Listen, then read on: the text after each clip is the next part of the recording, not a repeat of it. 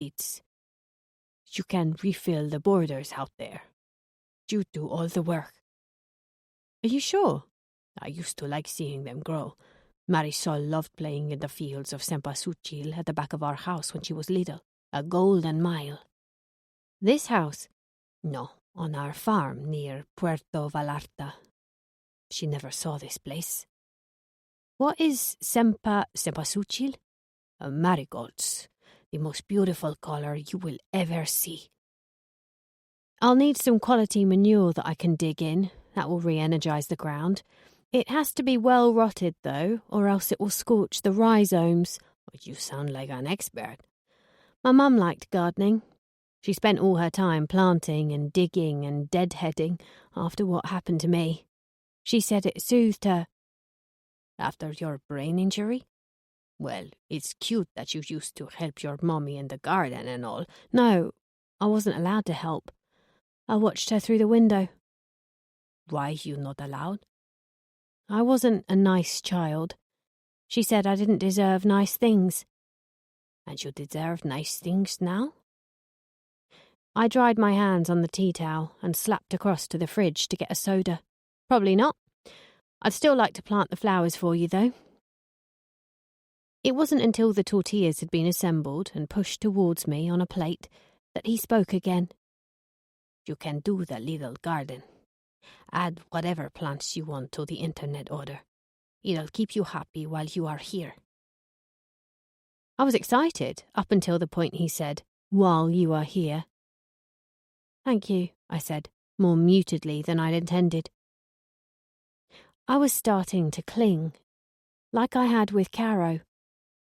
I thought maybe if I did everything he asked, he'd let me stay. I could cook and clean, get the flowers growing, become a real asset to him. I'd suck his dick if I had to. I'm not averse to dick sucking if the situation calls for it. It's just that my urge to bite down has always been too strong before. But I would do it if it meant I could stay permanently. I think at that moment, I'd have done anything. Monday the 28th of January. Hacienda Santuario. 1. Our delivery driver, Manuel, who brought the wrong fabric softener, seeded instead of plain bagels, and who banged the box down on the doorstep, breaking 3 of the eggs, then laughed. Endless prick. 2. Tenoch's housekeeper, Celestina, who puts the scissors in the wrong drawer, folds my towels weirdly, never vacuums properly, and can't wash forks. 3. This motherhood dare shite on Facebook, and any motherfucker who shares it. 4. Men who smell of BO and don't know it. 5. Novak Djokovic. I didn't realise at first how much Tenoch's housekeeper, Celestina, did for him. I thought she was just a cleaner, swept a few floors, made the beds. But she did a ton of other things around the hacienda, like mowing the lawn, laundering the bed linen, mending anything broken, restocking the bar, replacing the tapes in the CCTV, and chlorinating the pool. She was naturally beautiful, the kind of woman who can just roll out of bed and get on with it without troweling on a full face of makeup. But though she was only a couple of years older than me, her hands and knees looked 20 years older. She had a work ethic, the like of which I'd never seen, certainly never experienced. Put my lazy ass to shame. Celestina came to the hacienda every morning dead early, around 6 a.m, and was usually gone by the time I surfaced at 8. One morning, though, things hit a little different. My eyes opened to see a tiny girl, no more than 3, standing at the foot of my bed. I thought I was imagining her at first, like she'd crawled out of a dream. Hola.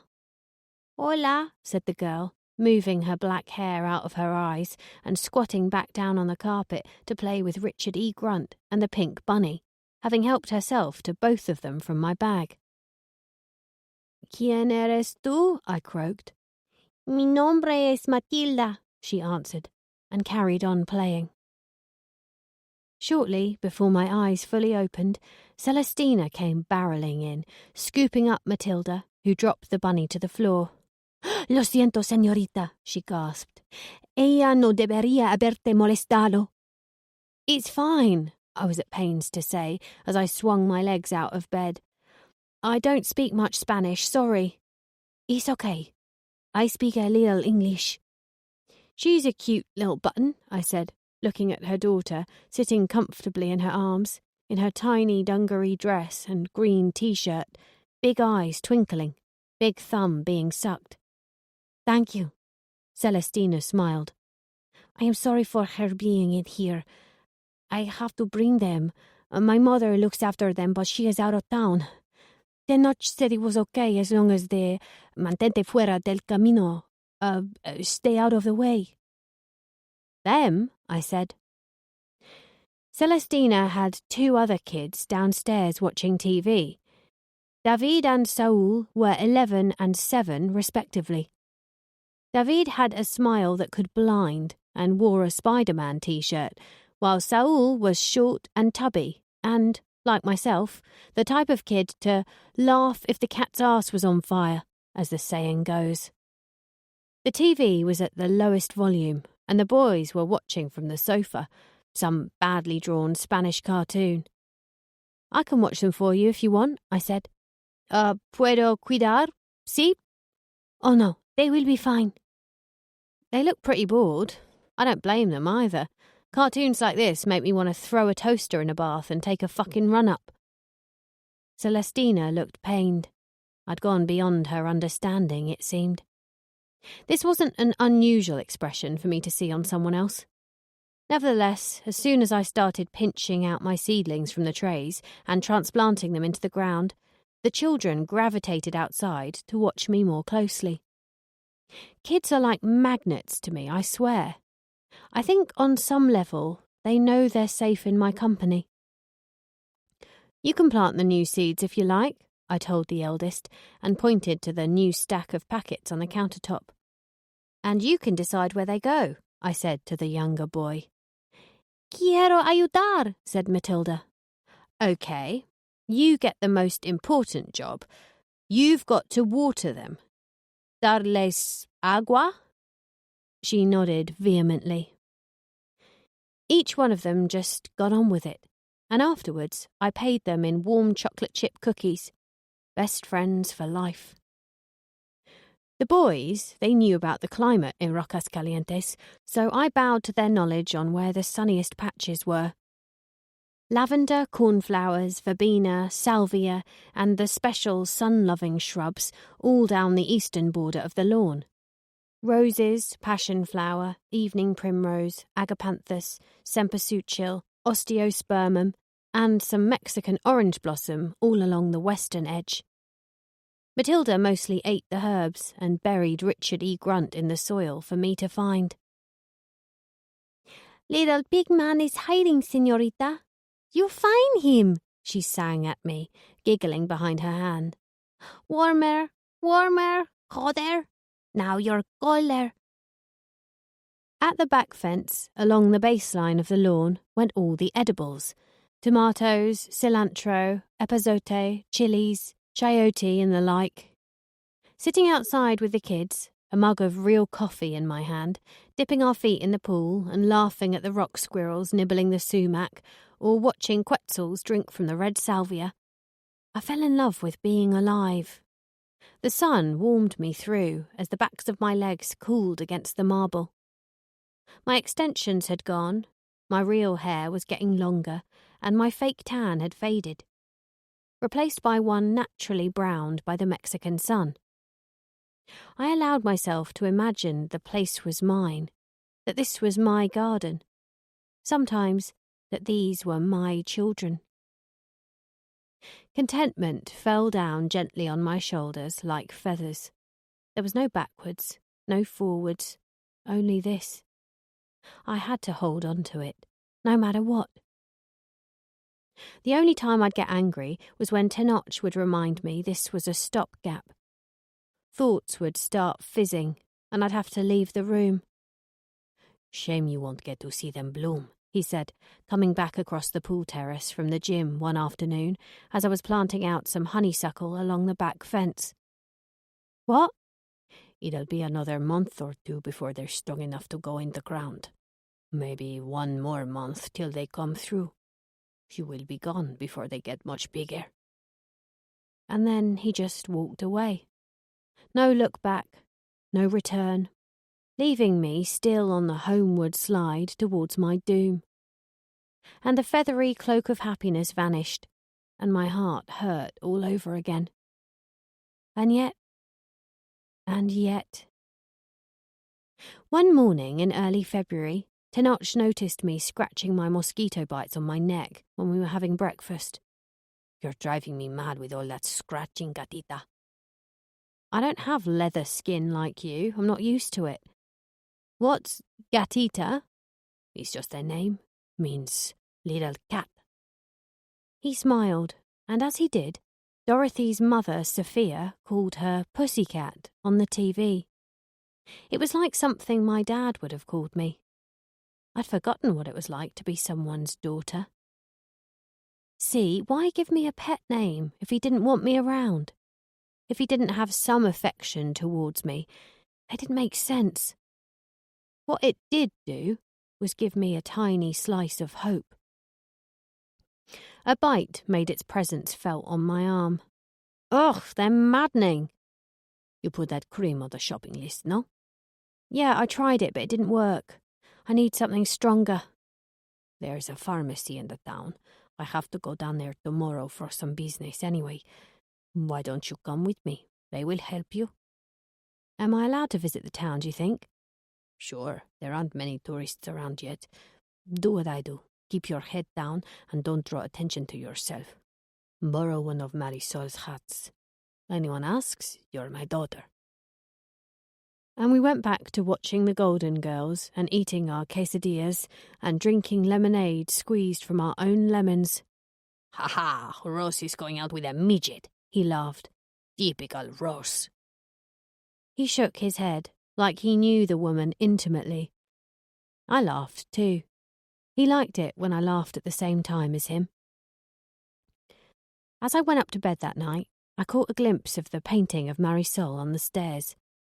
His precious daughter, with her scrappy plait trailing behind her, lying among the golden flowers. The girl whose hat I was permitted to borrow, and who he could barely talk about without blubbing. I wondered what had happened to her. I wondered if he'd called her Gatita as well. I wondered if I could grow my hair as long as hers. The coastal highway at the bottom of the hill stretched far into the blue distance. It was bordered by an endless line of tall palms and sprawling hotel complexes, interspersed with taquerias, ice cream parlours or heladerias, supermarkets, tobacconists, liquor stores, boutiques and souvenir kiosks. Tenoch gave me an hour to look around and get what I needed to at the pharmacy, and said to meet him back at a little panaderia to pick up some of his favourite, apple pie, for a treat that evening. I found the pharmacy in a side street off the beachfront, and the guy sold me a giant bottle of calamine, some brown hair dye, and a few boxes of antihistamines. With time to kill, so I browsed the other shops. I bought a Spider-Man comic for David, because I learned he loved comics, a football for Saul, and a yarn pig for Matilda. As I was walking out of one store, a swinging A-frame on the sidewalk caught my eye. Galleria de Salome Casta. Open till late. 10% off ceramics while stocks last. There was an arrow pointing along the seafront towards the Distrito de Arte. I had to go and see if Raphael was there, to see if he was as flawless as I remembered. I found the gallery along a wide cobbled street, nestled between others selling the same kind of stuff: seascapes, glass-blown sculptures, beach scenes, tapestries and bronzes. The original works by artistas locales bore the most eye-watering price tags, but basically all looked like they'd been done by toddlers. There was the obligatory naked sculpture, the odd bronze wang looming over me as I ambled around. I couldn't sniff out the picture Salome had painted with her period clots, thank God, and the old nutjob herself held court at the front of the gallery, giving short talks about the pieces in Spanish. She didn't look insane. She reminded me of Golden Girl Dorothy, tall and stern-looking, in a long-sleeved blue silk dress with chunky bead necklace.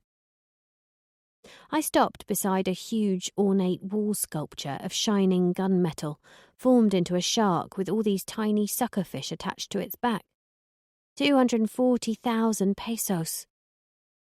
Next to it was a drawing of a mother and child, the mother holding the infant, both their heads turned away. It was the simplest black charcoal drawing, but I couldn't stop staring at it. "Hello, young lady," came the voice. I ventured a peek. Salome looked right at me, her last customers just leaving.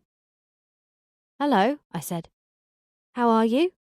"Oh, you are English?" she said. "How lovely. We don't get many English visitors to this area anymore." Thank fuck for that, I thought. "Did you see anything you like?" "Yes, lots of things," I lied. "I like this one a lot." "Madre hija. Yes, it's perfectly understated, isn't it? I noticed you looking at the oil paintings in the window by my nephew." "Raphael?" "Rafael Arroyo Carranza. I'm exhibiting him all this month." Of course he would have such a beautiful last name. But there was one flaw, at least. He couldn't paint for shit. "They're lovely." I pretended to study one that looked like a naked chalk Dolly Parton screaming into a bin. "Isn't he magnificent? The passion in them. He's beginning to share his work more with me after years of persuasion." "He's quite something," I said, glancing at the picture next to Dolly, which looked like an irradiated cock and bollocks. "His pieces are all reserved, but he has plans to do a few more. What brings you to Rocas Calientes?"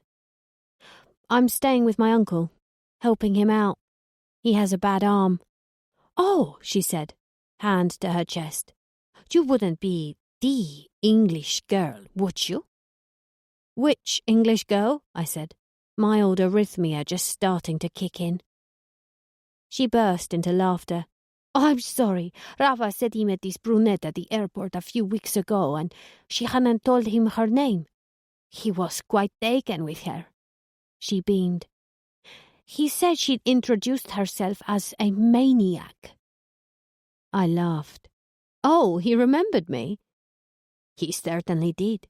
He said you were beautiful and you made him laugh. Two attributes devilishly hard to find in another person." "Well, I don't know about that." Except I did know about that, and I swelled with joy. The hottest turtle thought I was both beautiful and funny. Gusset dryness equals history. She hooked her finger towards me and led me towards the back of the shop, where she rooted around in her pocket for a key to unlock a set of drawers beneath the cash register. "When he was here, he came to the gallery every day, hoping you'd turn up. He said he told you about the place." "Yes, he did. I didn't think he would remember me." "Well, he did, and he was a little disappointed you didn't show up. I said if you ever did come in, he should leave a note for you, on the off chance that you might want to see him again." She fished out a small scrap of paper from the drawer. "Here it is." She handed it to me. I opened it out. "Hey, maniac. I came down here a few times, but I must have missed you. Maybe you're busy. If you want to hang out any time, ask Sal for my number. Been thinking about you, that's all. Raphael." Smiley face. "Oh, shit," I said, reading the message again, before Salome grabbed it from me and scribbled down his number on the back. "Only if you're interested, of course," she said, going to hand it to me, but withholding it at the last second. Yeah, I spluttered. "Of course I am. grabbing the note from her and holding it as though it was the map to the lost city of Atlantis. Good, because if you hadn't been, I'd have thought you really were a maniac. He's special to me, and he's been hurt before. Me and him both. He's coming here in a few weeks to help me move premises. Maybe you could spend some time with him? He'd love to show you around the place. You're moving? To a bigger spot, a few doors down? She was waiting for something, for me to commit to a definite yes. But I couldn't decide if I wanted to inflict myself on Raphael. He seemed like a decent guy, despite obvious artistic dyslexia, and no good man deserved me. So I said it. I don't know if I'm what he needs. Salome stepped back, seemingly shocked. Why would you say that? I'm kind of high maintenance. Every rose has its thorn. Is that Jung? No, Miley Cyrus. She laughed. Well, here is another one for you. Every heart sings a song incomplete until another heart whispers back. Oh, that's good. Plato, I think. Or the other one, Socrates. No, I think it's Plato. My philosophy is a little rusty. Well, it was nice to meet you, Salome. I hope to see you again. I pocketed the note. Yes, I hope to see you again, too. Sorry, I missed your name. And I said it, for the first time ever, without thinking. I said my brand new name. The name I was going to have for the rest of my life. All the way back to the hacienda, the sky darkening, I chitter-chattered like an excited baby bird. Tenoch, one meaty hand on the steering wheel, one slinged-up arm leaning out of the window, kept his eyes on the road. You seem happier now, gatita. Yeah, I am, I said, dabbing some of the cool calamine lotion on my bites with small pinches of cotton wool. Good. He smiled at me. A dad smile. And I thought of a new name. I told him what it was. His face bore no expression. Well, what do you think? Is it white bread enough? Yeah, it's a good name. A pretty name. I went to this little art gallery and I met the lady who runs it. I screwed the lid back on the calamine. And I said it when she asked me. That feels better already, I said, looking at all the chalky discs of lotion all over my legs. Dad used to put calamine lotion on my chicken pox when I was little. You had chicken pox? He asked. Yeah, when I was about 9. Why? He looked at me before placing a tender hand to my chin and turning it from one side to the other. These scars, they chicken pox? He was referring to the one below my right ear and next to my nose. Yeah, and a couple on my tummy. You can add those to your list, he said. What list? For your surgery. Ask them to graft them for you. I had it done myself, it doesn't take long. Or they might use lasers now, I don't know. My heart dive-bombed. Do I have to have surgery? Of course, you have paid for it. But what if I stayed here, out of the way? I asked. Would I still need it? You need to be gone from here by April. That's what you've paid for. But if I stayed and kept you company, I can be useful to you. Tenoch didn't say no right away. He put his hand down into the bakery bag and plucked out a macaron. How can you be useful to me? I can help you around your house. Keep the house clean. I have Celestina for that. Well, I can do other things. I don't know. I buried the bodies. I can bury as many bodies as you need. I'll do whatever. You know you can trust me. He didn't speak for a long time. I didn't think he was going to say anything at all. As the car passed the front gates of the hacienda and swung a left onto the hard standing at the back, he switched off the engine and leaned across to remove a leaflet from the glove box. He handed it to me. "The Xochiquetzal Clinic and Med Spa Center," I read aloud. "It's not far. Cabo San Lucas. I had some work done there myself. Dr. Gonzalez is a good friend of mine. I would trust him with my life." "Please, Tenoch." "Your first consultation is next week. They will do the first procedure the week after. If you want to be truly free, you have to change your face. It's hot property, and it's becoming more recognizable by the day, you understand?" "Yeah, but..." "But what?" He glared at me. "Nothing," I said, all fizzy in my chest again. It was useless nagging him. He was a closed door, and surgery was the only one open to me. I had no choice but to walk through it. "What work did you have done?" "I had some tattoos removed and a facelift, rhinoplasty, a few chemical peels. I'll show you a picture of how I looked before." When we got inside, I sat at the dining table and flicked numbly through the leaflet. Every picture was of some scraped-faced, angel white-toothed pre-pube who'd had every procedure going and felt fresh and ready for life's challenges. I was not these women. I did not want to improve my face or brighten my outlook, though the tummy tuck was worthy of a second look. Tenoch brought in a scrap of paper and slid it across the tabletop. It was a mottled photo of a family sitting by a pool, raising a drink and squinting into the sun. A woman handing out slices of cake, a 21st birthday balloon tied to the back of a young woman's chair.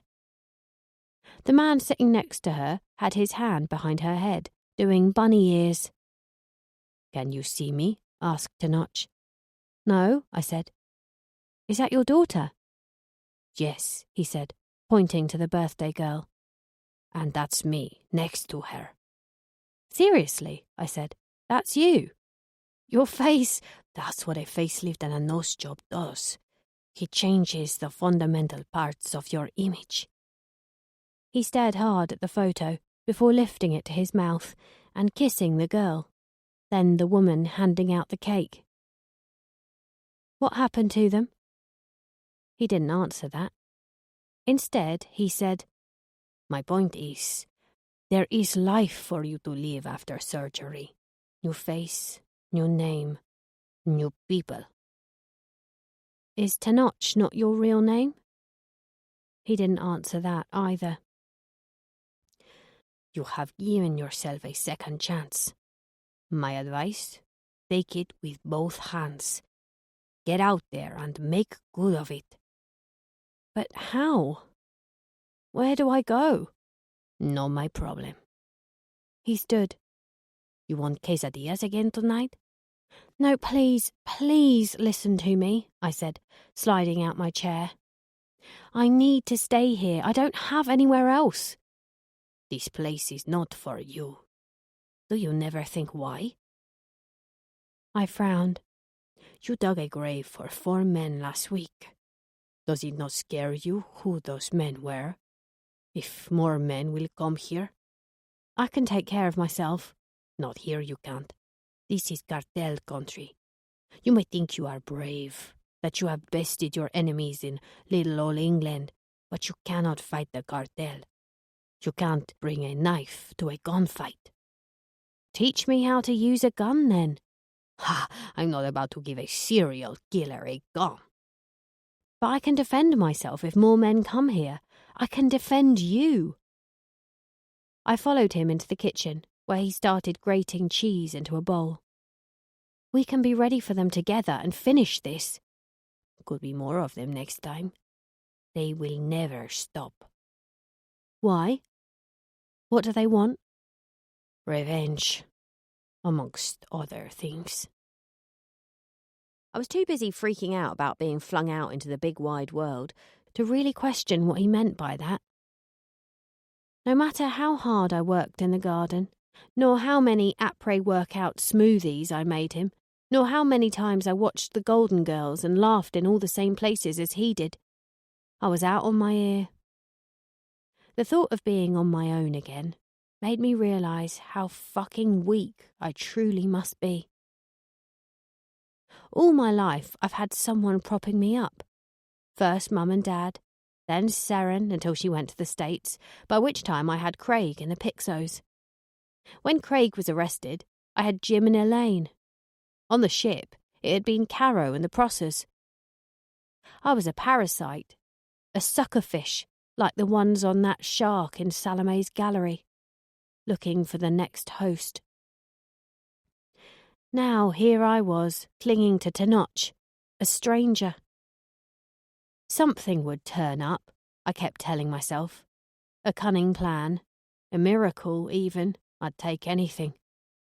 In the meantime, I tended the garden and kept my mouth shut and my eyes open. It always opened up my thoughts.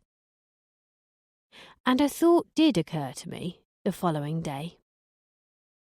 I'd given the children their presents from town. They loved them, Saul especially, and I got 3 hugs, which made me so happy I could have cried.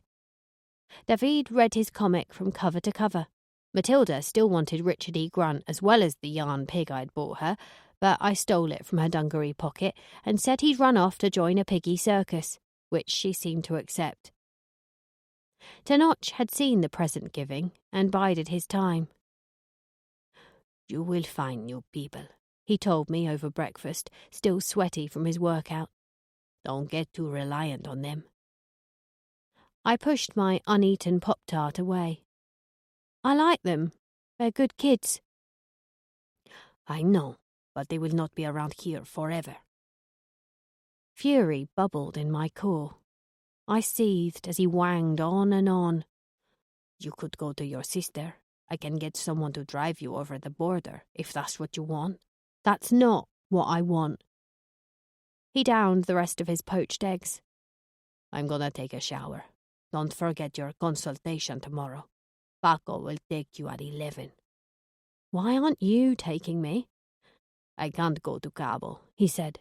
"Even with a facelift, I'm a dead man walking there. Are you making my smoothie this morning, or am I?" I looked away. He set about doing it himself, chopping and blitzing all the ingredients, pouring them in his glass before he said one more word to me. "Don't be miserable, gatita. Enjoy yourself while you are here." He scuffed out of the kitchen and headed upstairs. I sat watching the knife drawer he'd inadvertently left open. I looked out at my little seedlings on the patio, quietly growing away. I would be here to see those flowers grow, one way or another. Monday, the 4th of February. Hacienda Santuario. 1. Virtue signallers who barge into fan forums for the express purpose of educating people on why their fetishes are wrong. 2. The Prossers who'd done an interview with a Sunday newspaper where Jade agreed with the journalist that I was indeed pure evil. 3. Terminally gullible people who believe everything they read, including that I severed every one of my victims' penises. 4. American true crime YouTuber and Rhiannon superfan Dash Kurik, who's got a GoFundMe page going to raise funds to travel to the UK and locate said penises. I didn't want to kill Tenoch. It didn't feel right, just necessary. Everything was so uncertain again, like the ground had become unmoored. I was a bad, bad person and I needed to hide. But he wasn't giving me any other choice. There was nowhere else to go. Across the pond, my celebrity was growing each day. Several more fan sites had popped up since the last time I'd looked. Tumblrs, blogs, Facebook pages, and a couple of teenage crime enthusiasts in the UK had even filmed a video of their pilgrimage to some of my kill sites and posted it up on YouTube. It had over 150,000 hits so far. They'd rocked up at the Gazette offices and Jim and Elaine's house, leaving gifts of knitted mushrooms and Sylvanians on the gate. 2 girls had dyed their hair blonde like mine used to be. Others wore sweet peas tucked behind their ears. People loved me, to the point of obsession. And these weren't kids, by the way. These weren't K-pop groupies giggling in kitten ear filters, sucking on vanilla frappes. Some were grown-assed people wearing wedding rings. One woman was even talking about having surgery to look like me. Knowing that lifted my spirits briefly, taking my mind off my impending bad decision. The Rhiannon stans were causing a wildfire on the socials too.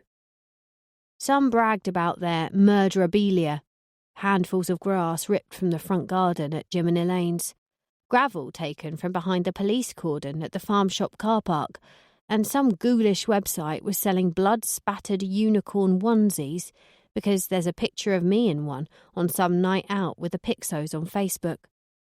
Oh, I remember now. Halloween night. They were all witches and sexy pumpkins. I was a killer unicorn. I missed that onesie. I don't know whose blood they used for the onesies. Can't remember whose blood I'd used. It was like some mad genie had been let out of the bottle, like in Aladdin, and the magic was everywhere. Over on Twitter, my name was still trending, as was #TheHuntForSweetPea. There'd been some hastily cobbled-together BBC documentary in the UK, all about the rise in female killers, with moi as star attraction. The amateur psychologists were the best part, as I read their tweets. At Johnny Staff 63821112231. This was a sensitive portrayal of a tough subject, handled well by the producers and writers. Actress playing Rhiannon Lewis in the reenactments was phenomenal. What an evil cow. At Mary Quite Contrary 291. I think love plays a significant role in her hate. Look at the murders that occur during the time she knows Craig is having the affair. Her hit count goes up significantly. And during her pregnancy, where she says the baby is telling her not to kill people, her bloodlust only intensifies. At Sam Smith is they okay, 58. I agree. She killed the love she felt. For the boyfriend and for the baby. When she feels love, she feels hate because she knows it will be taken from her. I actually feel quite sorry for the lass. #SweetPea forever. At Granny Knows Best 21905. Possibly around the time of the attack at Prairie Gardens, love and hate became muddled in her mind. She lost the ability to feel either exclusively and struck at random because of it. It's textbook. At Mama Cass Ham Sandwich. At Granny Knows Best. Rhiannon didn't strike at random, she made kill lists. But if you look at the genetics, brain damage, environment, you could see it coming. Her amygdala was damaged at 6. She was a powder keg waiting for a spark. Craig and Lana lit the spark. At Jilly Turner 22. You've only got to look at her childhood to see where it all went wrong. Smashed over the head with a hammer, years of recovery, vigilante dad. It's not rocket science. I think she's amazing. #I stand with Rhiannon. When I couldn't take any more misspellings of my name, I switched to the #Rhiannon handwriting hashtag. I couldn't find the clip on YouTube, but apparently some posh handwriting expert had scrutinised my scribbles one morning on Up at the Crack. My stans laughed him off the face of the earth. Oh, yeah, you can see by the way the S curls up that she's a psychopath. Yeah, that curl in the tail of her Y indicates she was into necrophilia. If you look at the large bubble above the lowercase I, this is a person who likes to disembowel people for shits and gigs. It's absolutely textbook. Aside from chit-chatter by Twitter twatters, there was the odd reaction gif, the odd do-gooder trying to raise money for my victims' kids, A selection of deep fakes of me with Myra Hindley's hair, talking about how much I liked to chop off penises and sling 'em in my NutriBullet. Some had me down as Jill the Ripper, complete with stovepipe hat. Others talked about the mental health crisis and how we shouldn't judge. There were rumours of boiled heads in saucepans. Never did that. Human pubic wigs kept in a shoebox.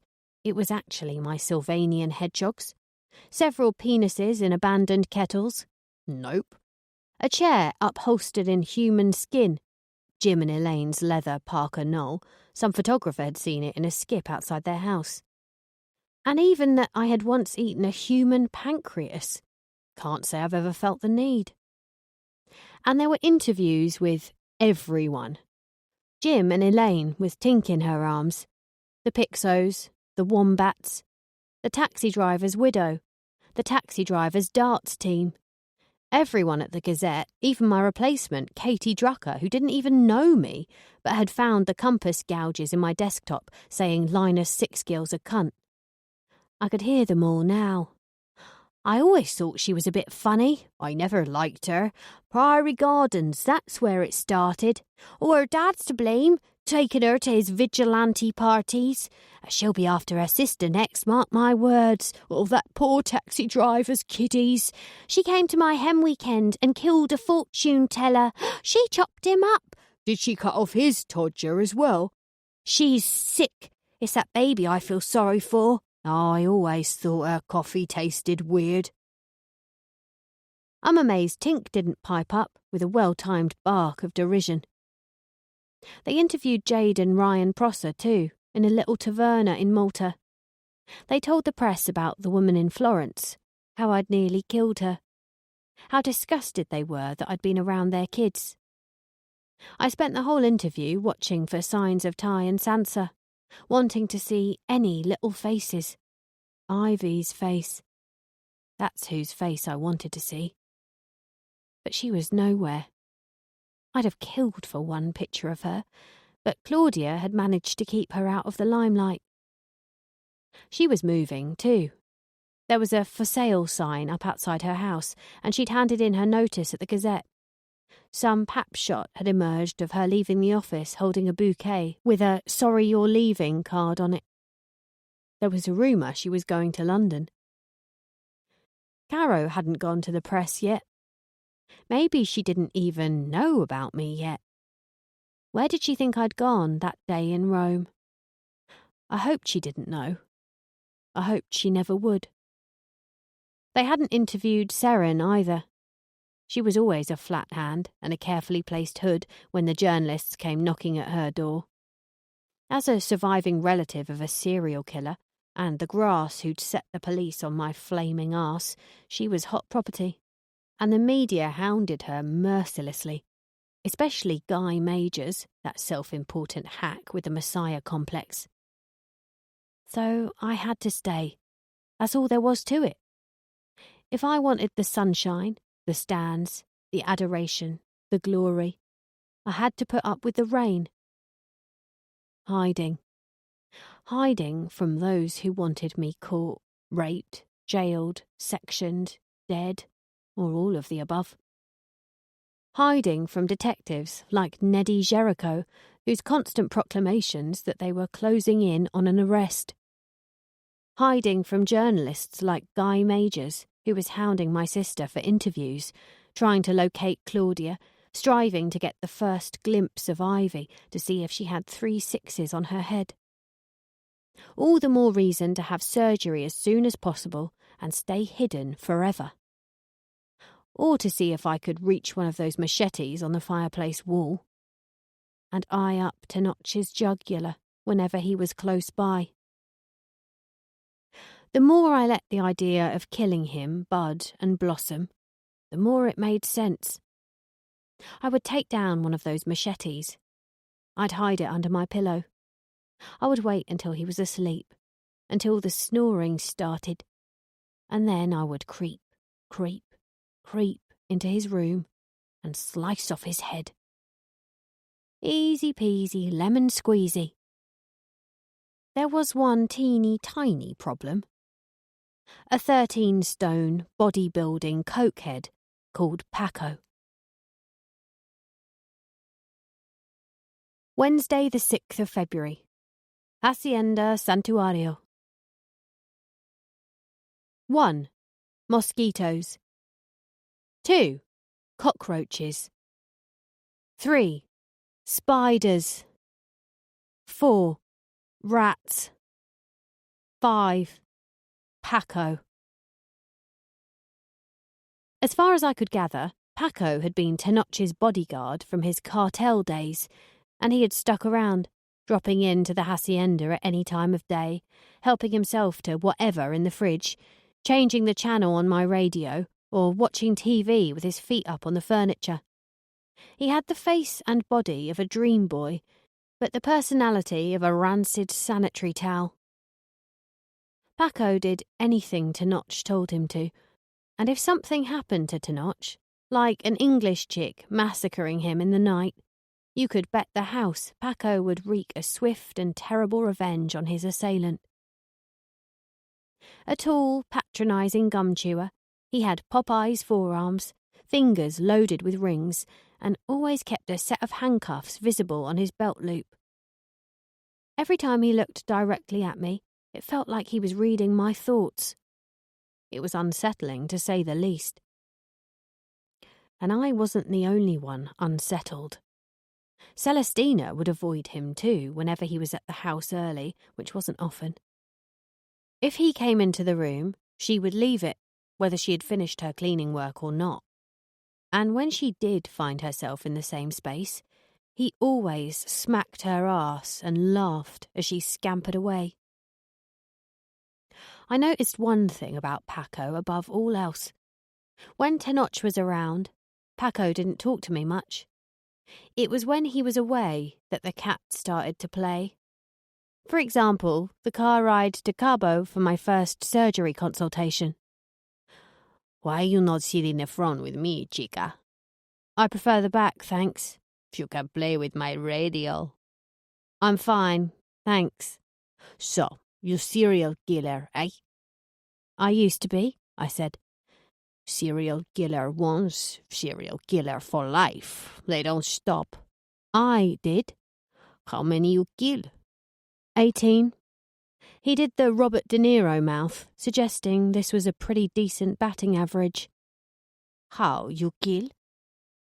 I stared him down in the rearview mirror. "Stabbed, mostly." "Nice."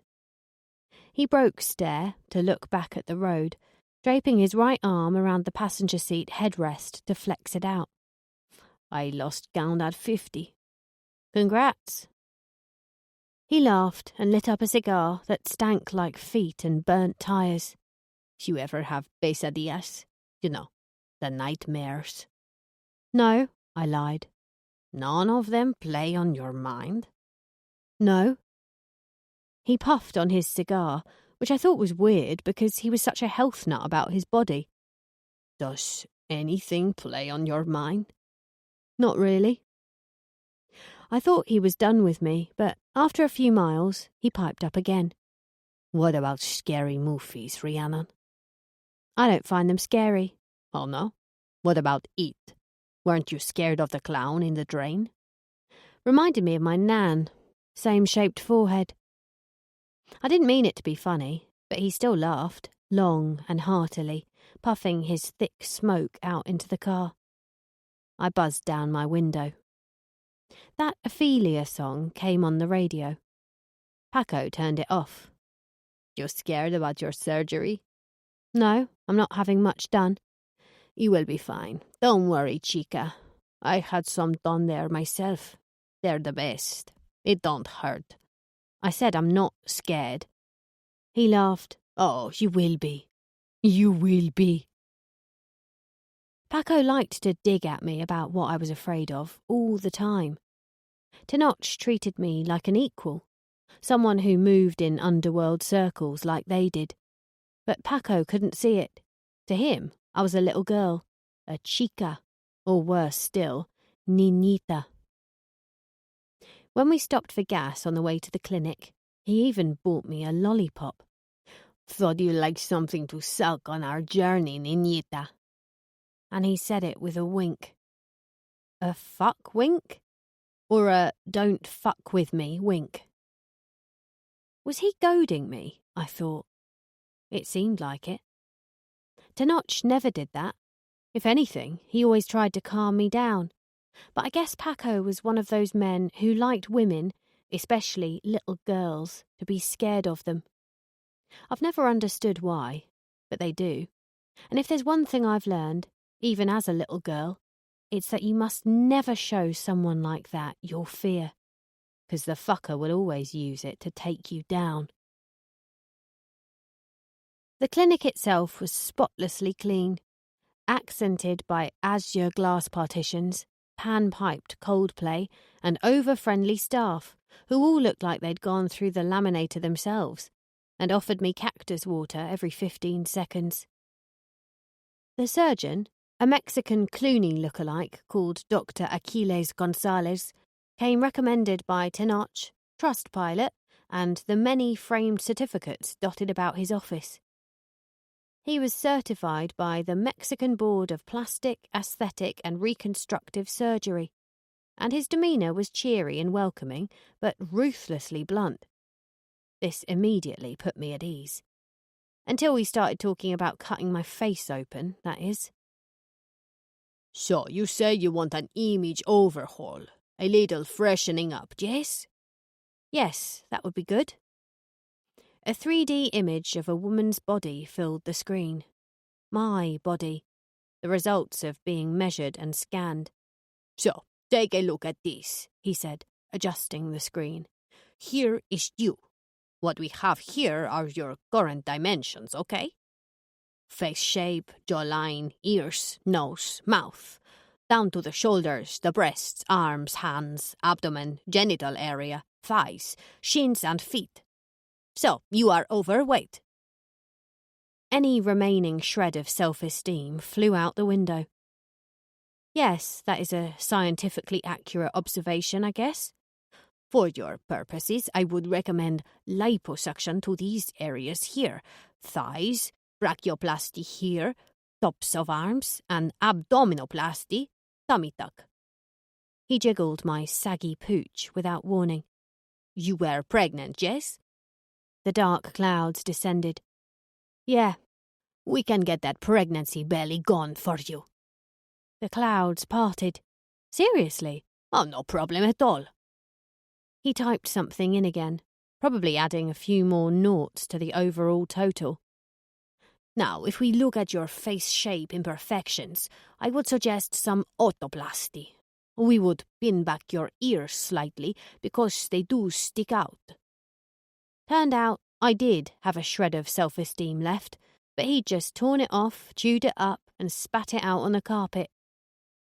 He digitally pinned back my avatar's ears, and immediately it didn't look like my head anymore. Wow, yeah. Let's do more of that shit. Some rhinoplasty will shave off the little hump you have here. He smoothed the bridge of my nose with the end of his pen. These should soften things up and change your facial dynamic. The bone at the end, we will shave it down to give you a little turn up. It will all be incremental, little changes week by week until you are transformed. You will look like a different girl. Good. He did the thing on the digital face and changed it with a quick tweak. Rhiannon Lewis had gone in a click of a mouse. That's fantastic. Is that it? No, he replied flatly. I would also recommend bringing forward your hairline 1/4 of an inch as well, removing these moles here and here, he said, pointing them out on my neck. And your scars, of course. You mention in your form that you are interested in permanent eye coloration. Yeah, do you do that here? No. He sucked in a breath. There are risks with any type of surgery, and this type of surgery is still under-tested. I will not touch it yet. Everything else, I can pretty much tell you what to expect, what aftercare you will need, what painkillers, etc. In my opinion, I would not take the risk with your eyes. Continue to use lenses. Your sight is too precious. That's good advice, I said. So, we will do a couple more consultations to firm up all the procedures you would like to have. Are you sure you would like to proceed? Yes, I said. Can we start with the tummy tuck? I was in a better mood all the way back to the hacienda. Level, confident, sort of excited. I'd been low-key scared about the prospect of surgery, but with no option to stay at the hacienda, it was my only chance of sanctuary in this strange, unsettling new world of mine. I was looking forward to the tummy tuck in particular. For weeks I'd had to stare down at the forlorn, floppy sack of meat that had held Ivy inside me for months. And now she was gone, I wanted it gone too. Another step forward in my quest to forget her completely. On the way back, now and again, Paco would turn down the radio and say something provocative. I shot a coyote last night, right between the eyes. 2 shots. Lovely. Biggest animal I shot was a grey wolf. Must have been 180 pounds. Thrillsville. Hey, Rhiannon, did they not show you the picture of the heads? Deep sigh. The what? The heads on the spikes. He did it all himself. Get him to show you them. He slapped the steering wheel in celebration. La bestia. Yeah, I'll be sure to check that out at the earliest opportunity, thanks. Oh man, you gotta see it. He cut off all their heads. Oh man, did that send a message. You ever cut off anyone's head, Rhiannon? I pinched my belly fat, trying to imagine it gone. That's not my name. Yeah, but did you ever cut off anyone's head? Yes, 2 people. That pulled him up. His eyes widened in the rear view, which he had angled so that every time he looked up, he could see me. You did? Yes, a female paedophile and my baby's father, if you must know, though they were both dead at the time. Whoa, so you Beauty and the Beast, huh? La Bella y la Bestia. He laughed uncontrollably, even though, again, he'd failed to produce the desired response. As a last attempt, he clicked the glove box, ostensibly to pull out a stick of gum. But gum is not what I saw. I saw gun, a semi-automatic pistol, and a box of bullets. He took out the gum and shoved a stick in his mouth, looking at me in the rear-view mirror before shutting the compartment. Always on alert, chica, he winked. Always ready for the fight. I batted my eyes. Paco still hadn't pushed the right button, but it was a ticking time bomb, and one day I knew, without any doubt, that he would. Friday the 15th of February. Hacienda Santuario. The day before surgery starts. Facebook, Rhiannon Lewis is our queen. Facebook group, public group. Friday the 15th of February 2019. Thread, sightings of Rhiannon Lewis around the world. Joshua Boshua wrote, So what do y'all reckon about this sighting of our queen at her sister's house in Vermont? Credible? Thoughts? Hells Bells 7888 hashtag. Well, considering there's been sightings of her in Spain, Thailand and Brisbane in the last month, I would take it with a pinch of salt. I heard another rumour that some expats saw her in the Caribbean a few weeks ago. Castle of Doom 7329. Probably a rumour, to be honest. Rachel 544 wrote, Yeah, and she probably looks nothing like her pictures in the papers now. She will have changed her whole identity. Khaki Pants 5554324. Everyone knows someone who says they've seen Rhiannon Lewis down the chip shop, but it's most likely bullshit. Bring Out the Gimp 277 wrote, Boo! It's Rhiannon Lewis. I'm coming to get you. I'm going to slaughter all of you one by one. Sweet Pea 672. How do you know one of us isn't Rhiannon Lewis? Joshua Boshua wrote to Sweet Pea 666. You wish, lol. Bobby and Enema wrote, Bitch better not come to my town. I'm a lyncher. Jesus is a Malteser wrote, I wouldn't use her babysitting service, but I wouldn't exactly lynch her. Jokes on Me 44 wrote, What is the matter with all you freaks in here? This woman killed innocent people. She needs locking up and the key being thrown away into the deepest sea.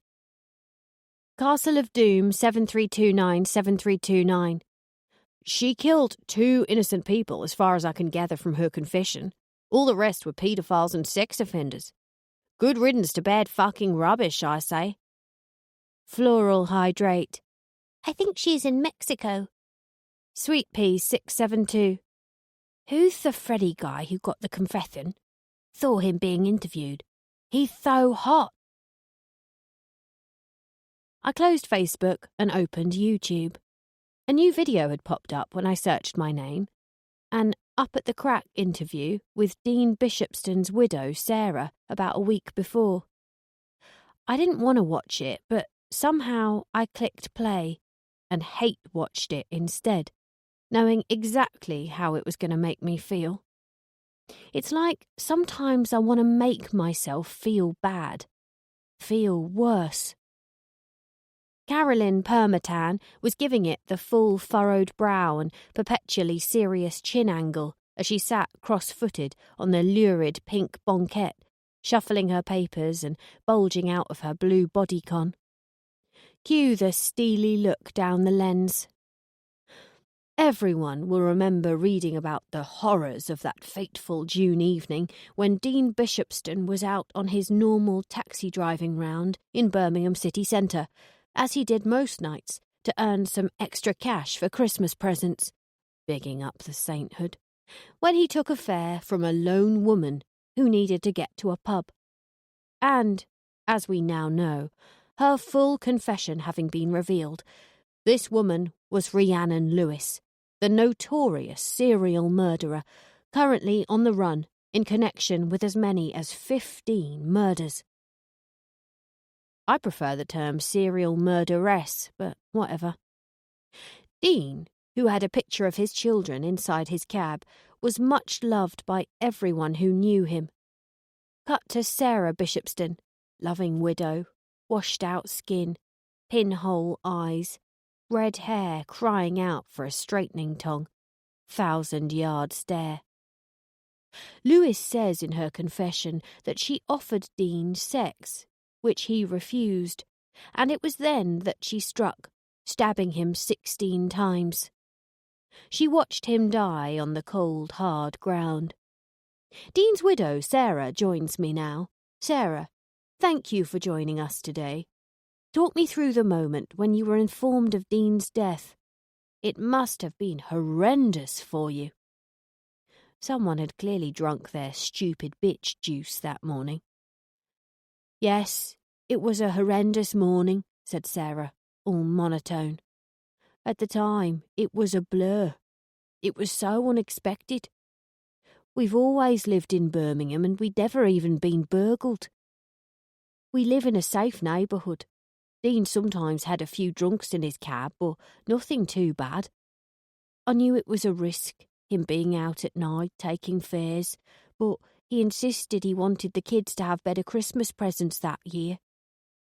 But that moment you found out, take us to that. I opened the front door and 2 people were standing there. A woman in a police uniform and a guy in a suit. And they asked to come in. And I knew from their faces. And I held my breath. And when they said it, I collapsed. There was a series of increasingly stinging and interrogative questions, all of which Sarah Bishopston answered without cunt-punching the woman into the wall, so fair fucks to her on that score. What was the moment like when you saw his body in the morgue? How did the boys react when you told them Daddy was dead? How have you coped with being all alone ever since? The woman couldn't stop crying. I didn't feel anything. Not until she spoke about their youngest, Anthony. He looks so much like his daddy, it scares me, she said. And he asks for him every bedtime. And he cries for him in the night. I'll keep pictures of Dean all over the house. I'm afraid the kids will forget him. I'm afraid they don't have enough memories. Tell me what kind of husband Dean was, Sarah. He was the love of my life. He'd always forget our anniversary and Valentine's Day, but he did 1,000 romantic things.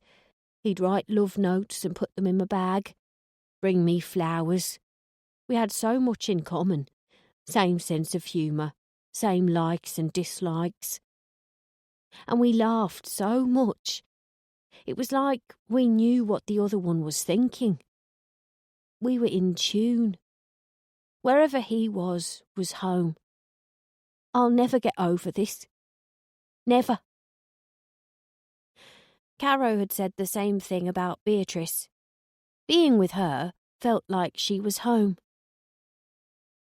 The hottest turtle flashed into my mind. How in tune we'd been during that short 45-minute meeting. What could have been. And what was. Within 10 minutes, #RememberDeanBishopston was trending worldwide on Twitter, amid its usual cesspool of shouty voices giving too much of a shit about some celebrity dressing their cat in tinsel, or having the wrong opinion about how to eat a Twix. I tried to swerve my brain away from Sarah and Dean Bishopston and their 3 boys. But I couldn't. I'd taken their daddy. Like I'd taken Ivy's daddy. I'd taken her place of safety, her home, like I'd taken my own. I hadn't deserved that. I deserved everything coming to me. "What's up, gatita?" said Tenoch, leaning on the office door frame. I closed the lid of the laptop. "Nothing." "You've been Googling yourself again, eh?" "Yeah." "You need to stop that." "Why should I?" "Because it not make you happy. When you see all the nice things people are saying, oh, we love Rihanna and we love when she kill people, when she funny and got off all the little peckers. 1 dick I cut off. 1. Yeah, but even when they say good shit, you're still all, oh, they're not saying enough. I only have 200 more fans than yesterday. Oh, why did only 5,000 people like that meme of me and the unicorn onesie? And when they say bad stuff, you feel shitty too. I've been there. I know." "You do?" "Oh, yeah. In my day, I used to have people coming up to ask for pictures with me, to kiss me, give me hugs. But not everyone. Some would call me a murderer and spit in my face. Other times, I'd get shot." "Why? What did you do?" "Cartel life," he said, with a flap of his hand like he wasn't going to elaborate. And he didn't. "It goes with the job. We are adored and hated. Like you." "What did you see today?" "An interview. A woman whose husband I killed. She gave it the waterworks, huh?" "She's got 3 little kids." "Collateral damage." I looked up at him. He sat on a stack of books by the door. "It's always the little ones with you, isn't it? You gotta let that shit go. It brings out your devil. If you're serious about starting a new life, you've got to be different. This stuff, it's not where happiness lies." Caro had said the same thing to me that day I'd destroyed those flowers in the botanical gardens. You need to stop hating yourself so much. Leave it behind. Start anew. All this anger, It will only lead to no good. That's why I checked the forums and threads and articles about me. I wanted the hate and the love. To make myself angry, but to feel what it was like to be adored as well. The two sides of me, coexisting, fighting all the time like sisters. I was perpetuating a cycle, never breaking out of it. Paco did his best to goad me, that day of all days. He knew I was jittery, and he was my jitterbug, feeding off my low-level panic like a tick. "Hey, Rhiannon," he'd shout from the living room with the laptop balanced on his knees. "You have a thing for fucking dead gringos. That true?" "One dead Australian," I called back, kneading my bread dough. "Hey, Rhiannon, is it true you have a lampshade made of human skin?" "Fake news." "Hey, Rhiannon, is it true you don't like the taste of tattooed flesh?" "Nah, bit stringy." "Hey, Rhiannon, where did you hide all their dicks, eh?" "I only cut off one dick, all right? And I didn't eat it, or mount it, or use it to play pin the tail on the fucking donkey." "Paco, basta."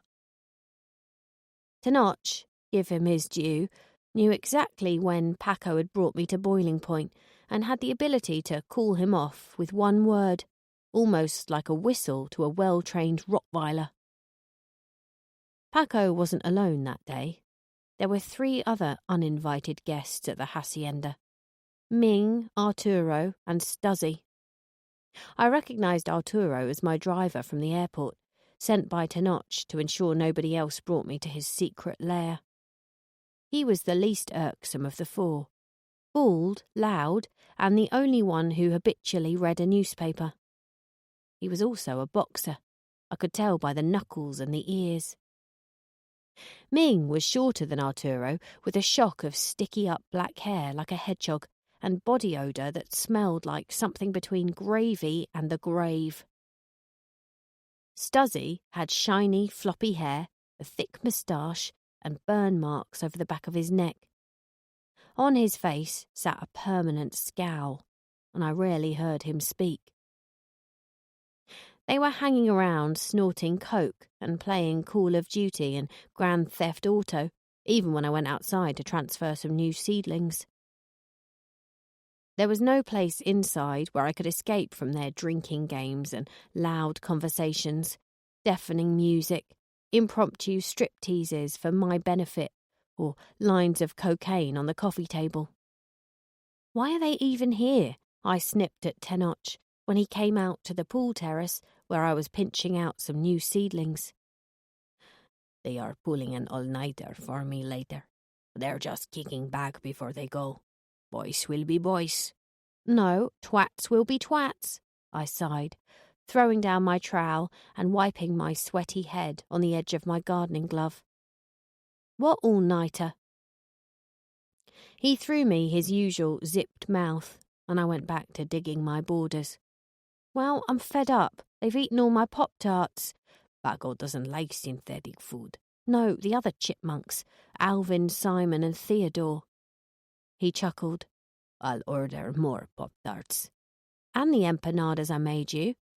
And Paco always drinks the milk out of my cereal bowl. I mean, what the hell is that about?" "I said they could have the empanadas. I'll talk to Paco about the milk." "I don't want them here. I don't want their feet on the furniture, their sticky beer marks on the coffee table, their stinky cigarette smoke, their thumping music, their mud-spattered hatchbacks on our driveway. It's not your house, Rhiannon." "I'm well aware of that," I spat. "Sorry." "You need to cool off," he said, his car keys in his fist. "You've worked hard today. The flowers look wonderful. Now you should rest up. Big day tomorrow, huh?" "Thanks." I rubbed the centre of my chest. "I'm all acidy." "Come on, I'll take you to town. We'll get an ice cream." It was such a dad thing to do, take me away from the situation and buy me an ice cream, and although it was slightly patronising, I went. if only to get out of the house for a while. He made me wear sunglasses and one of Marisol's straw hats so I could hide my face, and dropped me off on the beachfront, unfolding a wad of notes and shoving it into my hand as I closed the door. "Go shop, buy things. I got some business to take care of. I'll pick you up in an hour at the bakery." I looked at him. "What's this? Pocket money?" "You've worked hard for me this week. Buy yourself some new clothes." "I don't want new clothes." "I'll stay out of trouble. I'll see you in an hour." Dad would say the same thing. "Here you go. Treat yourself to some sweets. I've got to take care of some business." Or, "Wait here in the car. I won't be long. Read your comic. I'm just going to go in here and beat this guy to a pulp with my mates, but don't tell your mother." Nothing had changed. Nothing had fucking changed since I was in single digits. So I wandered about the town, drifting in and out of storefronts. I bought a couple of T-shirts and a pina colada from one of the kiosks and milled aimlessly along the shoreline, collecting shells. I took off my trainers and allowed the ocean water to caress my feet, sitting beneath a beach palapa to finish my drink and watching the world carrying on without me. I missed Caro. I missed chatting to someone, laughing. I hadn't laughed for weeks. After a while, a van pulled up on the beachfront, a shabby rental with dirty plates. A half-naked guy jumped out the driver's seat. He wore black jeans and his chest was bare, his T-shirt dangling from his waistband. His chest was the most magnificent specimen I'd ever clapped eyes on, and I knew immediately it was him, the hottest turtle. I didn't even need to look up and see his face. I threw my plastic glass in a nearby trash can and followed him at a distance as he opened the back of the van and climbed in, coming out with 2 empty boxes and a huge roll of bubble wrap, which he set down on the pavement. I remembered his Aunt Salome saying she was moving premises and that he was coming to help her. I still had his note in my back pocket, the one he'd left for me. The closer I got, the more detail I could pick out from the safety of my straw hat. A sheen of sweat on his back, white paint flecks on his jeans, and his jet black hair. The tattoos on his side, his underarms, the base of his neck. But I couldn't go any closer than that. I couldn't take another step towards him. This gorgeous man, who I would normally stand on heads to get a piece of, was like the One Ring, luring me in, but repelling me too. Because I knew where this would go.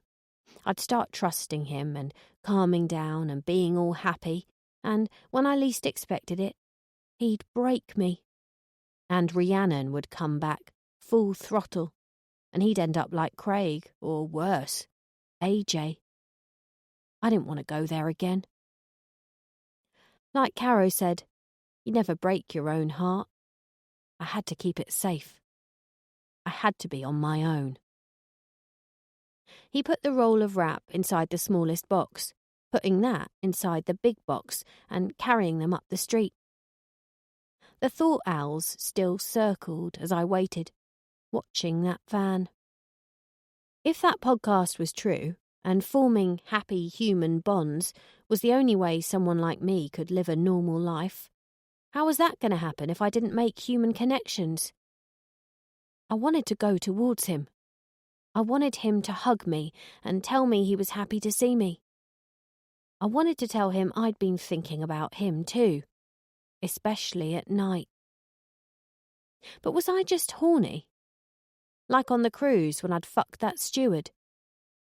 Had that made everything better? No, because it wasn't the sex I'd wanted. It was the afterwards.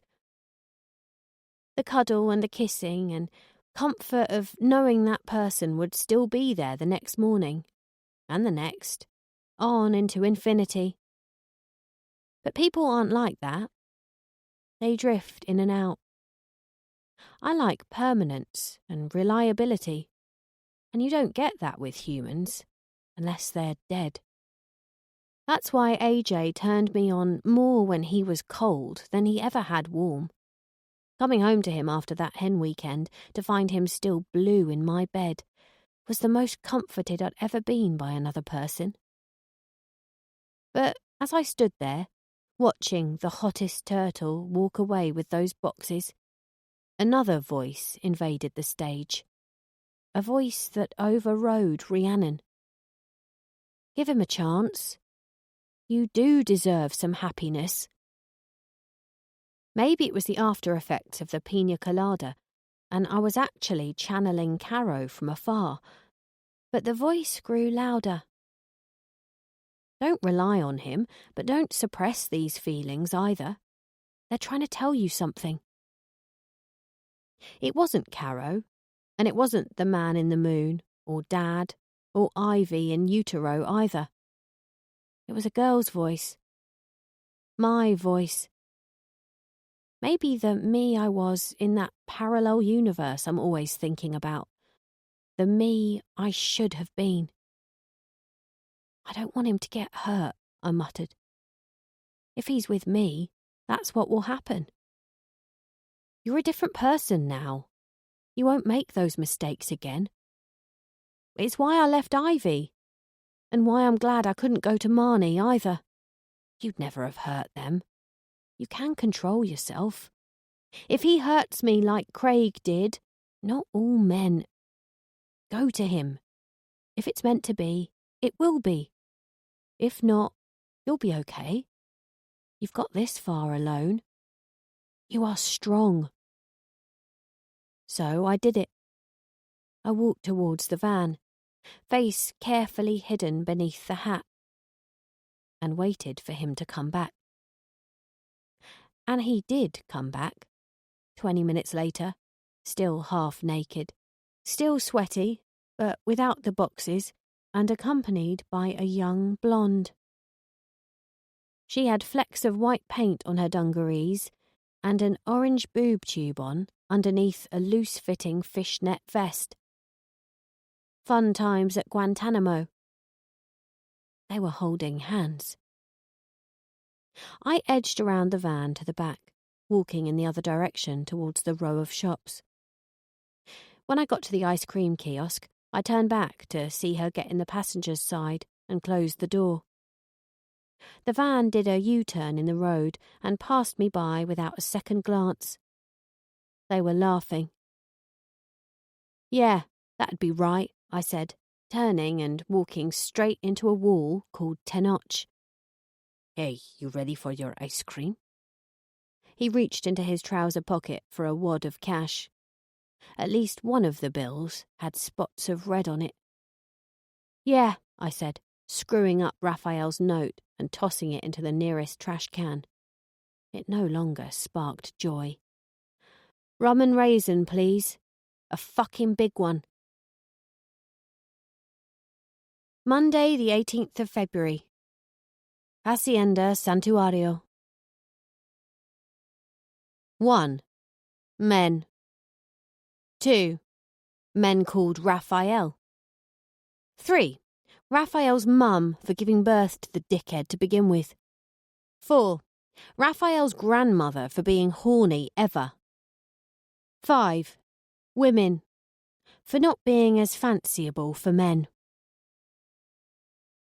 The surgeries themselves, as Dr. Gonzalez had said, were all incremental over the next few months, and the best I can say about them was that at least the physical pain took my mind off the pain in my own head.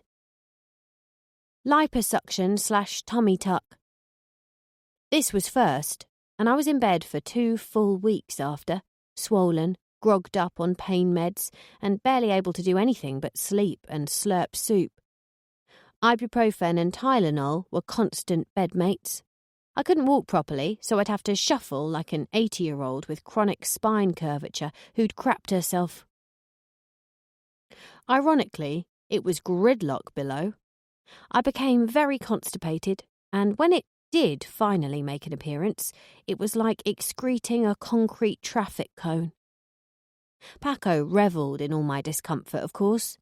The car journeys were almost as excruciating as the agony of each op. "Haha, chica, you want to stop and get more painkillers, huh? You want a little water to make those painkillers work faster?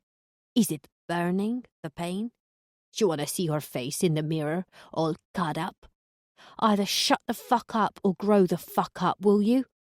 Oh, there she is. There's my serial killer. It doesn't take much to bring her out, does it?" Whenever I complained to Tenoch about Paco, all he would say was, "You have to ignore him. This is what he does. He will delight in upsetting you. It gives him a thrill. He does with Celestina too." "And that makes it all right, does it?" "No, but you are going to come across people like Paco in your life, and you cannot rise to their bait. If you do, you will be in prison before you know it. You need to work on your temper." "Do I? Oh, I hadn't thought of that. Wow, eureka moment or what? I need to work on my temper. Easy peasy, lemon fucking squeezy." But of course he was right. I was my own worst enemy. And little by little, I tried to divert my mind away from the vitriol that would bubble and brew inside it whenever Paco was around. And the more I tried to suppress it, the more depressed I became. I had noticed it properly the day Paco drove me back from my liposuction. I was lying down on the back seat, padded up in gauze and compression bandages, doped up on Percocet, tuning him out, focusing on the engine hum. It was working. He wasn't getting to me at all. "Hey, Rhiannon, did you see all the fat they took out of your stomach? Oh, there was a lot, huh? They suck a lot of fat out of you. Did they suck it out of your ass? That's where you get a lot of fat, yeah? Just drive, you absolute fist magnet." I chained a few more painkillers and lost myself in sleep. I got lazy during that whole time. I think I only changed my leggings once in all the weeks I was laid up with my body wrapped in bandages. Aretha Franklin had her outfit changed 4 times when she was in her coffin. I spent more and more time in my room, in bed, with the door locked during my recovery. I couldn't even find the will to pull out the weeds in the garden. I didn't want to do anything but sleep. Ear pinning.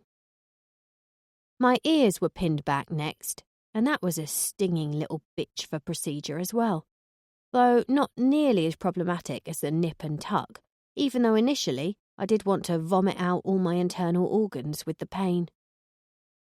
Adding insult to injury, I had to wear a compression bandage wrapped around my face for 24 hours, which made me look like that botched art restoration, Monkey Christ.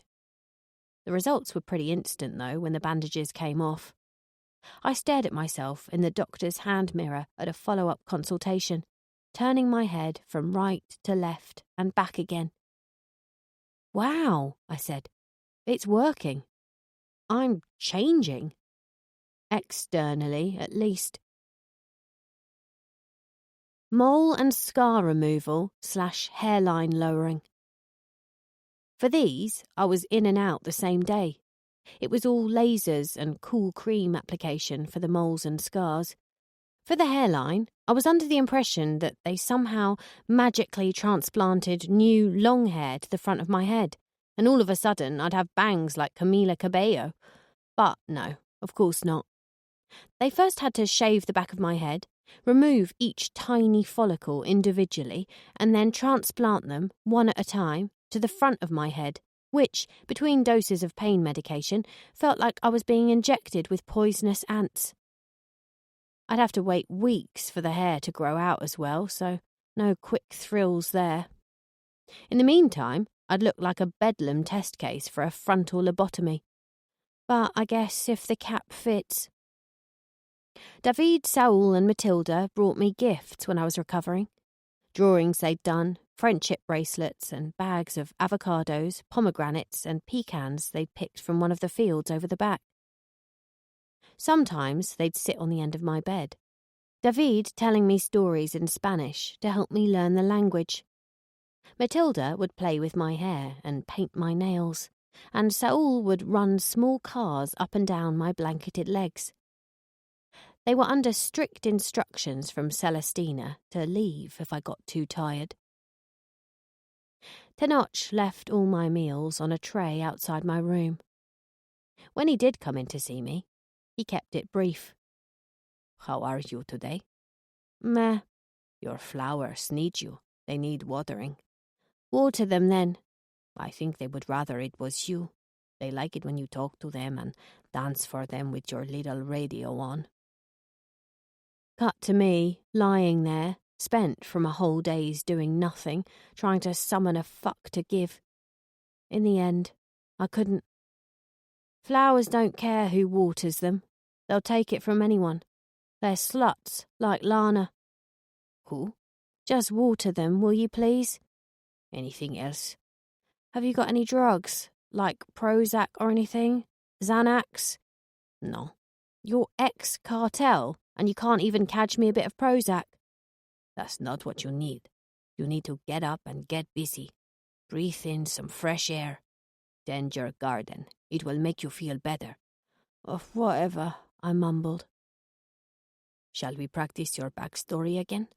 "No, not yet. Later. I can't do anything right now." "Okay. Anything else I can do for you?" "Don't let Paco up here to use the bathroom. He took a shit yesterday and it still stinks."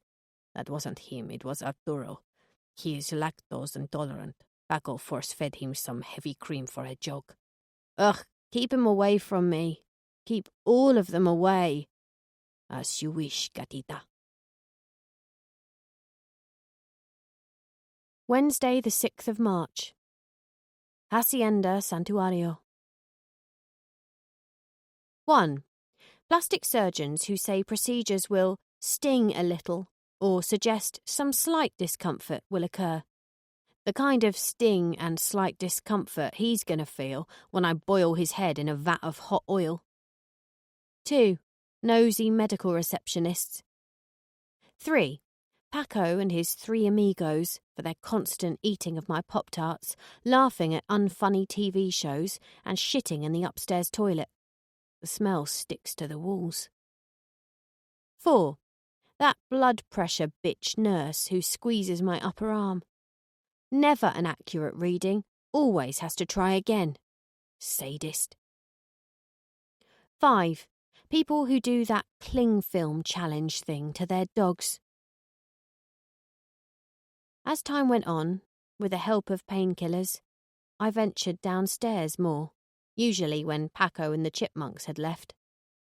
I'd go out to see my flowers, water and deadhead them, and stroke the leaves. Or I'd sit beside the pool listening to my radio, chucking monkey nuts at the rock squirrels who'd snuck in beneath the fencing. It brought me back to myself a little bit more each passing day. The smells of chlorine, lavender, the pozole cooking on the stove, or Tenoch's deep heat on his knees became the sense of my life. Still just temporary sense, though. I was still on the conveyor belt ride to fuck-knows-whereville. Paco was Tenoch's eyes and ears on the cartel, and, according to him, there were no more immediate threats to the hacienda. So life became quite samey for a while. It gave me endless time to think, to wonder. Though Paco was still deathly irritating, goading me and laughing at me and poking me playfully in eye-wateringly painful places whenever Tenoch was out of the room, sometimes I could glean useful information from him, like what part Tenoch had played in the cartel before life at the hacienda. They called him El Mago, the magician. He could make things disappear. He sat at the kitchen island when I was mixing a carrot cake one morning, dipping into the bowl of crushed walnuts for the decoration. Like what? What do you think, chica? So what was your business in the cartel? I was a lieutenant. What does that mean? It means I was a bad guy. We were bad people, psychopaths. Actually, we make psychopaths look like pussycats. He took the opportunity to stare at my pussy when he was saying that. He took most opportunities to stare at it, either as a threat or a promise. The only thing left for him to do was to grab it, but maybe he wasn't that much of a psychopath.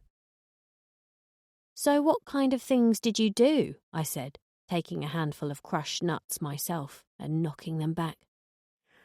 Beatings, waterboarding, electric shocks to the genitals or tongue. Sometimes we would order a slaughter. Several people. I've seen members of the cartel chainsaw a head clean off. Do you know what sound a head makes as you're slicing it off? He'd squeal, like a pig. Yummy, I yawned. We made bombs, too. No mercy. I saw one guy, seriously crazy motherfucker, rip a beating heart right out of a cop's chest. Kind of put things in perspective for me, that conversation. The worst I ever did was stab someone and chop them up. Paco's gleeful stories about his cartel made me realise there were worse people than me in the world. People even I couldn't best. And a sort of depression set in. Between getting up and going back to bed, all I would do were 3 different things on a rota. Eat food, garden, watch TV. The next day, eat food, garden, watch TV. Some days there would be slight variations to it. Maybe eat food, garden, take slow walk on treadmill, eat more food, watch YouTube video, my life as a truck stop stripper, Google, what is this dry patch on my ankle? Other days, treadmill, eat, watch TV, learn Spanish, watch YouTube videos of tiny animals trying to climb stairs, do BuzzFeed quiz, who'd win in a fist fight, you or Mike Pence.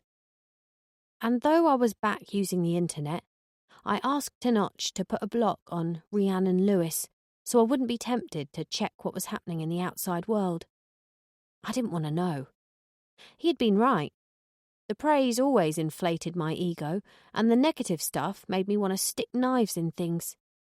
The best thing for me was to stop looking altogether. The children still visited whenever Celestina was there, and they were a massive help in the garden when I couldn't bend down for stitches. "We will help you, señorita," said David, taking charge. "Saul, you need to dig up the mint today. Don't eat all the cilantro, Matilda." "I'm not eating all of it. Saul ate some too." "No, I didn't. I only ate some mint. You got a big fat belly." "No, you got a big fat belly." Some mornings, when the gardening got too political, they would play in the pool instead, with Tenoch's permission. I ordered some pool noodles and sat wrapped up in my compression bandages and dressing gown on a sun lounger, watching them splash. It was hard not to feel left out. "They are so happy," said a voice behind me. Celestina had emerged, apron in her hand, finished for the morning. "Thank you for letting them use the pool." "It was Tenoch, not me," I said. "No, you asked him if they could. I never like to outstay our welcome." She nodded towards the borders. "Your flowers are beautiful." "Yeah, they're really coming on." I followed her gaze to the purple and orange explosions along the far edge of the lawn. "They made you some things." I pointed to the assortment of pressed flower pictures and miniature bouquets in tin-foil vases the kids had made her on the opposite sun lounger. She smiled, gazing happily at her kids as they played happily in the pool. David was the first to spot her, as the other 2 chased each other on their pool noodles. "We're going home, Mama." "When you are ready," she said, settling the pictures and bouquets on her lap and sitting on the sun lounger. "You play for now." David beamed up at her and showed off his latest trick, a handstand with pointed feet. She applauded when he bobbed back up. "Where's their dad?" I asked. "Dead," she replied. "He used to work for the Notch as a taxi driver. His car was ambushed one night outside the town. He was taking some American tourists to a club. They bombed his car." "When was this?" "Just over a year ago. Emilio knew what he was getting into, but we needed the money. The Notch has been very good to us, though. He always sees us right. He liked Emilio, and because of Matilda..." She stopped short. Paco was sauntering across the terrace with his jacket over his shoulder and a filthy cigar dangling from his lip. He smiled broadly at us and walked into the house. Celestina couldn't look at him.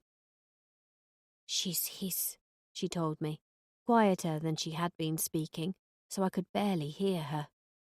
"Huh?" "Matilda. I will never tell her that. The Notch knows. I told him, thinking he would help me out. He hates rapists like you do, but he needs Paco to do his dirty business for him, so he tries to keep us both happy." "You and Paco..." She shook her head. "Not by choice. He makes me feel sick." I leaned in and lowered my voice. "You work in the same house as the guy who raped you. And you've done that for years." "Yes. We don't all have family inheritances and kindly drug runners to bail us out, señorita. That's why I come by so early, so I can avoid el hombre cerdo, the big man."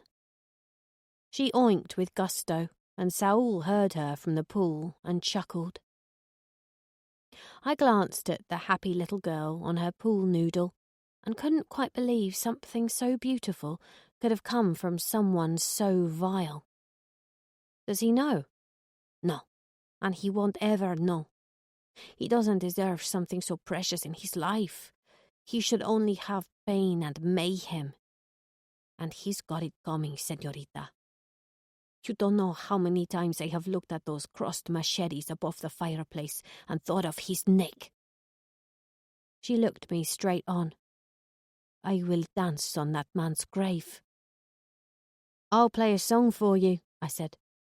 Her tired face brightened briefly. "Kids, come on," she said, suddenly on her feet. "Vamos, we must go." "Oh," they all whined, right on cue. "But if he knew about her," I started to say, "he might..." But Paco appeared at the patio doors. Not so close that he could hear us talking, but close enough to make Celestina drop her voice. "He has several bastard children all over this town. He does not care for any of them. You cannot appeal to Paco's soft side, señorita. Trust me, he does not have one."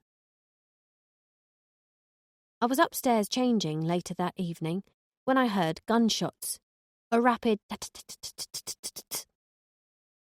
When I followed the noise downstairs, I found Paco standing in the centre of the lawn, and all around him clouds of dust and a tangled mess of petals, leaves and stems. He'd shot my flower beds to smithereens, barely a single stem left standing. I followed his gaze towards the perimeter fence, where he'd placed a line of tin cans, undisturbed. "Oops," he said. "I missed." I went back inside before I could say or do anything. He called out, "You angry with me, chica? Look what I did to your flowers." I reached the patio doors, taking deep breaths, before looking back at him. "Not at all. That's the great thing about flowers, Paco. They grow back every single time." And I smiled at him, genuinely, like a sweet pea would. It was only when I got into the house I started muttering about what a massive piece of shit from an undouched arsehole he truly was. I kept thinking about Celestina and the strength she had to muster every fucking day she turned up at that house, having to get her work done before his BMW rolled up. How every single time she looked at her little girl's face, she saw his smile staring back at her. That was a mother. The shit she put up with. Ugh, I would never. But maybe I should, in the world of New Leaf me. The children didn't seem that concerned about the Mexico plant massacre when the scene greeted them in the garden the next day. "We will help you mend them, señorita," said David. "Yeah, we help you," echoed Matilda, toy trowel raised in the air. "Where are the new seeds?" asked Saul. "We can plant even more." And they did. We ordered more plants, raked over the chaotic massacre of torn stems and shot leaves, and sifted out shell casings, building a compost heap at the bottom of the garden so they could nourish the new ones. We planted more seeds in the seed trays and added rooting powder to the younger plants we could save to give them a fighting chance. Out of chaos, we grew, we nourished, and we took care of. We did it without anger, revenge, and without anybody getting killed. It was so simple. It was a whole new look for me. I was happier when the kids were around. I'm always happier around kids or animals than I am around adult humans. There's always a side to adults, always a price to pay. Tenoch seemed happier too, especially when his arm was fully operational again. He laughed more, joked more. Sometimes we'd sit out on the terrace together, watching the sunset, or picking herbs or peppers for that night's dinner, which he would be making from scratch. Some nights pozole or menudo, other nights alambre with corn tortillas. We'd chat like we were related, easily and honestly. "Did you ever kill anyone you didn't want to?" he asked me. "No," I said, and I meant it. At the time, I wanted to. "I've only ever wanted to kill in revenge. It was my job, that's all. If my boss said, 'Kill your friend, kill your wife,' I would do it." "You killed your wife?" "No, luckily I never had to. But I would have if they had asked me." "So what were you, like a hitman or something?" "Yeah, a hitman." "How many people did you kill?" "About 100. "Whoa." We continued the conversation over dinner. We tried to make the effort some nights to turn the TV off and lay place settings with separate cutlery for befores and afters, salt and pepper and glasses of local wine. "That is where you and I aren't the same," he said, slurping up his soup. "You always wanted to kill. I had to, or else I would be killed myself."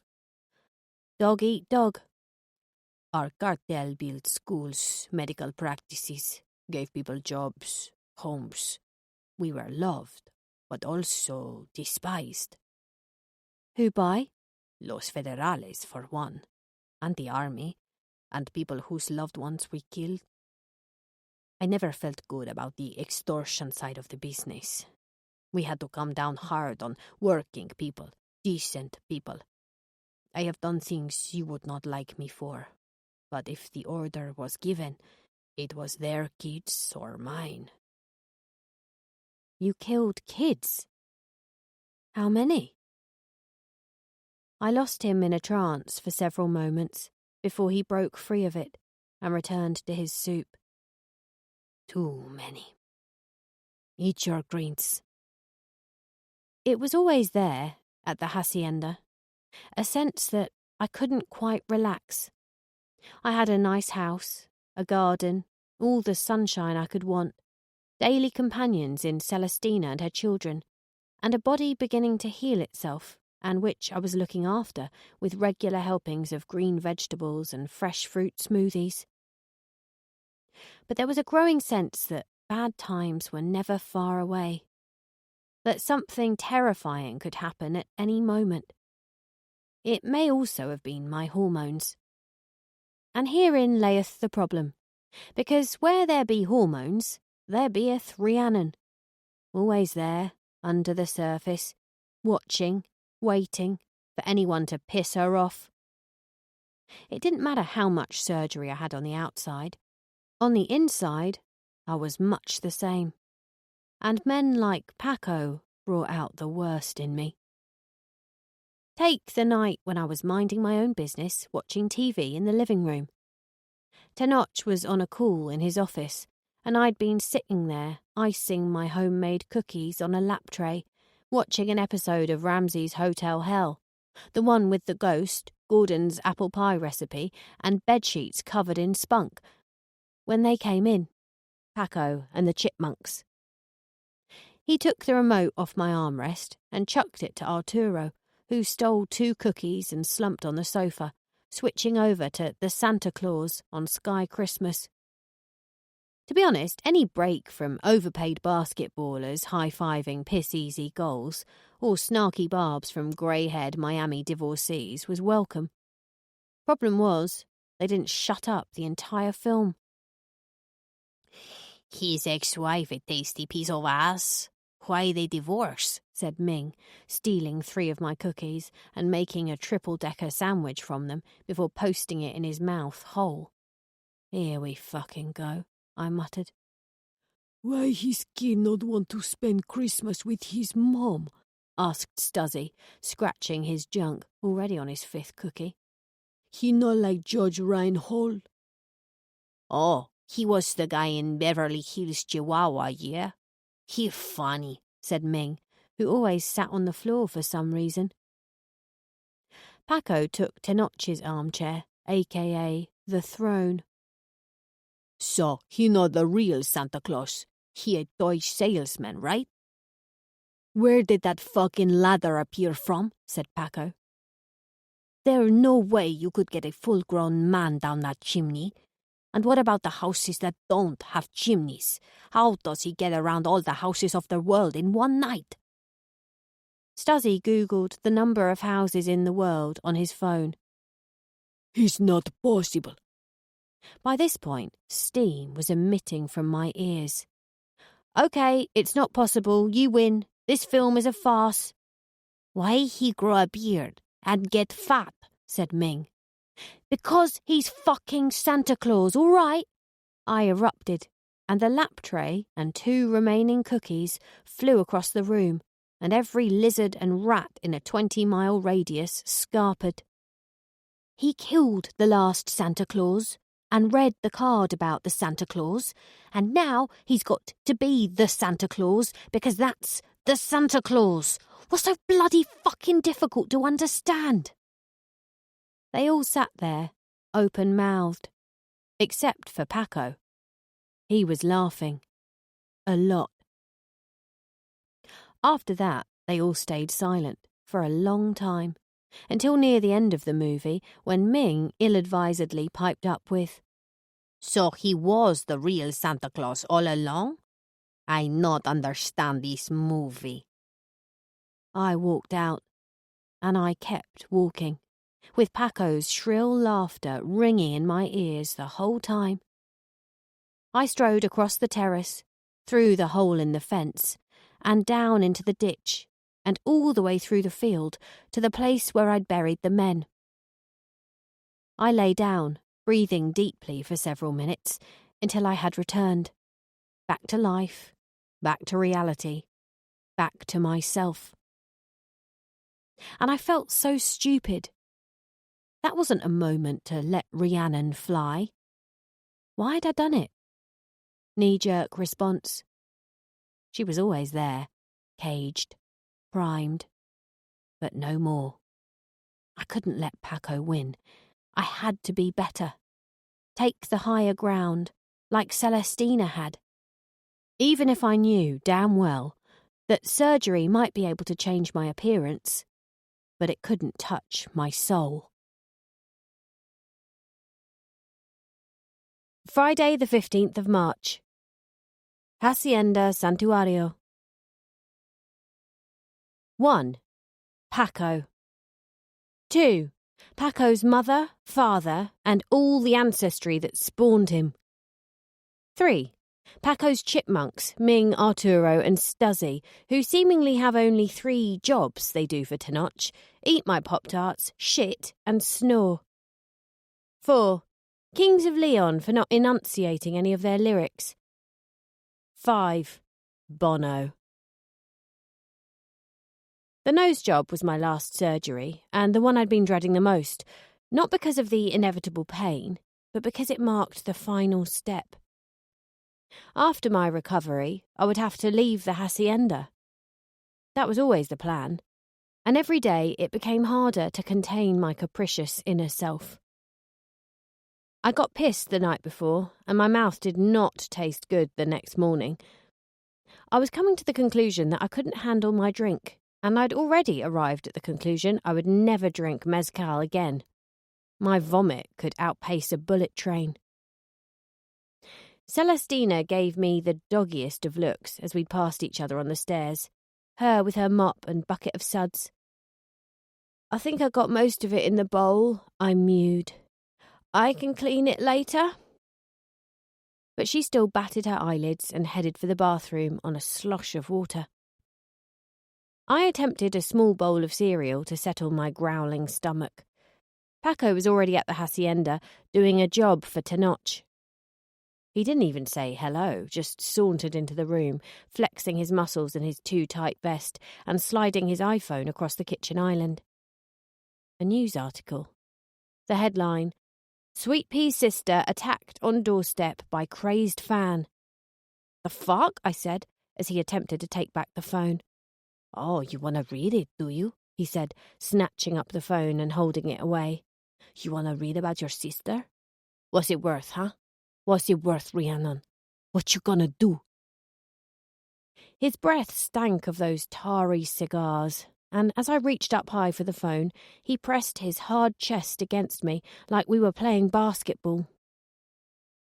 I pulled back, seeing it was clearly turning him on.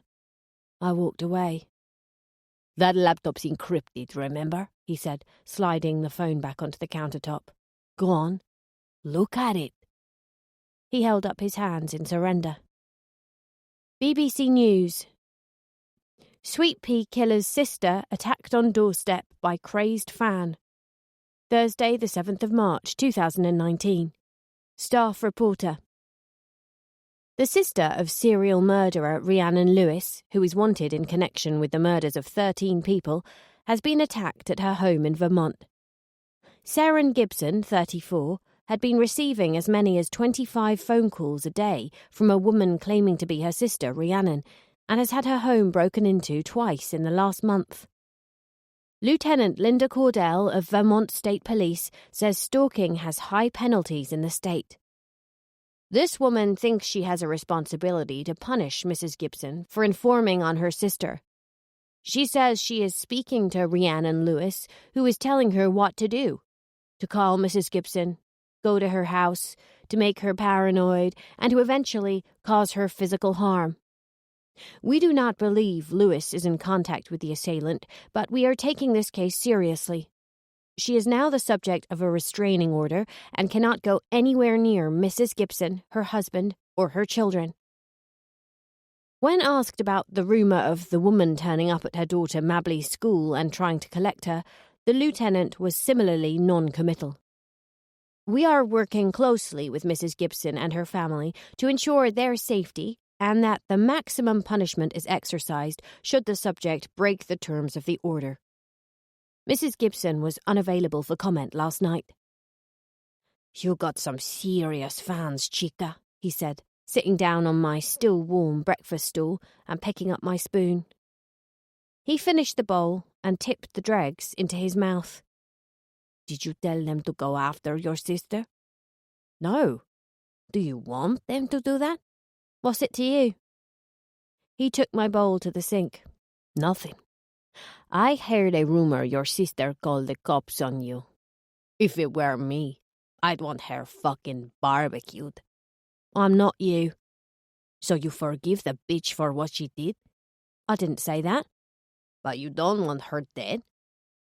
He sat back down on my stool. There are other people more deserving of that outcome than her. He snickered. Is that a threat? Not yet. Paco didn't respond to that, just left the room, nodding. He wasn't done, though. He had another trick parked up his sleeve to needle me with, and it came later that day as he drove me home from my 4-hour nose job. There weren't enough painkillers in the world. What happened to your baby, Rhiannon? My head throbbed all over, and my voice was croaky. None of your business. She called Ivy, yes? Say what you're going to say. I was just asking. Why? Because we are friends, yes? No. Well, what are we? We are nothing, I spat, resisting the urge to sniff up my nose plugs. You are a vaginal polyp, the pus in a festering boil, a cancerous tumour, and the sooner you're cut out, the better. It would have sounded a lot more threatening if my voice hadn't been so whispery.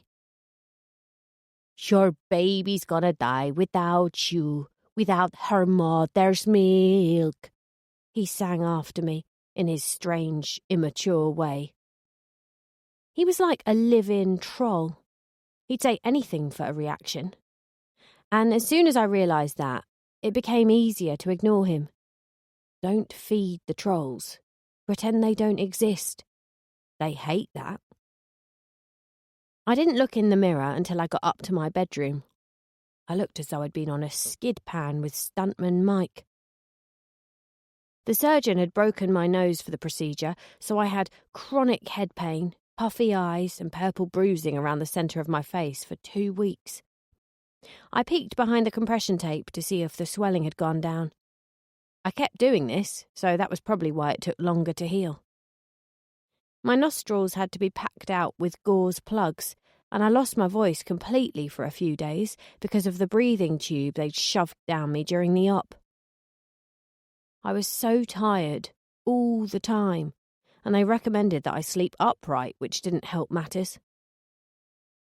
The boys didn't recognise me when they first saw me that following morning. Saul wouldn't even come into my bedroom.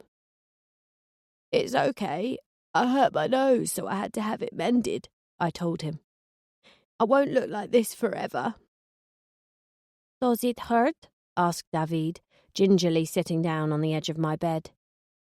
Yeah, like a son of a yeah. Oh, it's pretty painful. Mucho dolor. When will we see your face again? Asked David. I have to go back to the doctor's office in a few days and have this stuff taken out of my nose. And the nose cast could come off in 2 weeks, but I'll still be bruised for a while. Ugh, I miss being able to sniff. Matilda climbed up onto the bed and, with the lightest touch, kissed the tip of my nose. Bésalo mejor, she said. Kiss it better. Paco took a different approach. Hey, Rhiannon, nice face. I'ma have to stop drinking soon, 'cause I sure as shit don't want to see 2 of that. Hey, Rhiannon, you fall out of the ugly tree again this morning? Hey, Rhiannon, I've eaten taco meat that looked better than you.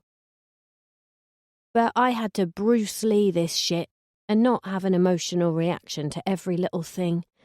I had to breathe and allow shit to pass me by, because my anger was his fuel, and I had to starve that fire. I tried to take my mother's approach. Go through the motions, pretend she's not there, ignore, ignore, ignore. Maybe she will grow out of it soon. But he didn't. It got to the point where I thought my face would look like that forever. A mangled, swollen, purple mess of tiny eyes, enormous nose, and incurable agony. But as long as I stayed away from Paco, I knew I could ride the storm. Aside from having to endure the aftercare trips to the doctor's office to remove the packing and have my stitches taken out, I could live my life, grow my flowers, chow ibuprofen, and give my body all the right foods it needed to heal. In short, I started looking after myself. I started looking after my mind, too. Tenoch got me into meditation, 10 minutes every morning. I've done this every day for 40 years, he told me as we sat cross-legged and facing each other on the lawn one morning, early as the sun was rising. To have a healthy body, you must also have a healthy, calm mind that will help you make the right decisions. He bored the arse off me, going on about the importance of the breaths and mindfulness, but some things still got through. The more you do it, over weeks, months, years, the more space you will create in your mind. What do you mean, space? Space between thought and action. Yeah, I said, I do need that. I've been trying to do that when Paco pisses me off. Is it working? Sometimes. It's getting better. But I don't think it's going to work for me, Tenoch. Try it. You think a few minutes of meditation and a bit of chamomile tea is going to make me stop wanting to punch cunts in the face? Worth a try, isn't it? If you want to be better. I closed my eyes. Good. Focus on the breaths. You have too much random shit in your head. It will create a mess. Do you actually like that rapey bastard you hang around with? I breathed deeply, held it, and let it out too quickly. I've known him a long time, he replied on the breath. Yeah, but do you like him? Like I said, I have known him a long time. Paco knows me. He was as trapped around Paco as Celestina. He couldn't do without him. That was why he kept him around, kept him sweet. Don't rush it. Concentrate on holding and releasing those breaths. He exhaled. A little of this every day will help you to carve out some space between your bad thoughts and acting on them. Meditation is going to stop me wanting to kill people? No, he said flatly, opening his eyes. That will remain with you forever. I can't get rid of that, but I can help you to make better decisions about who you kill. Focus on those breaths. Allow them in naturally. When your mind is fleeting to those random places again, bring it back to those breaths. Hold them. Release slowly. You are here. You are breathing. You are loved. I snapped open my eyes. It was what Caro had said to me. Another lifetime ago. No, not another lifetime. 2 months ago. Being alive is enough. We're here. We're breathing. Who loves me?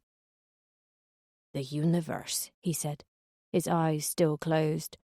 The sun, the animals, your flowers, they love you. They grow for you.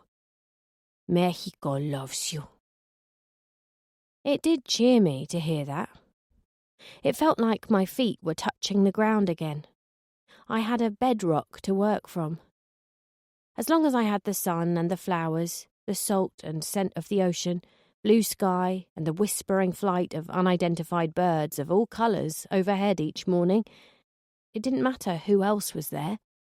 That could be my enough. Later that morning, I turned on my shower and went back into my bedroom to grab some clean pants when I heard loud voices downstairs. The chipmunks were in the living room watching TV and eating the contents of the snack cupboards. No change there. But Celestina and Paco were outside, behind the house, arguing. Más dinero. More money. De ninguna manera. By no means. Paco wanted to do something, but Celestina wasn't having any of it. Or, as she put it, no hay manera en el infierno. No way in hell. Paco stormed into the house, rallied his chipmunks, and they all left. I watched from my window as the black BMW sped off from the front gates on a cloud of dust. Celestina went back inside and a while later came upstairs with a pile of my folded washing. She normally had her hair scraped back in a messy bun, but it was down, almost covering her face. "Gracias, señora," I said, as she placed the pile on the end of my bed. "Are you all right?" "Yes, gracias," she said, vanishing as quickly as she'd arrived. There was no way she wanted a conversation. When she'd gone, I wrapped a towel around me and went down to the office to speak to Tenoch. Paco and Celestina were arguing. "What about?" "I don't know. She doesn't usually speak to him, though. She always leaves as soon as he gets here. He must have cornered her." "Celestina can handle it. She's not a scared girl around him anymore." She told me what Paco did to her. Tenoch sat back in his chair. "How do you feel about that?" "I don't know why you still employ him. He's a rotten apple." "He has not touched a woman since." "So? So, maybe people deserve second chances. Working for me, maybe that's his second chance." "He's a rapist. Fact." "And you're a serial killer. Fact." "I'd rather employ a cockroach than a rapist." "Good job you're not the one who has to employ him then, isn't it?" I scuffed my foot into the hallway carpet and hurt my big toenail in the process. "Can I kill him yet?" Tenoch snickered and sat forward in his chair. "No, you cannot." "Well, you know where I am." I made to leave, stopping to check my nose for the millionth time in the hallway mirror. It was so nice being able to breathe properly again without my teeth aching. "Your sister's getting a hard time, isn't she?" he called out. "Yeah." I leaned on the doorframe. "I don't like it." "If my sister had called the cops on me, her head would be on a spike outside her house right now." Paco said the same thing. "But you not say that. You not like us. You care about her, don't you?" "I don't want her dead. So, yeah, I must do." He spun the laptop towards me and clicked play on a video from my niece Mabley's vlog. She was crying on camera. Her brother Ashton's rabbit had got out of its hutch and been killed on the road, and the pig had got too big and had to be sent to a farm. Her dad, Cody, had bought them both Tamagotchis to replace them, but hers had died after she took it swimming. "Poor kid," I said. "I didn't realise Tamagotchis were still going. I used to have one myself until I set fire to it." "Wait," said Tenoch. There was another reason Mabley was crying. Some woman had attempted to abduct Mabley after her dance class a few weeks ago. "By that woman who said she was Auntie Ree." "Some woman's pretending to be me." "And attempting to abduct your niece, yes." Mabley was still crying on the video. "Everything's getting on top of me," she said, as her Stranger Things-inspired fairy lights twinkled on the wall behind her. "My pets keep dying, and my friends are ignoring me. I feel like there's a lot of pressure at the moment, and I worry about my mom. Like that video that's going round of her in the supermarket and stuff. Even my friends are sharing that video, and they think it's funny. I'm like, dude, that's my mom." "What video is she talking about?" I said, to no one in particular. Tenoch tapped supermarket into YouTube, and it came up as a suggestion before he'd finished writing her name. The footage had been watched over 4 million times. 2 women had followed Seren to her local supermarket, and one had filmed as the other had straight up accosted her. "Why'd you do that to your sister, yo? Why'd you do that? You a bitch, girl. That chick ain't done nothing wrong. She's a fucking hero compared to you." Seren tried to front it out, wheeling her cart along the aisle, staring straight ahead. She looked washed out, grey hairs at her dark temples. They were pulling at her coat, trying to get her to turn round to face the camera. "My daughter was taken from a burger bar when she was 5 by one of those assholes, and he molested her, y'all. He didn't even get fucking jail time. Get off me. You think I don't want Rihanna to finish him off? You think if I had the courage I wouldn't do that myself? She's saving kids' lives, you stupid bitch. What kind of sister are you for ratting on Rihanna to the cops? Some fan. Can't even get my fucking name right, I seethed. At this point, Seren dumped her shopping cart, grabbed her bag, and marched out of the store. But the women followed her into the sunlit car park. Yo, come back here. Why'd you do that to her? She wasn't doing nothing to you. Rihanna's 10 times the woman you are, bitch. The camera got juddery as the women ran after Seren, and all I could hear was her screaming, "Let go! Let go of me, you're hurting me!" And they tripped her up, and they beat her, right there in the car park. People surrounded them. A couple of them cheered. And there's one image of Seren's face as the video stops, blood streaming from her nose. My fingers lengthened. That's what got through to me. Seeing her like that. If I'd have been there, I'd have slit both of their throats. You don't attack my sister and live to tell the tale. Grandad didn't. Neither did Pete McMahon. I felt the same as I did then. Lustful, hateful, ferocious. Tenoch snapped the computer lid shut. That makes you want to kill again, doesn't it? No, I lied. You have the hot sauce, gatita. Watching someone you love in pain or fear brings it out of you. I thought it had gone when I had Ivy. The need went overnight. But some things do bring it back. Like your sister. Yeah. And children. And animals being hurt. I think I can handle everything else now, but that still does it for me. I still get irritated by everything.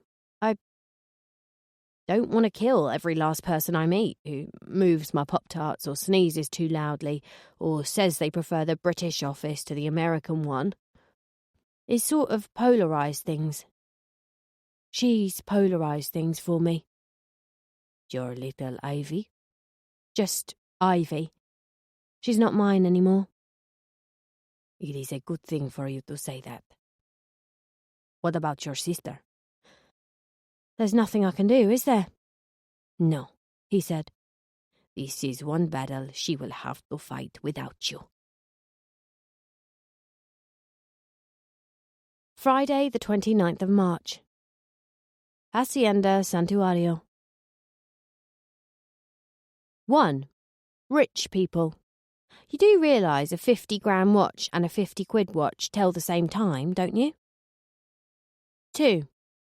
John Cena and The Rock. Who said you could act? 3. Noel Gallagher. 4. Liam Gallagher. 5. Overly woke people. Sometimes you put me to fucking sleep. When I finally looked at myself in the full-length mirror in Marisol's bedroom that late March morning, without the bandages, without the compression suit or corset, when the scars on my stomach had crusted over and the bruising had diminished enough to be able to tell what I actually looked like, I saw what I'd wanted to see for a long time. Someone who wasn't me. The waistband of my knickers had finally seen the light of day for the first time in years. Flatness from tummy to mons pubis.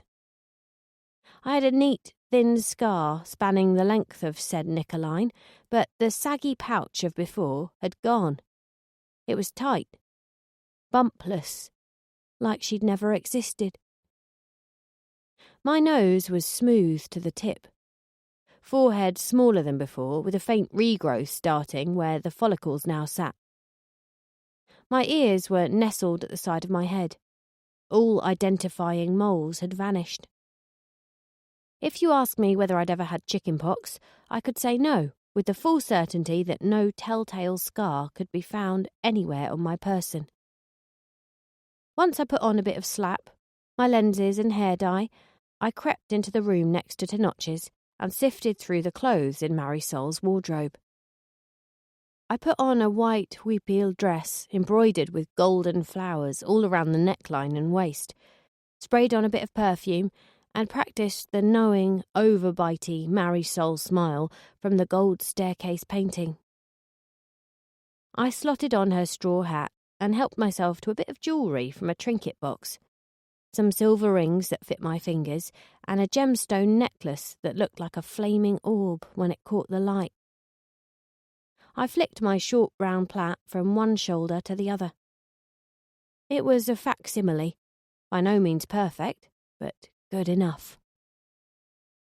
I sauntered downstairs to where Tenoch was watching the episode of The Golden Girls where Rose inherits a pig. I stood under the crossed machetes, waiting, until I had to kick the metal fender to get his attention.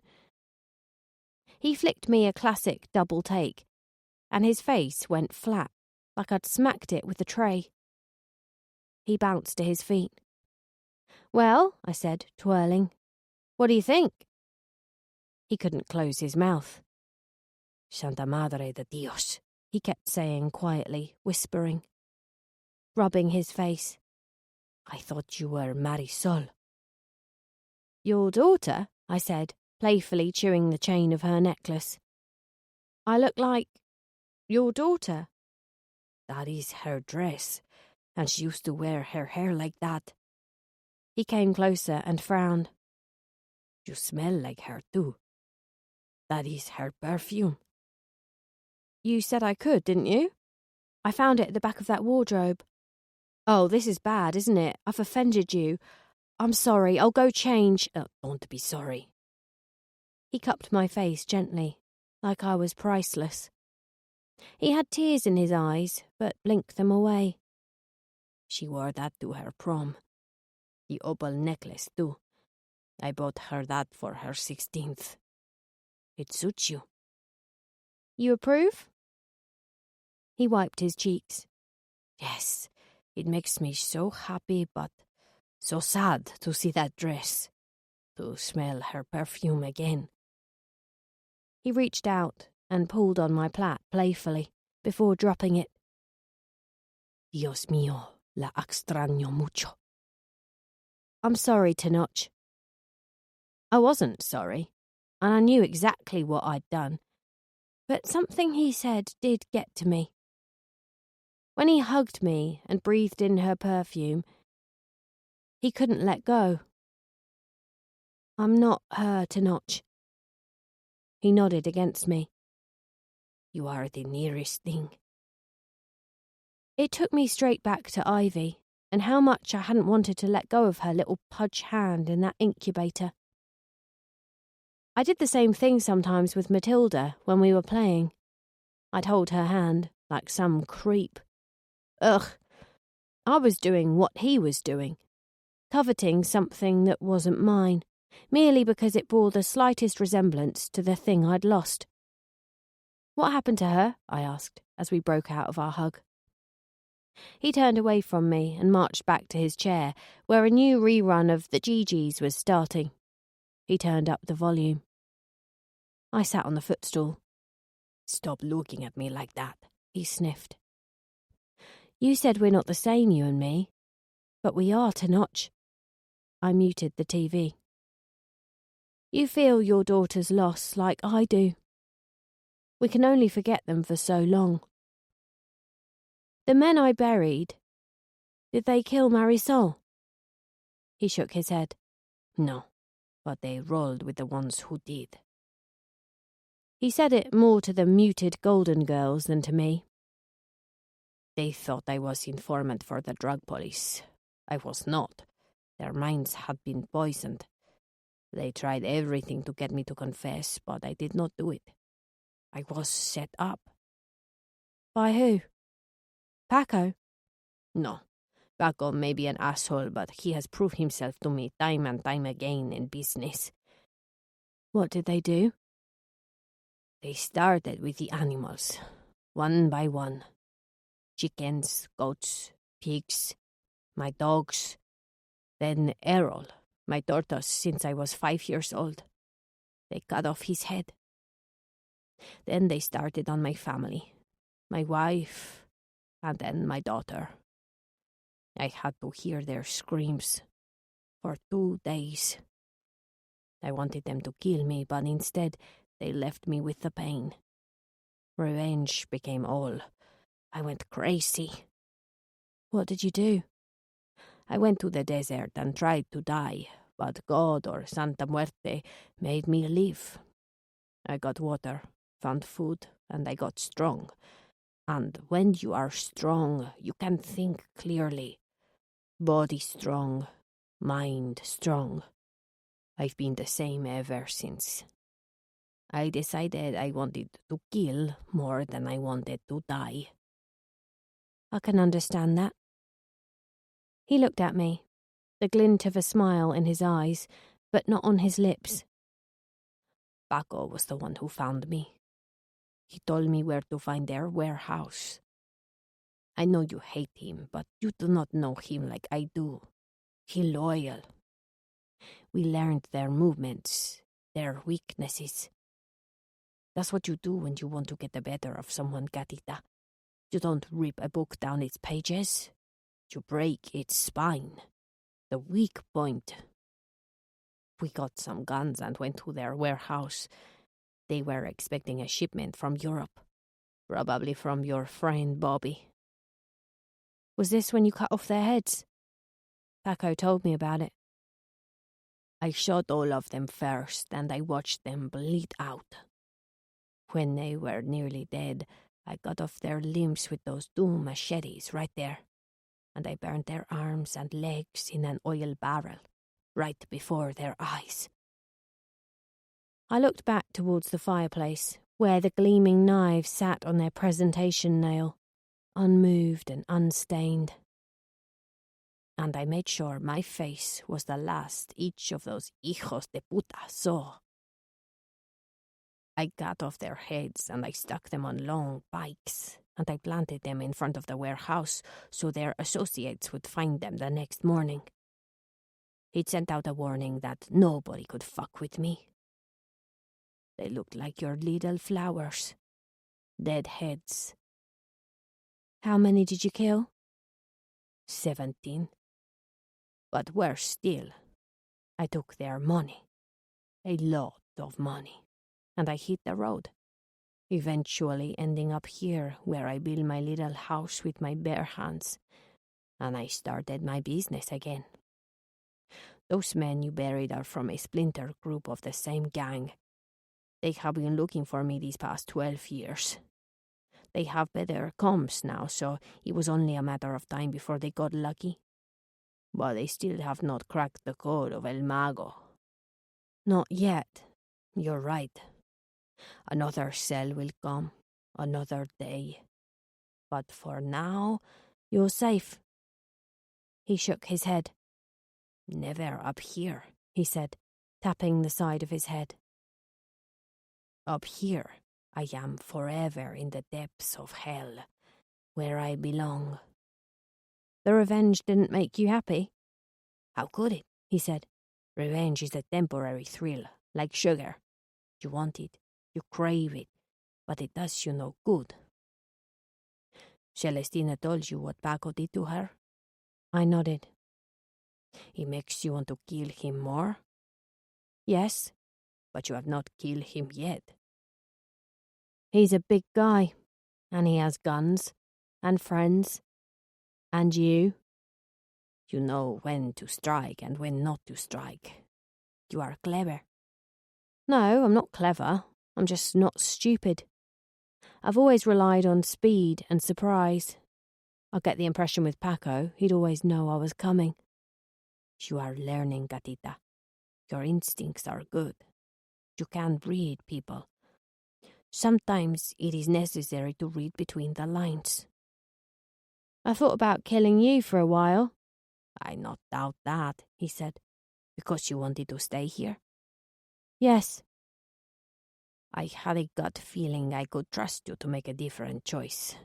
You a little wise ass, and you got a temper as fiery as chilate de pollo, but I knew you wouldn't betray me. I still wouldn't. Do you still want to stay here? Yes, I do. He shrugged. Then here you stay. Seriously? Even though I wanted to kill you? Thought and action. You thought it, but you didn't do it. Even though life has given you every opportunity to do so. You have been here 3 months. You've done everything you've been told. You have put color and scent back into my beautiful garden, and despite all Paco's efforts, you haven't stabbed him yet, even though I know you want to. Yeah, I do want to do that. Well, now you have your reward. This is your home. You can stay as long as you wish. I couldn't hold back my smile. Thank you, I said, as he pulled me into the safest hug. There's really no catch. No catch. But I want you to promise me that you will try and curb those impulses of yours, especially around Paco.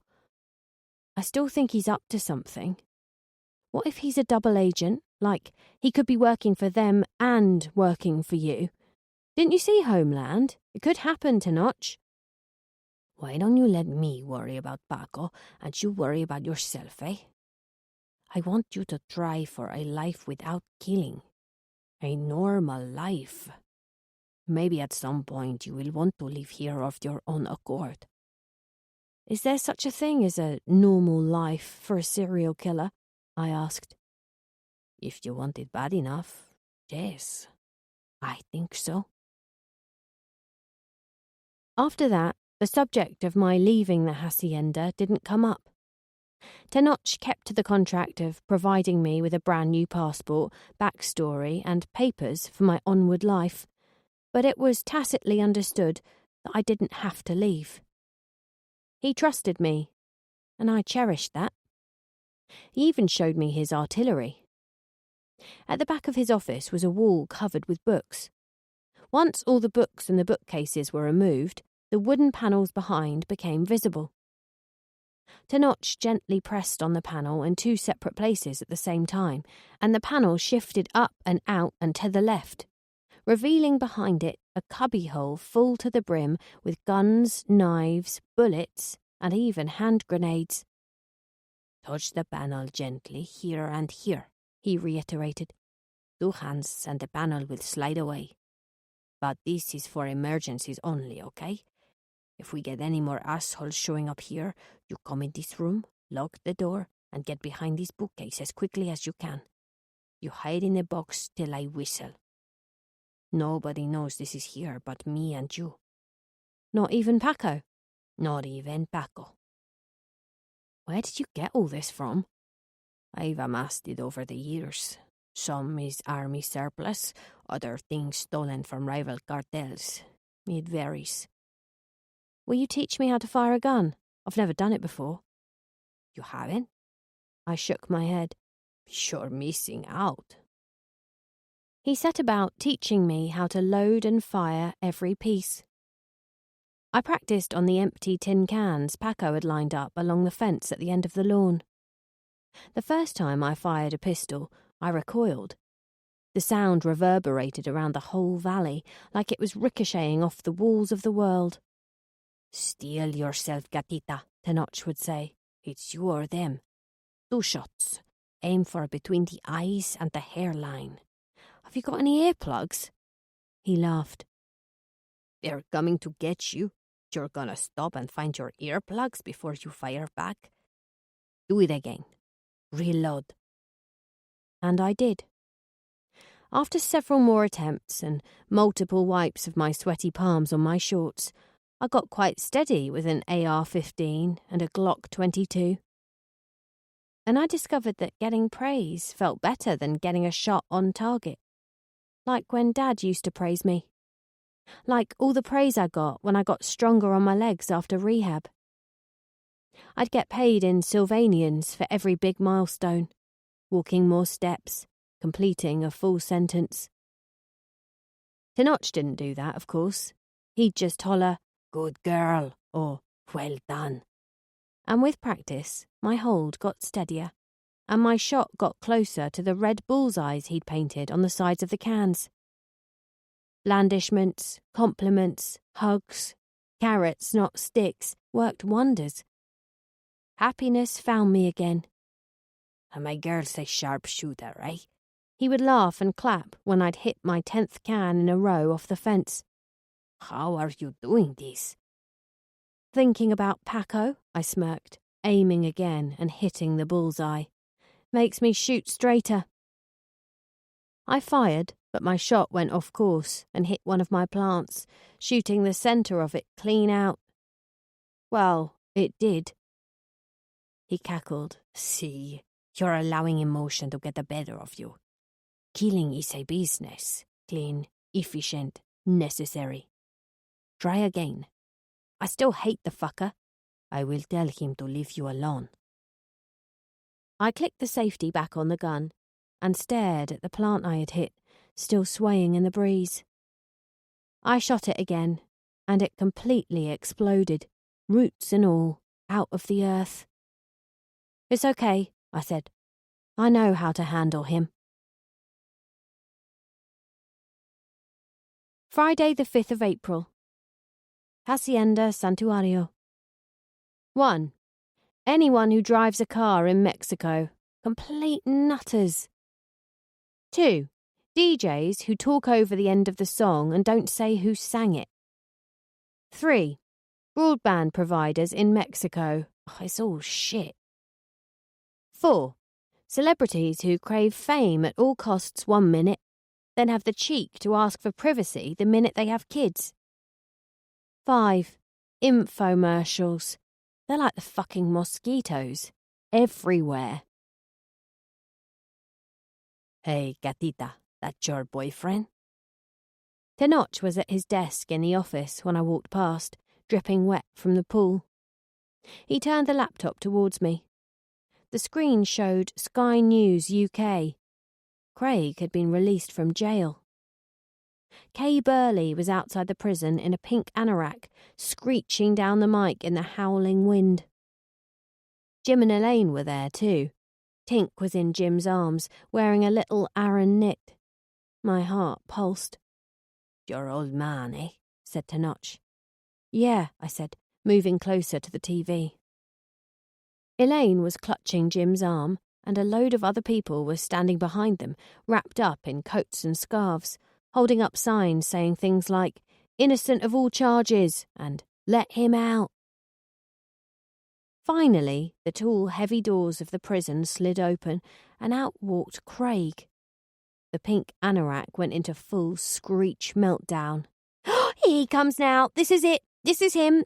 Craig Wilkins, finally, after so many months of agonising wait and stress for him and his family, here he comes, a free man at last!" They got the money shot of him with his bulky plastic bag of clothes and his grey face awash with tears, trundling towards the gates and all the adoring people, cheering and about timing. Cut to Elaine, sobbing. Cut to Jim, biting his quivering lip. Cut to Tink, shivering in her Aran knit in Jim's arms. Cut back to Jim saying to her, "Look, there's your daddy." That's what broke me, Jim calling him Daddy. And as Craig walked closer to the camera, I saw his face. But he didn't look sad. He looked dismantled. He practically fell into Elaine's arms, and she cradled him like a large baby. Tink licked his cheek. Jim mouthed the words, "It's over, it's over, you're safe." The pink anorak screeched on in the punishing wind. Well, it's a momentous day here, where a man finally gets the justice he's waited so long for. Craig, can you give us a few words? How are you feeling? What's it like to have your freedom back? To Craig's credit, he didn't say one word. Jim grabbed his hand like he was a little boy again and swerved his family away from the line of cameras, across the road, and out of sight. And I have to admit, I was jealous. Jealous of Craig, of all people. Jim would protect him now like fucking Batman. Like he'd protected me when he thought I was carrying their grandchild. Craig could live his life now, free of jail, free of me. He could probably sell his story, get a bestseller, do the talk shows. But did I still want all that? Did I wish that was me? More fame, more adoration? The pink anorak screeching my name? No, that was all frilly ribbon around the gift. The gift of being able to go home now, having a normal life. That was the gift. The lucky bastard. What is it like to see him again? I dunno, I said, as he licked away from the screen. I'm glad he's out. You are? Yeah, I only confessed for him. Tenoch sat back and stared me down, an expression I couldn't read. What? You never fail to surprise me, Rhiannon. I'm not Rhiannon anymore, remember? Oh yeah, he said. I keep forgetting. Those brownies I smell cooking? Yeah, I'm making some for the chipmunks.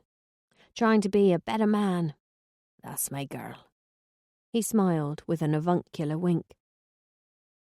When the oven timer sounded, I scurried downstairs to find Paco taking the smaller tray out the oven. These are ours, right? Yeah, I said. Save some for Tenoch. He won't mind. He took all the brownies, piling them up high on the centre of a plate, into the living room for the boys. Some football game was on TV. They'd eaten a lot by the end of the first quarter. Tenoch scuffed in from the office. He saw the trail of chocolate sludge left on the counter and baking tray. They didn't save me any? No, I said, removing a smaller tray from the top oven. These are yours. Ah, you're too good to us. He picked up one of the brownies, but it was too hot, so I wrapped it in kitchen roll for him. Far too good to us. Thank you. Listen, we got to do our own cleaning for a little while. Celestina has left us. She's left? Why? I don't know. She left a note on my desk this morning saying she had gone to work at one of the hotels in the town. Oh, right, I said, barely hiding my disappointment. I guess that means the children won't be coming anymore either. You guess right. I told you not to rely on them, said Tenoch, the brownie finally cool enough to nibble at. His face collapsed into ecstasy. These are good. You are an excellent baker. Thanks, I said. So, how would you feel about taking over Celestina's job now that she has gone? Well, just the basics, cleaning, vacuuming, laundry. I would pay you a wage. Yeah, that's fine. Paco returned to the kitchen with a crummy plate. Did you say Celestina has gone? Yeah, said Tenoch. Found a new situation in town. Where'd she go? He demanded. Didn't say. Tenoch began tucking into his still warm brownies. Paco looked directly at me. Because of her? No, she just has a new situation. It's because of her, isn't it? It's nothing to do with me, I said. Maybe it's something to do with you, Paco. How about that? Paco looked back at Tenoch, who was still nonplussed and boshing his brownies one by one. She's a broken arrow, Jefe. She could talk. She won't, said Tenoch. You sure? Tenoch stopped eating, wiped his mouth, and began talking to Paco in fast Spanish that I didn't understand. Well, I understood one part of it. Falta de respeto. Disrespect. And I understood Paco's response. Sí, jefe. Yes, boss. Tenoch was shorter than Paco by a clear foot. Even so, Paco sort of shrank before him. Paco sloped back towards the living room, affording me his filthiest glare yet. Wednesday the 17th of April. Hacienda Santuario. Hola, señorita, came the little voice as I was reeling up the hose on the pool terrace one evening. It was David, Celestina's eldest, clinging to the other side of the chicken wire fence behind the pool house. "Hey!" I cried, delighted to see him, until I got closer and saw his lip was cut and his face badly bruised down one side. "What's happened?" "We had to leave town. Paco has been threatening Mama." He eyeballed the pool terrace. "It's okay, he's not here." "He did this to you?" A small flame ignited in the centre of my chest. "Where's Celestina? What about Saul and Matilda?" "They're okay, but we're scared. He found out we had gone to la casa de mi tía, and he followed us there. Mama took Saul and Matilda into the forest, and I ran, but he caught me, and he beat me. He wanted to know where Mama was. He said he was going to kill all of us." "Why? What's his problem with her?" The flame expanded.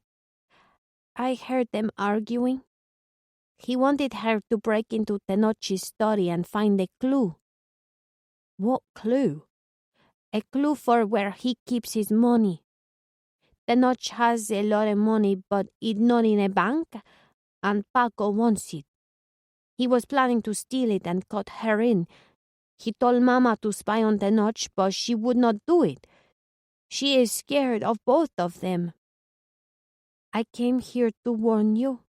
Paco will hurt you to get to the money." "I know. Don't worry." I touched his hand through the wire, and he gripped my finger. "I'll be okay." No, you won't," he said, starting to cry. "Paco is an hijo de puta." He scuffed his trainer in the dirt. "A bad, bad man." Tenoch could tell my mood had dipped later that afternoon when I tripped over the mop bucket and hurled both mop and bucket into the pool. We went down to the beachfront again for ice cream. It was on the tip of my tongue to tell him about David's visit, but I knew he wouldn't believe me, and even if he did, maybe it would get David in trouble. I didn't know what to do for the best. An open-air tianguis was in full swing along one of the side streets, the stalls selling fruit and veg, second-hand clothes, street food sizzling away on hot griddles. A lady with a tray handed out slices of mango drizzled in tahine, a chili sauce. Divine on every level. Brought my tongue back to life. "This is what it will be like for you now," he said, as we bought our ice creams and headed for a vacant beach palapa to sit down. "No need to cover your face. See that vendor? He's only giving you a second look because he thinks you're beautiful." "Am I?" "What?" he said, licking the chopped nuts from his strawberry sundae. "Beautiful?" "Of course, my girl is very beautiful." That made me feel like the sun was shining just for me. Like everything there was for my happiness. The dazzling sea, the thumping musica norteña coming from the bars and souvenir shops, the rich, sweet smells of the panaderia and fried camarones, shrimp, and whole pulpo, octopus, wafting up from the beach barbecue. We practiced my backstory again. Where did you go to school?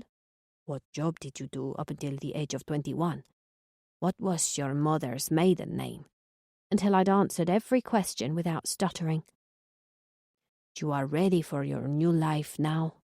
Start living it. People walked dogs, jogged, milled about buying souvenirs and conversing with friends. The fonditas and beachfront cafes thronged with people sitting out eating some of the largest bowls of soup and stuffed tortillas I'd ever seen. I ate half of my ice cream and tossed the rest in the trash. My heartburn was biting too hard to enjoy it. You are too quiet this afternoon, Tenoch said as we watched a boat drift into shore and two fishermen bring in the day's catch. Am I? I said, stabbing at the sand with a pointy rock. One of the fishermen began cooking on a griddle on the water's edge, and a small crowd, mostly locals, ate them on paper plates and chatted easily. Pescado zarandeado, Tenoch informed me. That's what they're eating. Grilled snapper marinated in spices and guajillo chilies with warm tortillas. They pay what they think it is worth. Nice. Aren't you happy about being here anymore? Are you kidding? I said. I love it here. I kept looking towards the art district and thinking about Raphael. Even though I'd seen him with the girl, I still wanted him. I wanted him to appear again and ruin my life completely. You have a heavy mind. What is on it? David came to the hacienda this morning to warn me about Paco. What did he say? He was covered in bruises. He said Paco had been threatening his mother, forcing her to search for your money. She refused. Tenoch nodded, but carried on nibbling his ice cream cone and watching the fisherman. He beat the crap out of him, Tenoch. He's only 11. Tenoch continued to stare out to sea, but still didn't say anything. They're not safe. They will be, he replied, finishing his cone and wiping his hands on his jeans.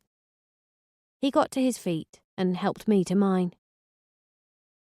Thank you for telling me this. So you believe me? Yes, I believe he came to the hacienda and told you that. What about David? His mouth twitched. David's mother was raped by Paco. This you know. Celestina has been waiting for 3 years to strike back at him.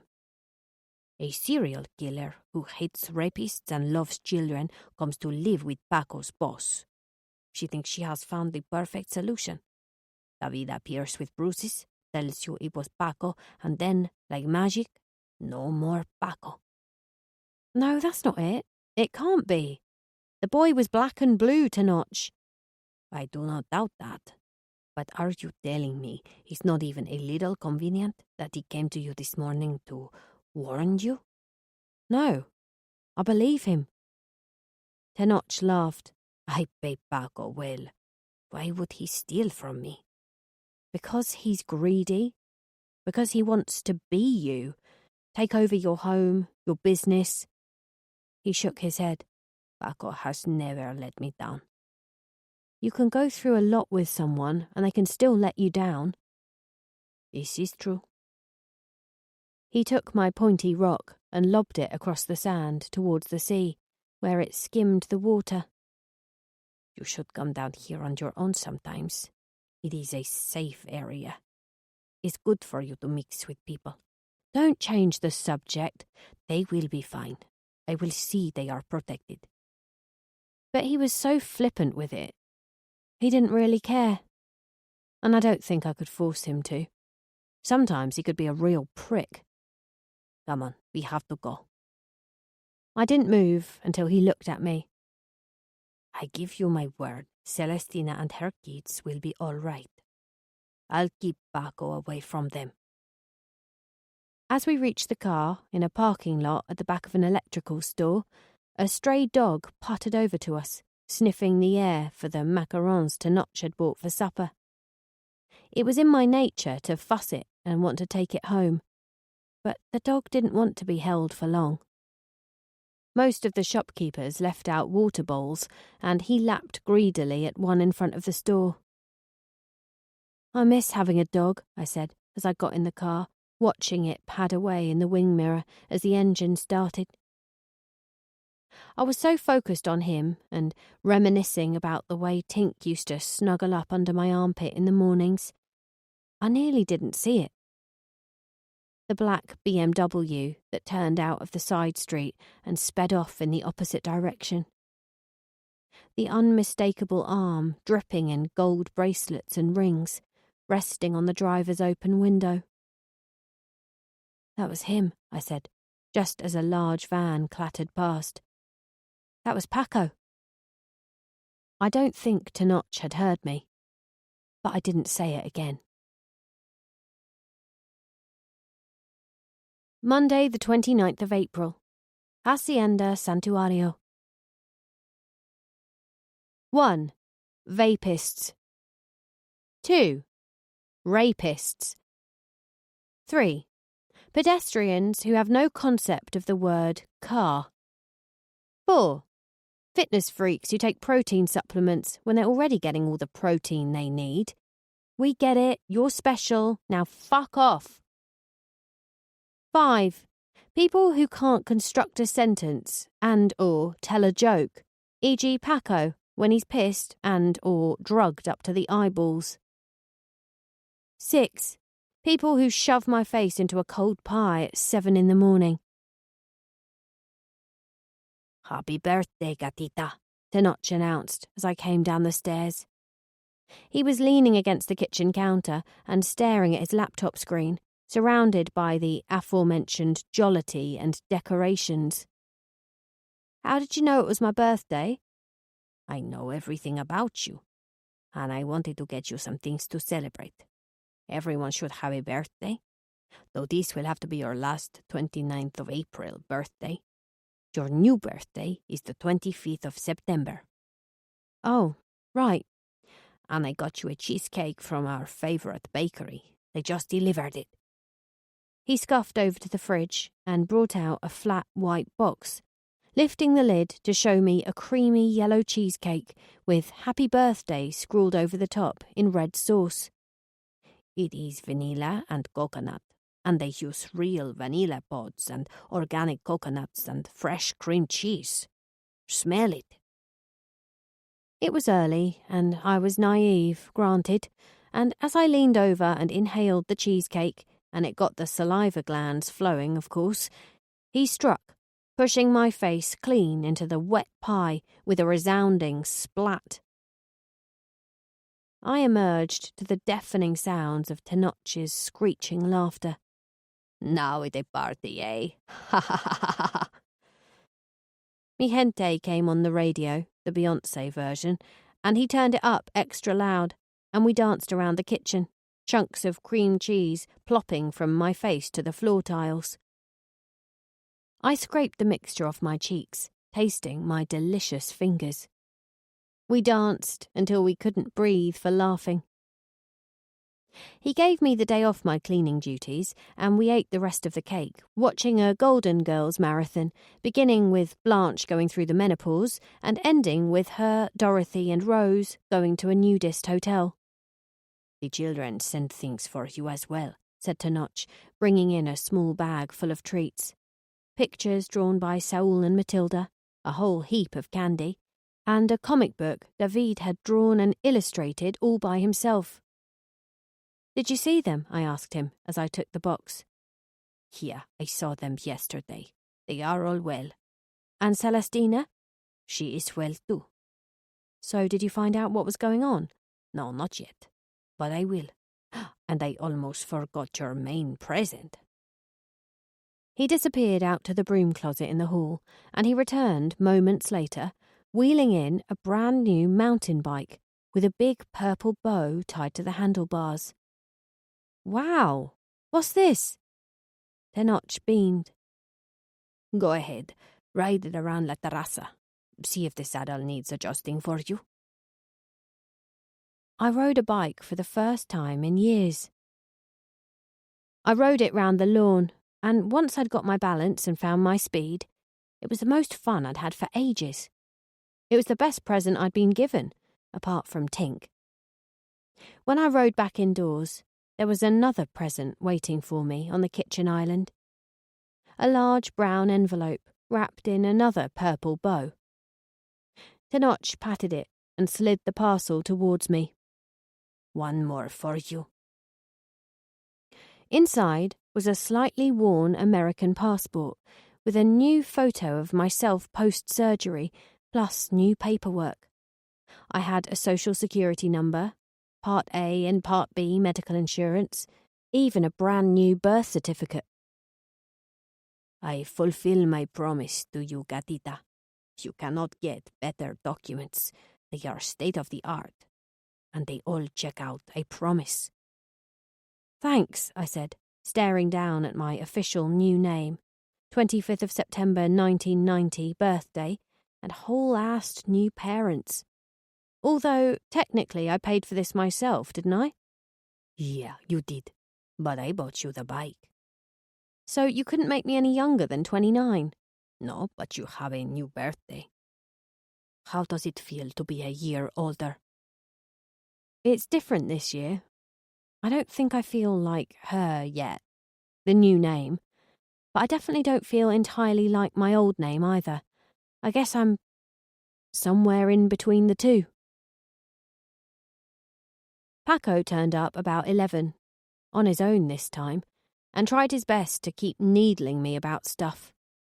About the doppelgangers showing up on my sister's doorstep, harassing her in the street and outside her son's school.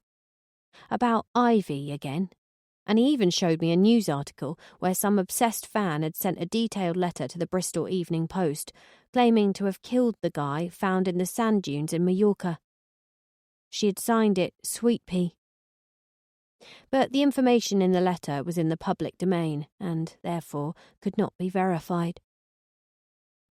You should write your own letter, Sweet Pea, Paco grinned, following me as I walked my bike down Spiky Plant Alley.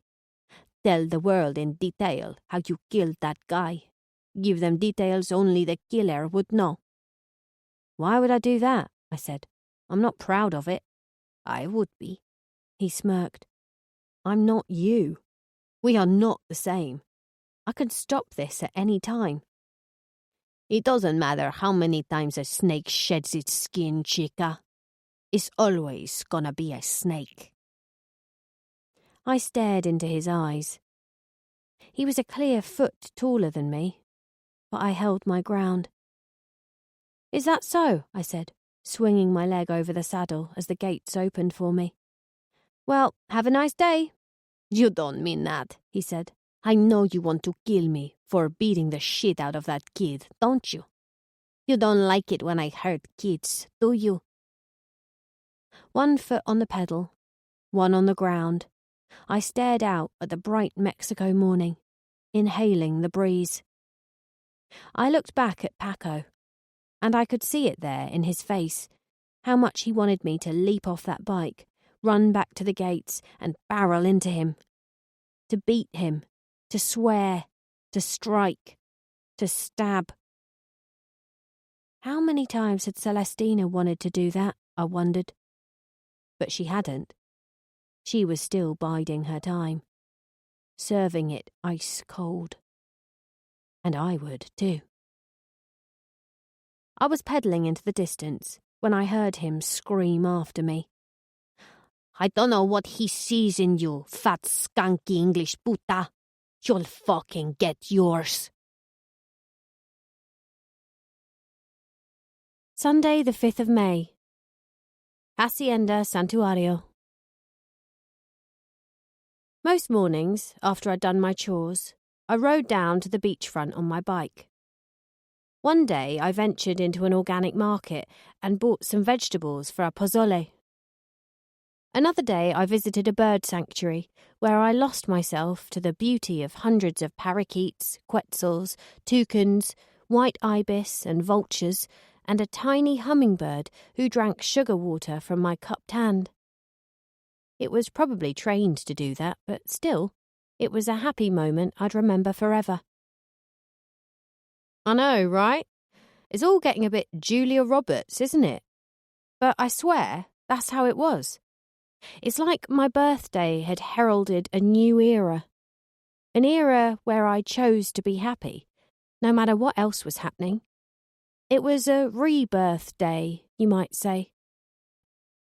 I visited a sculpture garden and an aloe vera plantation, as well as more of the museums, shops and art galleries I'd only previously walked past, but had never gone inside on my own.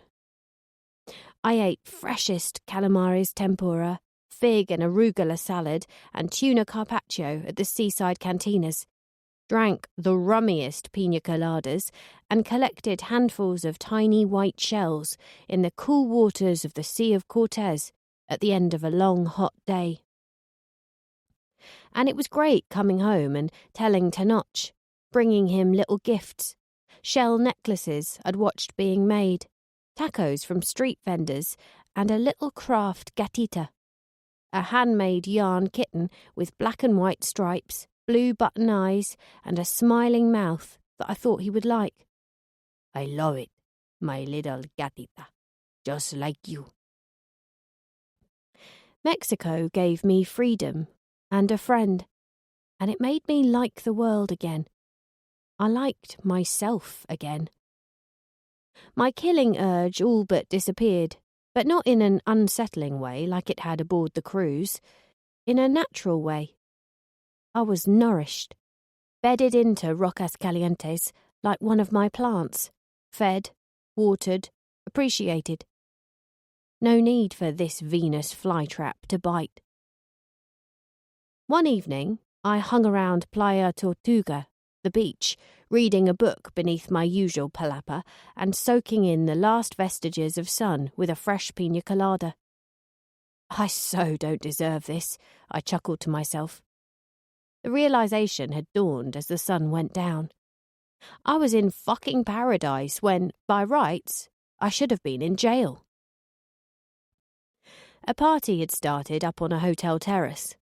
A family danced and laughed, spinning themselves around a dance floor surrounded by large umbrellas decked in fairy lights.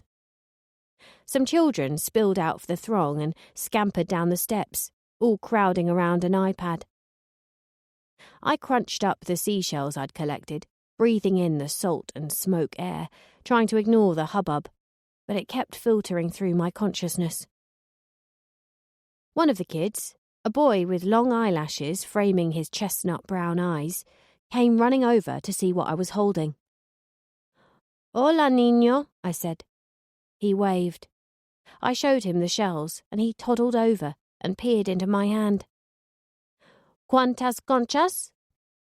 Uno, he began, his fingertip poking each shell in turn. Dos, tres, cuatro, cinco, seis, siete. Ah, muy bien, I applauded him. We chatted for a while, me in only basic Spanish, and him saying a lot of shit I didn't understand. I locked eyes with a guy standing on the steps behind him, this severe-looking Mexican with equally dazzling brown eyes and a jawline for days. I recognised him instantly as he called out for the young boy. Mateo, ven aquí. It was him, the hottest turtle, backlit by patio heaters and strings of fairy lights hanging from a multitude of outdoor umbrellas. A breeze whipped up the ends of his flapping white shirt as he stood there, one hand in his pocket, the other rubbing his stubbly chin, looking like something between boy bander and angel. I'd forgotten how beautiful he was.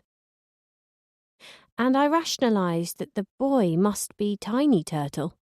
And taking one look at his clothes and the marigold tucked into a buttonhole, I realised the party was a wedding. His wedding. Hot Turtle and fun times at Guantanamo. She was there, on the terrace, in a bride's dress, laughing and spinning round like a heroin-addicted hyena. I tipped my shell collection into the little boy's hand, and he giggled, scurrying back towards the other kids on the steps. And I walked away. Hey. Hot Turtle walked towards me. I walked faster, back in the direction of the railings where I'd chained up my bike. I couldn't speak, and my chest hurt. Heartburn from too much pina colada, or the churros I'd necked in the supermarket. They'd been hot, straight out the oil. And my fat ass couldn't wait. They'd burned my esophagus en route. But the damn sand was shifting under my bare feet, and I couldn't move fast enough. Hey, he called again. I stopped and turned around. His white shirt flapped open to reveal an acre of stunning chest. Oh, hi. I recognised that smile, but I remembered you a whole other way. He squinted. Hello, maniac. It is you, isn't it? Immediate jelly knees. I didn't know which part of him I wanted in me first. But first things foremost, I hated him, and he was a Judas who had just got married to another woman. Okay, bye. I almost didn't recognise you.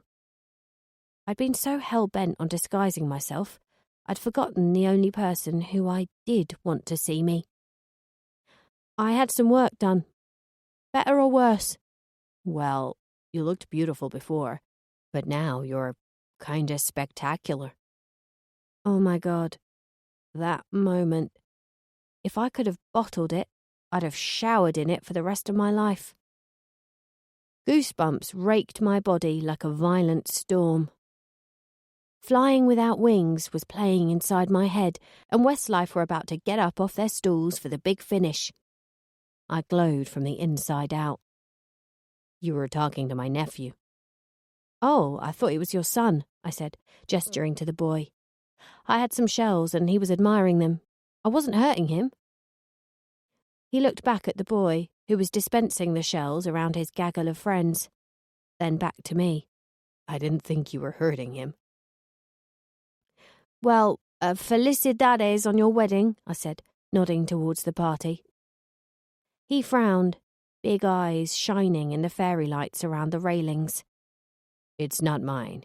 It's my sister's. Your sister, I said, stupidly relieved. The bride with the blonde hair. My sister Olivia, yeah. Oh, right. Another of my world-famous boo-boos. Fun Times at Guantanamo was his sister, who he was most definitely not having sex with, so my jealousy was entirely misplaced. Well, I have to go. Sorry. I thought I might see you before now. He stepped closer. Huh? Sal gave you my note? Yeah, I said, scratching a new mozzie bite on my wrist, recalling the day I'd screwed up said note and chucked it. I didn't think you were serious. It was just hanging out, no biggie. It's cool if there's another guy or... There's no other guy. I wanted to see you too. I thought about you yesterday at the supermarket. There was this dude getting his blood pressure checked, and he had this cough that was driving me crazy. And I kept thinking, just fucking die already? He stared. I knew that look. It was the same one everyone gave me when I'd crossed the line. But the most astonishing thing was that he didn't berate me, or walk away, or gasp like most people do. He laughed. You took the words right out of my mouth. We were laughing then, and adding more irritants to our imaginary kill lists. The guy yanking his dog's lead when it was trying to sniff a trash can. Tourists who wore sombreros. Tourists who were surprised that Mexican food tastes better than the shit they've always eaten back home. And tourists who slam their tequila. He had it in for tourists in particular. You want to go grab a bite somewhere? Don't you have a wedding to get back to?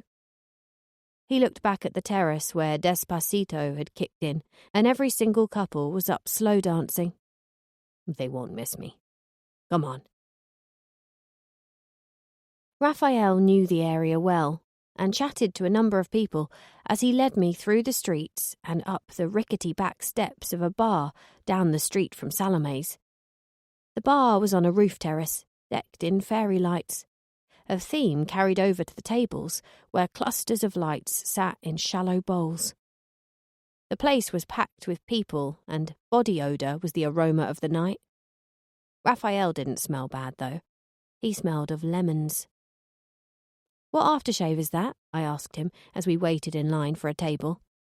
I don't wear it. This is my natural manly scent. Liar.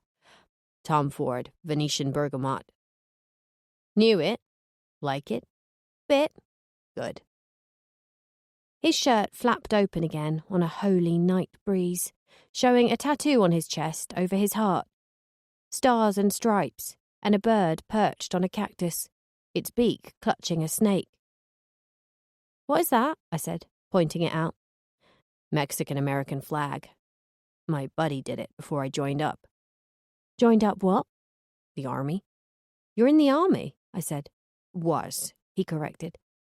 Left a couple years ago, before I made sergeant first class. I didn't know what to say, not having had any military interest myself, other than what I'd gleaned from watching one ep of SAS Who Dares Wins, and even then I switched over halfway through to DIY SOS. It was just a lot of shouting and being denied bacon sandwiches. I'd crack on the first day. After an age of waiting, which for once I didn't mind, as my fat ass was well entertained by bowls of free coconut prawns being handed out, we were shown to a table by the roof's edge. Raphael pulled my chair out for me. You want to try the gins? No, can't stand gin. Why'd you let me bring you to a gin bar if you don't like gin? Dunno. I wanted to go where you were going. My face heated up. Even serial killers get embarrassed, you know.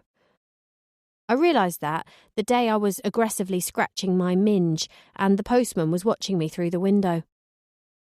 I'll have whatever you are. I'm having a beer. What do you want to eat? Surprise me. And so he did. He returned to the table with 6 Pacificos in a bucket of ice cubes and cut limes, followed by a waiter with a large tray heaving under several different little bowls and plates of piping hot food. Oh, I love this, I squealed. We did this in Spain, me and my friend.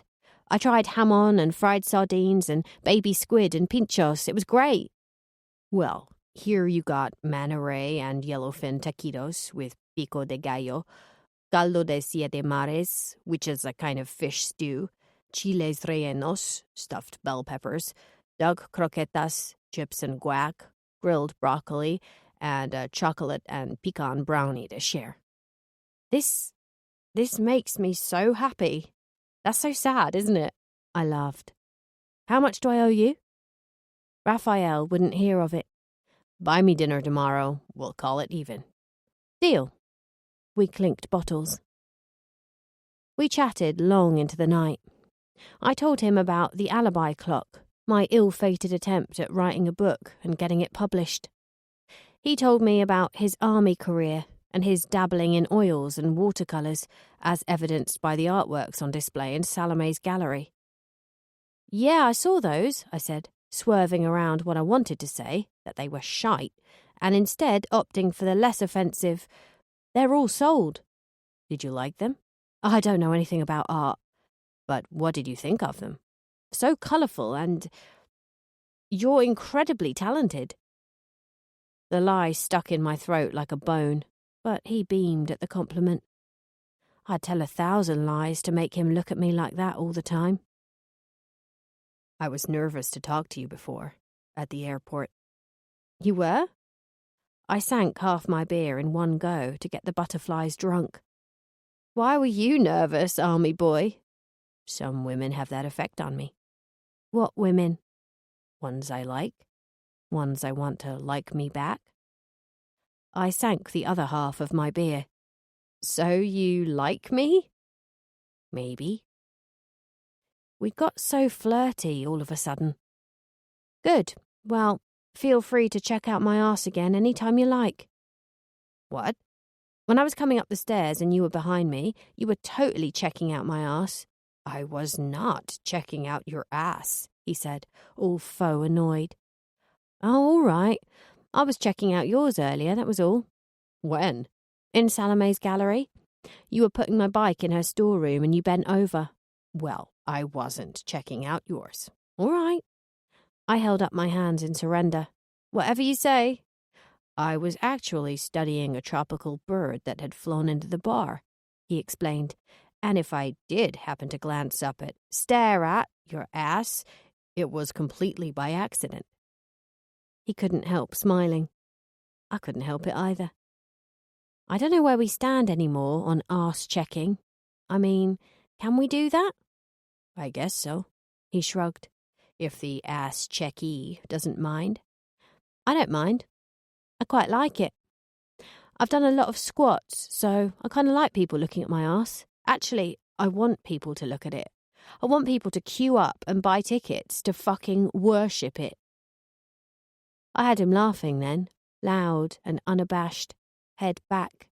And if I thought his smile was great, His laugh was glorious, like Christmas bells. It had all gone a little bit too Kate Hudson for my liking. We got on to the less important shit, like our favourite colours, swear words, and best/worst movies. His were Yellow, Motherfucker, and Saving Private Ryan, but he couldn't think of a worst movie. What's yours? The Devil Wears Prada, I replied. No question. He laughed. Why? Ugh, I just hate it. Everything about it irks me. Like, if I worked for a woman like that, I'd be lacing her coffee with arsenic and shitting in her bed. Minimum. But Hathaway puts up with it.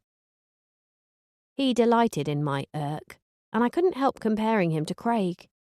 He'd have told me to shut up or ignored me until I'd finished. Raph seemed to find me fascinating. What else don't you like about it? I hate her unsupportive curly boyfriend. I hate that whole glow-up makeover montage. I hate that speech Streep does about the colour of the jumper. Ugh, I hate that mean Mary Poppins bitch. I hate that smug mentalist guy. I hate that she leaves the stake. Ugh, the whole thing sucks endless ass. But it's got a positive ending, right? She goes on to better things. Yeah, right at the end, though. You have to sit through an eternity of chronic ugh to get to that bit. He chuckled. I see what you mean. So, what's your favourite movie? Rocky. No hesitation. Why that one? Reminds me of my dad. He was a boxer. He died a few years ago now. Shit. I'm sorry. I adored him. Daddy's little girl. I don't have much family left, so when Uncle Tenoch said I could come out here for a few months and help him on his farm, I jumped at the chance. You like it here? I do, I said. Well, I do when my uncle doesn't invite his stupid friends over for constant beer nights and belching competitions. I like it down here, though. People are so friendly, and the men are so hot. So you're on the prowl, are you?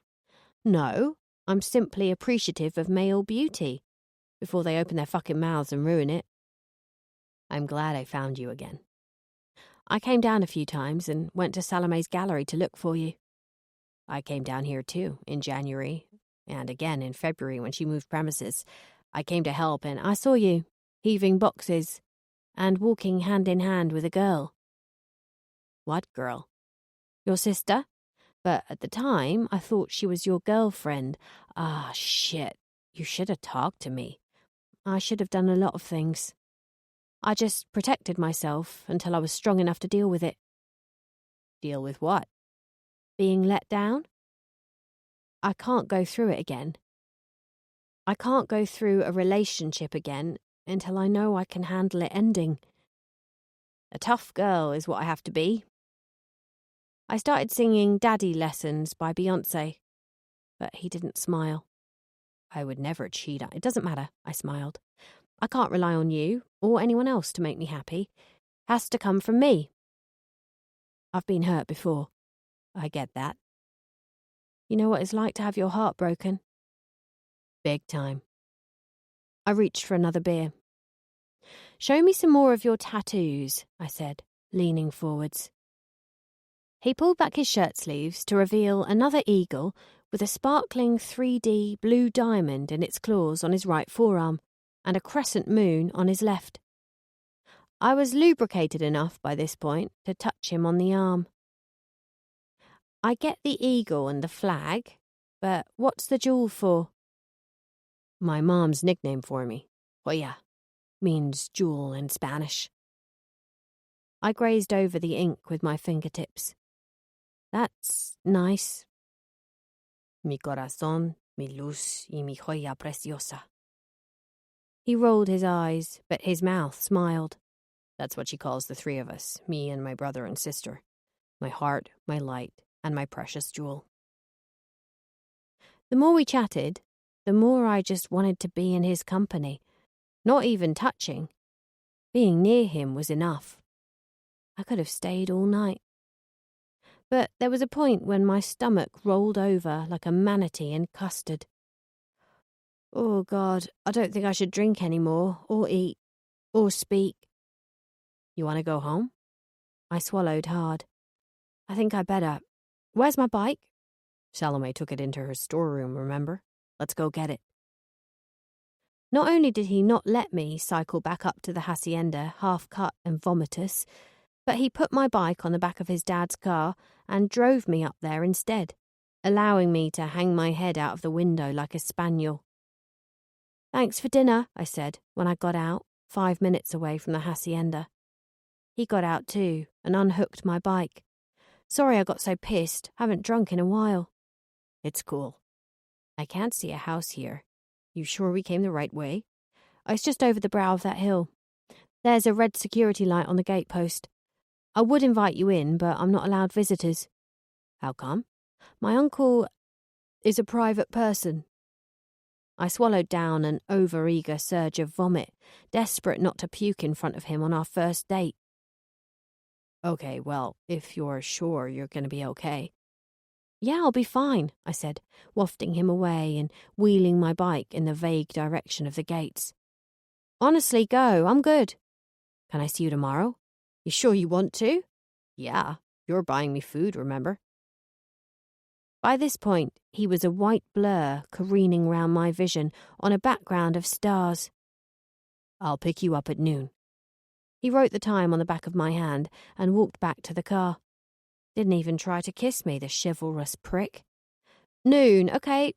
I'll see you at noon, I said, forcing myself to imprint his handwritten note to memory as I edged away from him, vomit rising. The next thing I remember is waking up in my bathroom with one side of my face on the toilet seat, mascara smudged, and a long string of orange drool dangling from my lip. I'd been there all night. Tuesday, the 7th of May. Playa Tortuga, Rocas Calientes. Note: no kill list again. Where there's no kill list, there's no reason to kill. There's balance in my mind. There is happy. And with Raf, I was permanently, irritatingly, sickeningly happy. Honestly, if I'd seen us out and about, holding hands, kissing necks, stroking hair, I'd have wanted to smash us in the face. I didn't tell to Notch about him. For some reason, I wanted to keep him as my secret for the time being. And I don't know, but I thought maybe he might throw a spanner in the works. I spent the next few days with Raf. Each morning after chores, I'd ride down to the hotel and we'd hang out with his family, mostly eating, playing drinking games, swimming, or wandering the town, desperately trying to learn more Spanish so I could join in with all the conversations. Raf and I talked a lot, and we laughed a lot too. We licked ice cream off each other's noses, watched sunsets from the shoreline like two bloody idiots. The only reason I'd watched sunsets before was to gauge how dark the sky was before going out to stab a rapist. We were now on a Kate Hudson schmaltz level, bordering on Meg Ryan tier, and I wasn't used to it. I wasn't used to how often Raphael would kiss me, hold me, reach for my hand in a way that let me know he was glad I was there. My cheeks would ache every day, so I knew I must be enjoying myself, but I couldn't convey it as easily as he could. Raph and his family conveyed emotion the same way they danced, freely and easily, no holding back at all. I conveyed emotion like a typical Brit, rarely, painfully, and only then once accompanied by a shitload of alcohol. And I told him that. I had to. I'd pulled back from him too early when we had hugged on the beach one evening, watching said sunset. If I'm coming on too strong, you're not. You're absolutely not. No, I love it. I think I'm stopping myself feeling too much. Does that make sense? He laughed. No. It's not because of your uncle, is it? Why would it be because of him? Well, he seems a little overprotective of you. Not letting you bring people home. Not letting you stay out. I can stay out. I can stay out all night if I want to. He's not protective of me. He's just protective of his house. But it's not just that. I think I'm protecting myself. Guys come along and ruin stuff. Or make me ruin it. He gently dropped my hand, but he said the perfect thing. Well, I don't want to ruin anything here. I can try and like you a little less. No, I said, taking his hand again. I didn't like the emptiness when he wasn't holding it. Like me a lot. I think I need you to. You got it. He winked, and my stomach flipped over as he pulled me closer and ran both his hands through my hair, leaving me breathless. I wasn't thinking about Craig, and I wasn't thinking about how much Rhiannon didn't deserve this. I was simply content. Being with Raph and his family made me feel like the person I should have been. Parallel universe me. I liked his family almost immediately, once they'd all stopped kissing and hugging me upon introduction. I thought that was weird, but only because I'd never had that reception before. Salome closed her gallery for the evening and came down to the beachfront to join us. She hugged me like an old friend. But it was his parents, Mike and Bianca, who particularly fascinated me. They were childhood sweethearts, Raph told me as we sat around one of the outdoor tables. Grew up on the same street in Chihuahua. They've been like this since they were teenagers. I don't think they've ever even argued. I watched them, Michael stroking Bianca's arm, her nuzzling his shoulder as they listened to an uncle telling a story. Sometimes Michael would say something just for her, and her eyes would close slowly, as though it was the most gorgeous thing she'd ever heard. Then they'd kiss and rejoin the conversation. It was like they'd stepped out into their own little world, only for a second, before stepping back in. Bianca would present him with little gifts. A napkin folded into the shape of a bird, or a heart bitten out of a slice of cucumber. Silly shit. Too pure for even the likes of me to take the piss out of. I started doing the same with Raph, to show him all his loving gestures weren't in vain. I'd kiss him when he wasn't expecting it. I'd present him with little gifts. A shell I'd found, a grey pebble in sort of the shape of a heart, and a little wooden turtle with a nodding head I bought from Salome's gallery. But unlike his parents, me and Raphael didn't know each other inside out. Raphael hadn't known me long at all. We hadn't even had sex by this point. He didn't know anything about me, except my name. My fake name. And that was the difference. With him, I could be anyone I liked. I didn't have to be Rhiannon. Nobody knew me as Rhiannon in that family. And if I wanted it to last, that's the way it would have to stay. Thursday, the 9th of May. Holiday Inn en El Agua, Rocas Calientes. Raphael invited me to join him and the fam at their hotel for a pool party. They had taken over the whole place, it seemed, and the men were in the water playing a particularly violent game of volleyball. There had been 3 nosebleeds so far, one of them an elderly aunt. There were a lot of people on the pool terrace when I got there, all different family members from the previous 2 nights, so I had to endure another punishing round of hugging and kissing, but I was strangely used to it by this point. I almost welcomed it. I met his older brother, Nico, who was an older, more hench version of Raph, and his wife, Ariella, with their 3 kids, Anna, Elijah, and Matteo, the little dude I'd given the shells to. Ah, so you're the girl who's brought the smile back to my little brother's face, eh? Said Nicholas, enfolding me in a gentle chokehold with his enormous Popeye arm. Well, you were a little late in getting the good-looking brother, sadly. I'm afraid I'm already taken by this old ball and chain. Don't listen to him, said Ariella, giving her husband a playful shove, her arms dripping in bangles, hair all knotted up in a scrappy bun. Come and grab a drink and something to eat before these guys snag all the chicken wings. And word to the wise, don't eat too much of Abuela's capirotada. You will not float in that pool afterwards. Good advice, thank you. I properly met Raf's older sister, Olivia, too. Fun times at Guantanamo, who was more strikingly beautiful than I'd given her credit for.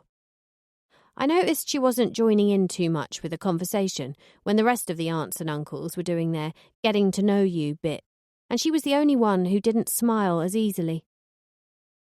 During the second half of the volleyball contest, I was staring into the void, wondering where Raf had got to, when an iPhone was thrust before my face and a picture of a teenage boy with buck teeth assaulted my eyes.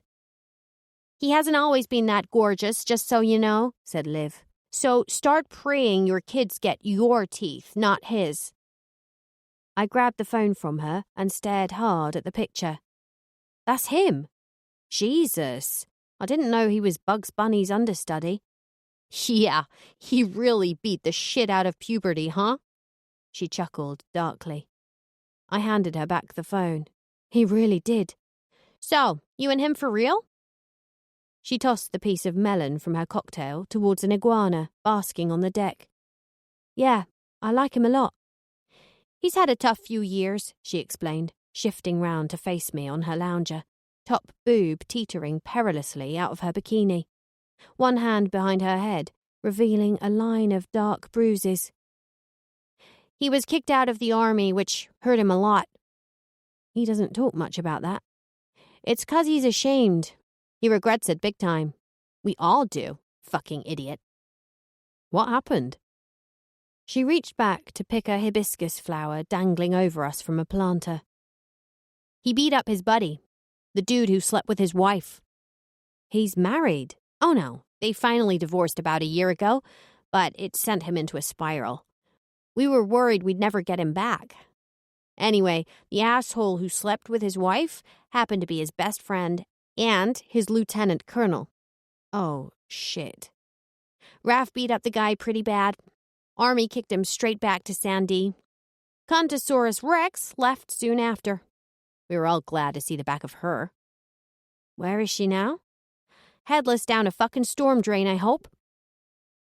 I could tell me and Liv were going to get on like a house on fire.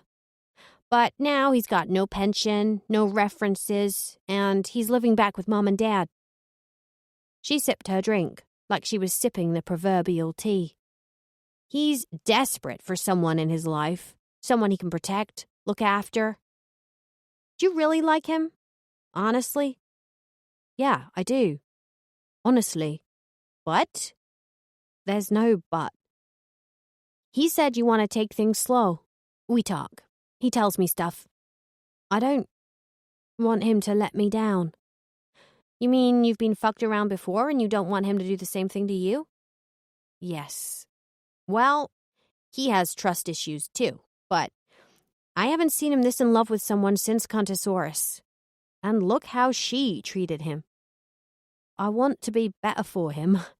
I didn't handle the last breakup well. Don't let one bitch color the whole scene, she said, her green taloned hand emphatically slicing the air between us. Don't let it ruin you for all other relationships. Trust me, I've been there. I tried to find someone as devoted and loyal as my brothers for years, and I thought, nah, they're regular one-offs like my dad.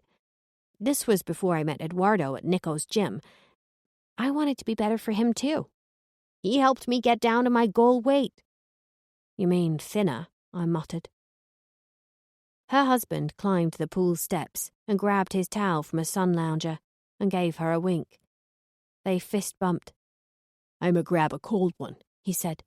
"Okay, I'll be in soon, babe." "Don't be long, and don't drink too many cocktails. It's empty calories." He blew her a kiss. She smacked her cheek with it. I could have smacked him sideways. Liv turned to me when he'd gone. "Since meeting you, Rafa's actually smiled. I'd forgotten what his smile looked like. We've all seen the change in him. Sal says he comes down here all the time looking for you." "I know." She put her arm behind her head again. A different arm, revealing another batch of bruises. She saw me looking at them, and lowered it quickly to scratch her thigh. Mosquito bites. Little shits can't get enough of me. My stomach flipped over.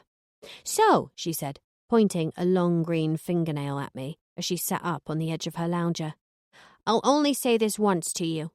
If you break my brother's heart, or mess him around, or act all demanding and shit, like if you are Contosaurus 2 reloaded, let it be known that I will take your life.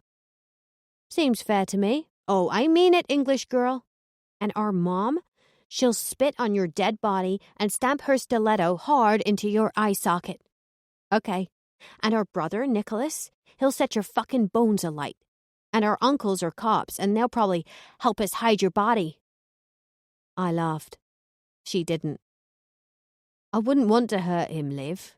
Unless he hurts me. Then I'll probably have to, I don't know, cut off his dick, slice up his torso in a bathtub, and bury the bastard in the flower beds. She threw me a look, which I couldn't read, before bursting into laughter, which bounced off the hotel walls. She reached for my hand and squeezed it. You get me. That's a good start. You fucking get me. Contosaurus never got my humour. You want to track down the old Sea Rex and tie her to the back of a truck? Maybe drag her around for a while? I suggested. She pursed her lips. Gimme the keys, Thelma. Just gimme the keys.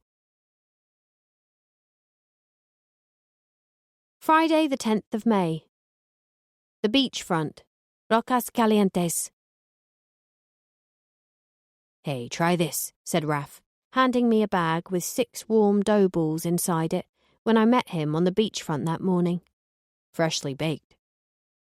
And even though I was full, the warm ball was, indeed, all of the noms and a few hundred more. Chocolate oozed out of the centres. Oh my Christ. You could kill me right now and bury me inside a giant one of these, and I'll probably wake up and thank you. We were sitting on the low wall separating the beach from the sidewalk, and I kicked my feet against the concrete. I was like a kid again. Raph laughed, way more than people usually laugh at one of my jokes. He laughed at a lot of my jokes. This helped the fancying thing a lot. How the hell do you eat so much and not put on weight? I asked. I work out, not to excess, just to trim off the extra. I enjoy it. My mom says, si no estás comiendo, no eres feliz. What does that mean? If you're not eating, you're not happy. Food brings us together. We eat, we grow, we share. It makes us strong. It enriches us. She's not a fan of dieting, I take it, your mum? He frowned. Ninguna pera flaca te va a complacer, mijo. Basically, don't truck with skinny bitches, son. She never liked my ex-wife, Tina, so I guess she was right. Says they starve their brains like they starve their men. I like your mum. She likes you too, he said, feeding me one of the little donut things. She wants you to come and celebrate with us in November for Dia de los Muertos. We come down here for that, to be close to our grandma, Dad's mom. Then you'll see us eat some food. Holy shit. We eat like we're about to go to the chair. What happens for that? We all meet at the hotel. We dress up, paint our faces, walk up to the graveyard with all the stuff. We sing, we dance, we get sad. We scatter petals on the ground, make flower garlands, and we stay with the ones we've lost all night long. Big crowd of us. We don't do anything like that in the UK. I think every culture has their own way of dealing with grief. We believe during the festival that our loved ones come back to us. We put pictures of them all over their tombs, trinkets, bottles of perfume, stuff that belonged to them in their lifetimes, tequila, cookies, to lure them. So they come back and eat the cookies and drink the tequila? I asked. No, he laughed. It's all to let them know we remember them, to let their spirits know they're not alone. I rested my head against his shoulder. That's so nice. I should do that. I miss my dad. He knows you do, he told me, stroking my hair. He hears you. You're not alone, you know? Not if you don't want to be. I held him around his waist and put my head on his shoulder. You wait till I get crazy. I won't see your ass for dust. So you'll still be looking at my ass, huh? Maybe. I sat up straight, wondering if I should quit while I was ahead, before I got closer to him than was healthy for either of us. Maybe this is too good to be true, or too true to be any good. Siento que atrape un rayo, pero tal vez ella no quiere ser atrapada. Translation? I caught a lightning bolt, but maybe she doesn't want to be held. You're wrong, I said. I do want to be held. But I'm so bad for you, Raph. Why don't you let me be the judge of that, huh? He started laughing. What are you doing to me, girl? You got me looking so crazy right now. That pulled me up. Did you just drop a Beyoncé lyric in there? He was still laughing. I may have done, yeah. And that was all I needed to hear. Take me to bed, right now. The second he put the sign on the door handle outside his hotel room, we were tearing into one another. We didn't think. We did what our bodies demanded. We were more or less fully clothed the first time. I was desperate to feel him inside me as deep as he could go, and he came so quickly, but it didn't matter, because we had the whole night to do it again, and again, and do it properly, to take in every section of each other, to allow our skin to bead with sweat, and watch each other's tongues and fingertips smooth it away. And weirdly, I liked hearing his heartbeats when I was on him. I thought I could only get that kind of comfort from a cold body. I'd only been turned on like that before by the lack of warmth, the certainty of death.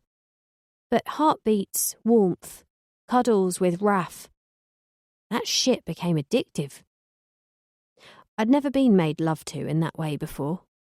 I've had good orgasms with Craig and with AJ too, at least one while he was still alive.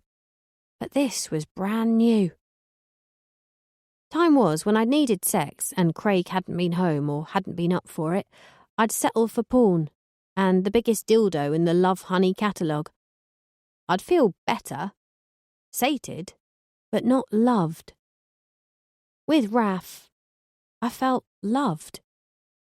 He was worth all the dick pics, wolf whistles, insults, and crushingly awful plenty of fish, match, snatch, bumble, fumble, and Tinder dates I'd ever yawned through. As he lay beside me, tracing the length of my body from my shoulder, down my arm, across my scar and back along, over my hip, and down and back again, he said, I love that part of you the best. It's like a sculpture. Like you're carved out of marble. I raked his hair back away from his sweaty forehead, and he closed his eyes. I'm sleepy. Me too. But I don't want to sleep. We both started singing Aerosmith right on cue. We are so in sync, I chuckled, and we kissed again. Meg Ryan tier equals level completed. What's turtle in Spanish? I asked. Tortuga, he said deeply, sending a little heartbeat to my nethers. Oh, like the beach. What's hot turtle? He frowned. Tortuga caliente. Oh, right. Why? Just wondered. Yeah, that's what any right-minded maniac would wonder, I guess. Does that make me weird? Beautifully weird, he said, flicking my earlobe. I cuddled against his chest. He didn't seem to want to be anywhere else. That was the best part. Can I ask you another weird question? I wouldn't expect anything less. Your sister, those bruises on her arm. He fell back against the pillow. She says they're mosquito bites. Can mozzie bites give you bruises? I said, resting my head on his bicep. Yeah, they can apparently. I looked it up. Do you believe her? No, none of us do. But till she says otherwise, we gotta go with it. She defends him to the hilt. One time she came round for dinner, lip all swollen, swore she'd tripped on a bath mat and smashed her face on the sink. She won't say a word against him. She wouldn't speak to Mom and Dad for months last time they accused him. Gotta play it real careful when it comes to Eduardo. I like Liv, I told him, stroking his arm up and down. I'd hate to think of her being hurt. Makes me want to put Eduardo on our list. Yeah, me too, he said. He's king of the fucking list. Believe me, we've all said our piece to her on this, and it never goes well, but we gotta follow her lead. For now. For now. He pulled me in and kissed me again.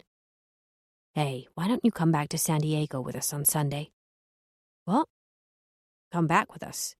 Stay for a while. See if you like it. Just be with me. He could tell I was squirmy. It's all right, forget I said anything. I'll settle for coming to see you every few weeks. He cuddled me in. If you want me to. I want you to, I said. But what? I swallowed my answer. It's what Rhiannon would have done, hiding her true self. I didn't want to do that. The new me had to be different. Well, as much as she could be. I need to know I can be without you first. How do you mean? Well, you're going home the day after tomorrow, and I'm going to miss you like mad. I need to know I can handle that. I need to know I can be all right on my own. Do you know what I'm saying? And the stupid idiot said the perfect thing. Yeah, I think we both need that. His kisses were slow and gentle, and I couldn't get enough of them. I think I knew for sure how he felt about me the following day. The day he did the David Guetta face. Let me explain. The David Guetta face is how I test whether someone is genuinely happy to see me or whether they want me to fuck off. It's the face David Guetta pulls when he sees Kelly Rowland for the first time in the video for When Love Takes Over. Now, I'm not great at assessing people's moods. Sometimes people can be pissed off with me and I don't see it. Sometimes people are scared, but unless they tell me, hey, you know what, I'm pissing my pants right now, I wouldn't get the hint. But I do know pure joy, and I see it in David Guetta's face when he sees Kelly in that video. Kelly's walking through the wind machine towards the beach party, looking boss, and Guetta's pushing his trolley along, setting up his decks, plugging in his amps, and the wind whips up, and the seagulls are all flocking around Kelly, and she's got her stilettos off, and she's parading up the sand in this stunning dress like the total queen she is, and she's walking through the water, hair all blowy, and it turns nighttime, and Guetta's decks are all set up, and the music's blasting out, and he's having it large, and Kelly finally reaches him at the decks, and David Guetta looks at her with this face, this I'm so damn happy to see you face. My point is, I never get a David Guetta face from anyone. And yeah, I know why. I'm a miserable biatch. Is it any wonder, right? My mother hated me, bullied at school. Colleagues all thought I was a weirdo. Craig couldn't wait to bury his clam hammer in the nearest acre of blonde that wasn't me. Nobody's ever pleased to see me. But when I came down to breakfast at the hotel that following Saturday morning, and I saw all his relatives in the dining room, and Raf helping himself to eggs, he turned to me, and he did the David Guetta face. And that was when I knew. I knew he was genuinely into me. And he made me believe I was something I never thought I could be. Normal. I don't think I stopped smiling all day. At least until I got on my bike and rode back up to the hacienda after we'd said our goodbyes and I'll miss yous. It was only then that the contentment started to ebb away from me, and a new feeling slid into my DMs.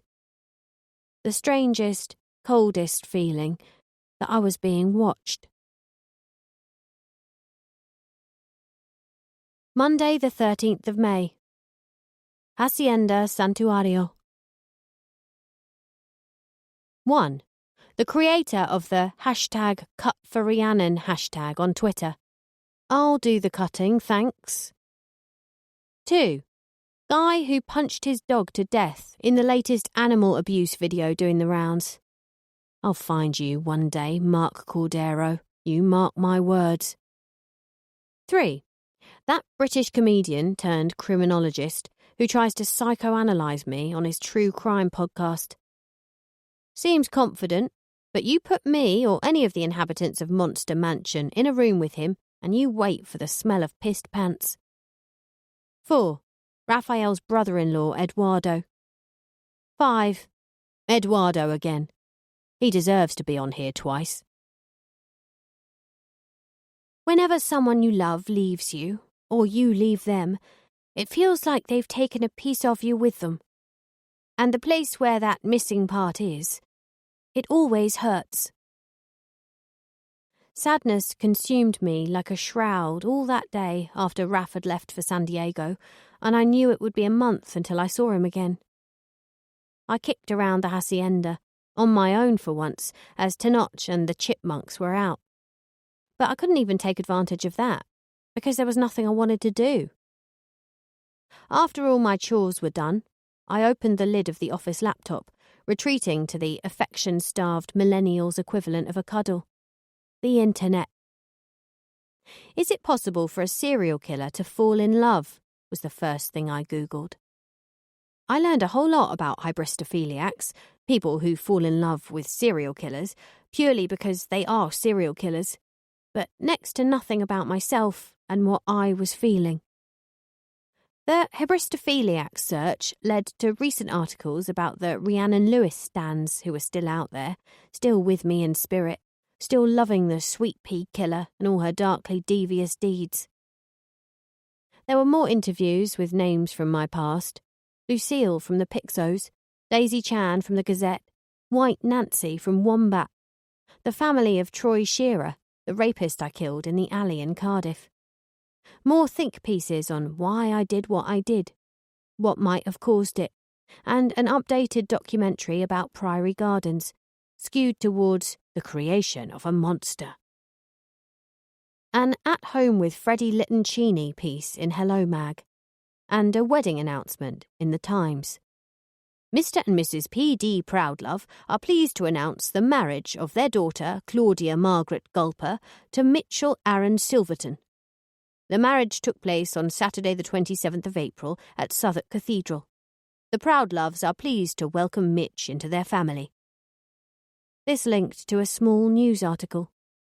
Sweet Pea's baby gets new family months after killer gave up child for adoption. Claudia was married. Ivy was 5 months old, and she had a family. A mum and a dad. There was no mention of her anywhere else, and still no pictures online, but this news gave me an uneasy realisation. A sense that my daughter really did belong to other people now. She had a daddy now, too. I hoped he loved her like the one I took away from her. I couldn't dwell on it for long. The gnawing in my chest grew the more I thought about it. I closed the laptop and went inside. Right about now, having hit such a peak of frustration, I'd have gone out and catfished some pervert or stabbed Tenoch's punch bag or something. But for once, rage wasn't the feeling that crackled through me. I was just sad. I went to my plants. I sat on the edge of a raised bed between 2 poinsettias, resting my face on the cool petals. Calm minds make better decisions, I said, getting myself into a cross-legged position. Focus on the breaths. Focus on what matters. Deep in, deep out. Focus on what matters. I am here. I am breathing. I am loved. Deep in, deep out. She's safe now. She's safe. Monday the 3rd of June. Early. Hacienda Santuario. 1. People who use the phrase 100 years young. 2. People who bang on about hotbox yoga. 3. People who don't let you know when you have something in your teeth. 4. Paco. 5. Paco. 6. Paco. I lay there, in between sleeping and waking, searching for an explanation for the noise. Sometimes a caracara would be chirping in a cactus somewhere, and that would wake me up. Or a brush rabbit would trip the security lights. Other times, like that night, a noise couldn't be explained. Hearing voices, I crept downstairs. In the living room was your average midnight vision. My 60-something Mexican renegade roommate, Tenoch, wearing a Kevlar vest and brandishing an assault rifle. "Get back upstairs," he whispered. "Lock yourself in the bathroom. I will whistle when it's safe." "What is it?" I whispered back, pulling my dressing gown tight. "Uninvited company." "Who?" His phone app security system had nudged him in the early hours to let him know someone had been captured on video climbing over the front gates. "Paco said we would get a warning this week. He couldn't be sure when." "The cartel." "They're here." He didn't answer. "Take the Glock from my desk and get back upstairs. Go now." "How many of them?" "Enough. Now go." I caught a movement on the pool terrace and hunkered down. A figure had crept out of the bushes and hid behind the stone temazcal. I caught the flash of a white skull bandana in the glint of the security light, and I saw he had a gun as well. And not a little one either. An AR-15, like Tenoch. "I can help you," I whispered. "I can reload or something. You can't fight them with only one good arm." "I've done it before. Now get out of here. I can't protect us if I'm worrying about you. For the last fucking time, gatita. Go. Now." So that was frustrating. I had to grab the Glock as directed and scurry back upstairs like a good girl, waiting for Papi to rescue me from the toilet. It was pathetic. I was pathetic. And I sat on said toilet like a pathetic girl would. I waited an age, freezing my feet off on the cold tiles. "Oh, this is ridiculous," I huffed, crossing my legs. Nothing happened for a long time. Until it did. Even from upstairs, through 2 closed doors, the gunfire was deafening. Glass breaking, men shouting, guns rat-a-tat-tat-tat-tat, rattling off rounds like a fucking Clint Eastwood movie. I flicked off the light and jumped in the bath, crouching low, holding my Glock close like a teddy bear. And I admit it, I was terrified. In my head, I was sent right back there, to Priory Gardens, when the madman smashed his way in. When I was helpless and small and all the babies were screaming. I was more scared than I'd ever been in any situation I'd put myself in. Before, I'd had the upper hand. Speed, surprise, a knife, scissors. But with guns, it was no contest. The odds were stacked, threatening to tumble down and crush me completely. The worst part was when all the noise stopped, and it was still dark in the bathroom, and all I could hear were my own quickening breaths. Not knowing who was still alive, not knowing if Tenoch would come up and get me. It felt like hours. I listened out, trying to calm my breathing. And there came the distant but definite sound of a whistle. I ventured out of the bath, unlocking the door and manoeuvring down the stairs, one at a time, the Glock held out shakily before me. I tried to remember every film I'd ever seen with the same scenario, tried to keep my back to the wall, gun pointed, watchful for movement, making swift transfers from corner to corner. There came a noise from the kitchen. Deep breathing. The room was a fucking mess. Windows smashed, furniture upended, 2 large lumps motionless on the floor, And Tenoch stood there, his back to the refrigerators, sweating profusely, clutching his side. I flicked on the light. "Shit, are you okay?" "We're gonna need new windows," he wheezed. I looked out across to the living room, to a sea of broken glass and smashed wood. The bodies of 2 men, all in black, skull bandanas wrapped around their faces. The security light on the pool terrace illuminated another. They'd shot up my flower beds too. Again. Bastards! But I couldn't dwell on that. Tenoch's grey t-shirt was half red with blood from his pecs down. He'd been shot in the belly and again at the top of his leg. His good leg. The blood was spurting. "Jesus Christ," I said, placing the Glock down on the island and taking his weight. I manoeuvred him over to a stool to locate the first aid kit. "This is not good. This is not fucking good." "Yeah," he panted. "I sorta guessed. Look at my back. Is it clean?" "No, it's pretty fucking messy from where I'm standing," I said, opening and closing cupboard doors. "Exit wound, gatita. Did the bullet come through?" "I don't know. I can't see a thing. It's all so fucked up." "I don't think so. What do I do?" "Ah," he winced, delving into his pocket. "Paco, we'll send a car." "I'll call 911. Give me the phone." "No, you not call anyone. I call." He put in his number achingly slowly and scrolled his contacts with a shaking thumb. "I call Paco." His face was losing colour by the second. All his life was seeping out of him. He made the call to Paco, spoke a garbled mess of pain-edged Spanish, which I half-translated as "send the helicopter," "envía el helicóptero." Then he ended the call and sank down against the cabinets. "He'll be here soon." "Can I get you anything? A cup of tea? Hot towels?" "That's childbirth."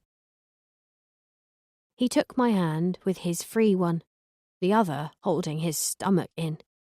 "I am glad you are here." It was only when I helped settle him against the cupboard and stood that I saw the man, standing by the windows. A 4th man. "Oh, shit." I ducked behind the island as shots rang out above my head. "Shoot," Tenoch wheezed, scrabbling for the Glock on the countertop. I waited for the next round of bullets, and when it had stopped, I reached up for it and wrapped my hand around it. "He's reloading. Do it now." He was right there, feet away, creeping towards us, when I pointed the gun and aimed and fired, and wham! Half his fucking head exploded. Half against me, half against the cabinets. His body crumpled, and I staggered backwards. It wasn't a delicious kill, like some of the others had been. I was removed from it, using the gun, and I saw death for what it was for once. Messy and bloody and final, and not in the least bit sexy. Tenoch struggled back to his feet. "I must get to Paco." I was still standing there with the gun shaking in my grip, mouth open, wiping blood and skull fragments from my face. A horn sounded outside. As I helped Tenoch outside and along spiky plant alley towards the front gates, he stumbled to the ground, and I fell with him. "What do I do with the bodies?" I asked. "Bury them like the others," he wheezed. "Burn everything broken. I will send Paco and his boys to fix the windows." The black BMW waited, headlights on, engine rumbling. I got him through the gates before we both stumbled to the ground. 2 men got out of the car and ran to help. Ming and Arturo. "How did you get here so quickly?" I said, but neither of them answered, and Tenoch yelled out in pain as they bore his weight and lifted him back onto his feet. Is he going to be okay? You need to look after the place, gatita. Tenoch wheezed as they eased him into the back seat. I will, I promise. I'm not going anywhere, I told him. Good girl, he said, stroking my cheek with his whole hand, like my dad would. Keep yourself safe. You know how everything works. Tenoch took one last look at me as Ming closed the back door on him and ran round to the driver's side as Arturo got in the front. There was this look in his eyes as the door closed, the same one Sandra Huggins had before I brought down the axe, the same look Derek Scud had before I mounted him with that pillow. Fear he was about to die. The car sped off down the dirt track, disappearing into the dust on the dark road until all was silent. And I was left there, alone, in the middle of the night, with a man's liquefied head contents still running down my face. Thursday the 6th of June. Hacienda Santuario. 1. People on TV shows who order drinks then leave them mid-conversation. 2.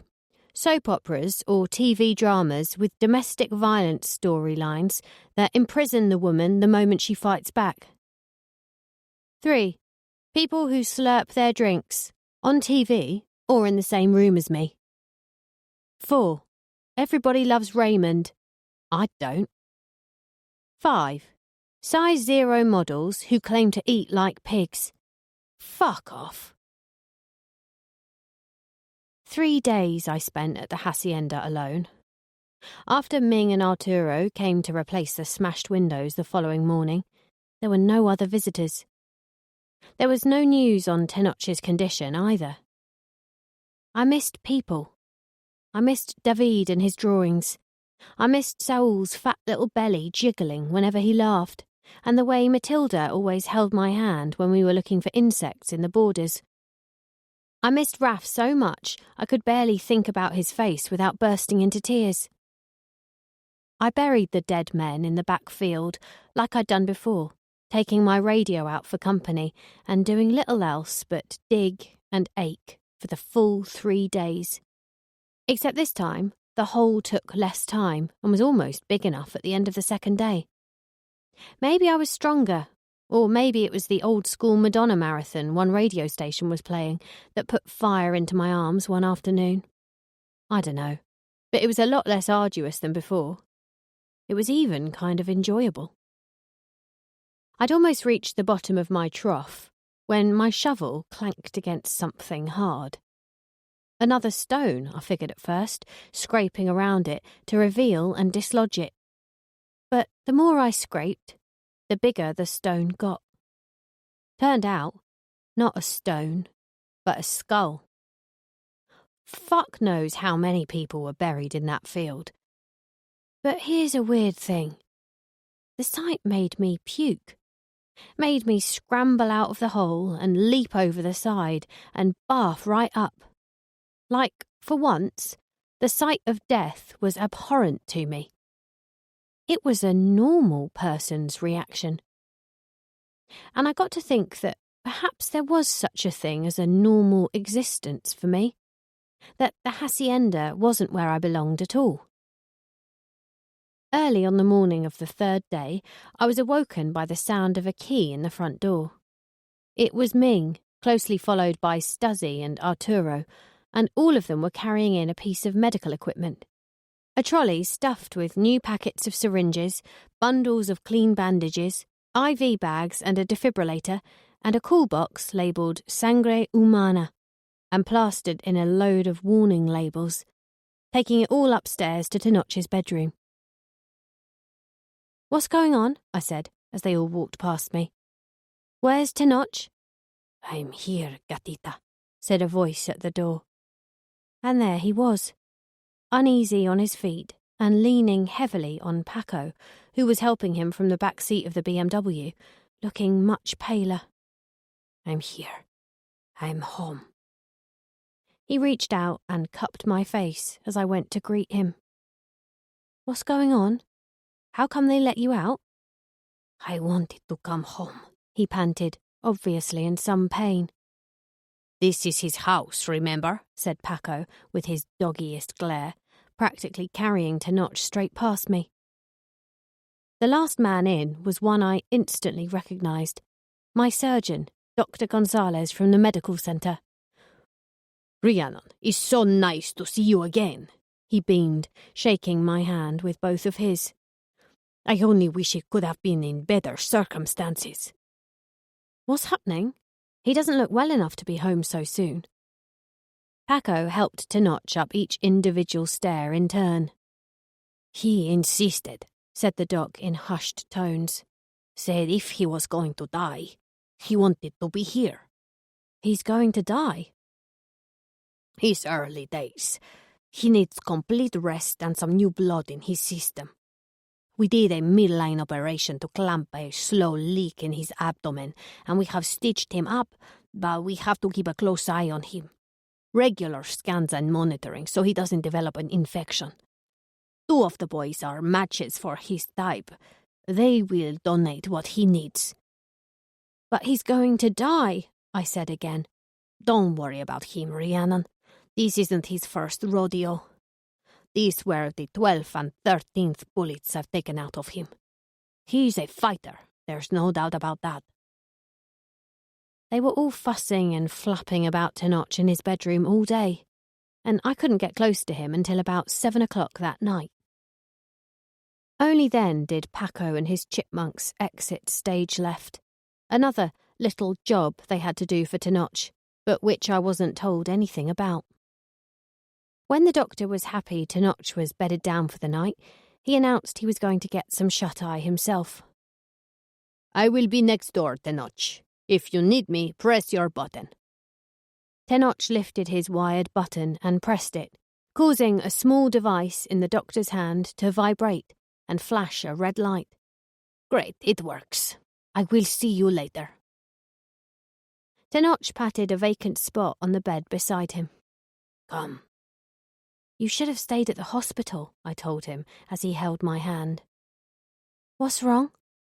He had that pained look again, the fear face. "I thought you would have gone."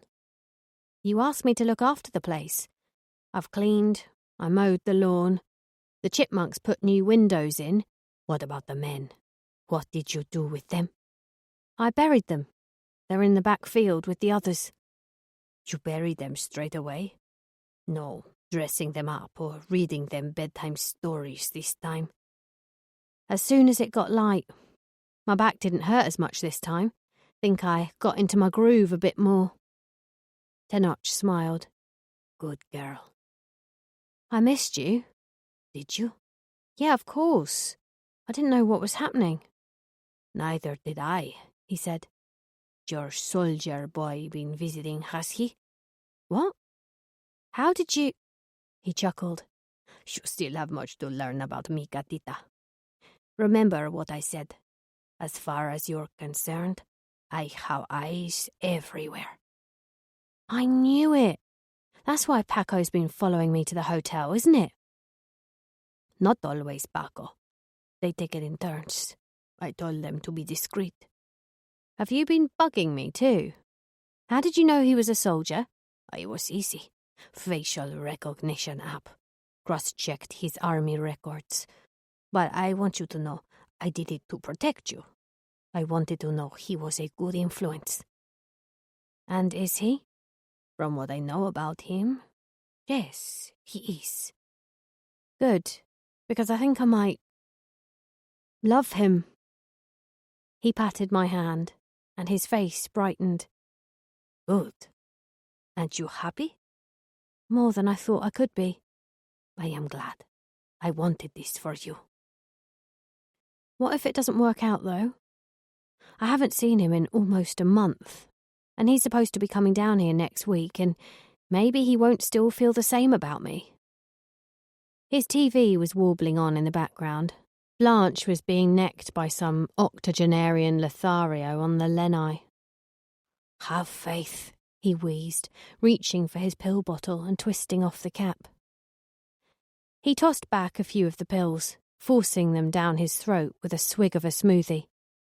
It will work out because you will make sure it does. What about if Rhiannon, comes back? She's your dark side. Everyone has one. You cannot be whole without her. But I think maybe you have tamed her now. She will not come out unless you open the door to her cage. I squeezed his hand. Thank you for everything. Thank you. Don't you dare say, for being a friend. He laughed, and the laugh turned into a painful cringe that he blew out, clutching his stomach. I could not be prouder of you than if you were my own Marisol. A shot of adrenaline went straight to my heart and bloomed in my body, from my heart and outwards. Whoa, that means a lot. You must travel, go places, do things, be happy. You are like your flowers. You will only last so long in this world, so you need to make the most of your life. I wish I had a second chance to be better. Why are you saying this? Is this like a deathbed thing? He squeezed my hand and looked at the little yarn kitten with button eyes I'd bought him from the market. He put it on his chest and stroked it. My gatita, you have been good to me. He noticed I was wearing the necklace I'd taken from Marisol's jewellery box, lifting it away from my chest and studying it in the dying light. This is a fire opal, he said. It was mined in the hills near here. It's beautiful, yes? Yeah, I said. I saw it in her jewellery box and I was drawn to it. I followed his gaze out to the corridor, where the gold leaf painting of Marisol shimmered in the dying light of day. She was beautiful too. He'd never stop missing her. That's what children do to a person. They rip you wide open forever. Tenoch? Tenoch? And with my little yarn gatita on his chest, he fell into a deep, snoring sleep. Friday the 14th of June. Holiday Inn El Agua, Rocas Calientes. Tenoch grew stronger by the day and was up and about again by the time Raphael had come back to me that Friday, like he'd promised. Me and Raph spent a blissful few days together, barely leaving his room. And each morning when we'd appear late for breakfast, both burning with afterglow, his family would lead the hotel dining room in a round of applause, which ordinarily would have been hella embarrassing, but we just laughed. With Dr. Gonzalez permanently at the house to look after Tenoch, I didn't have to concern myself with his care at all, so I could stay at the hotel indefinitely, joining in with the dancing, the late-night drinking games, the deep philosophical and political debates. And Raphael would kiss me and hold me as the night grew colder on the terrace, and lend me his Venetian bergamot-scented hoodie when I began to shiver. Seriously, it was like a fucking Hugh Grant movie, without the irritating posh friends and floppy hair. Early that Friday evening, we headed out onto the beach to feed the strays some of the scraps of our sandwiches at lunch. By chance, a group of biologists from a local conservation project were releasing buckets of hatched baby turtles into the ocean, and we were invited to help. We took 2 olive Ridley babies each and placed them on the sand about 10 metres from the water's edge. And we watched them all scurry up the wet sand, heading for the water, disappearing into the tumbling waves, never to be seen again. They're so tiny, I said, holding Raphael as we watched them all go, little black dots swallowed up by the waves. I wonder if any of them will make it. I overheard one of the volunteers saying only about 1 in 1,000 get to adulthood. Seriously? Yeah, but the ones that do live to, 100 years. Like tortoises. That's pretty cool. We sat on the wet sand, watching the sun go down and the turtles swim away, and the volunteers picked up their baskets and walked back up to their vans. How come you never talk about your army career? I asked him. Huh? We talk all the time. You ask about me, I ask about you. You tell me about your ex-wife, your favourite films, songs, pizza toppings, but you never, ever talk about the army. Not much to say. I got kicked out. Yeah, but what was it like? Did you get to kill people? He looked at me. Yes. Tell me about it. I don't want to put those images in your mind. He kissed the centre of my forehead. If they're in your mind, I want them in mine as well, I said. The last tour I was on, he sniffed. I was burned out. We were a contingent of ground combat troops supporting coalition forces against ISIS in Syria. It was my third tour. I'd seen some things on the last one I couldn't process. Psych nurse said it was part and parcel and I had to compartmentalize it, but I didn't know how. Compartmentalize what? Seeing a woman stoned to death. Finding the charred body of a 12-year-old girl set on fire for talking to a boy. On my second tour, our battalion came across a quarry in the desert where these people had been crucified.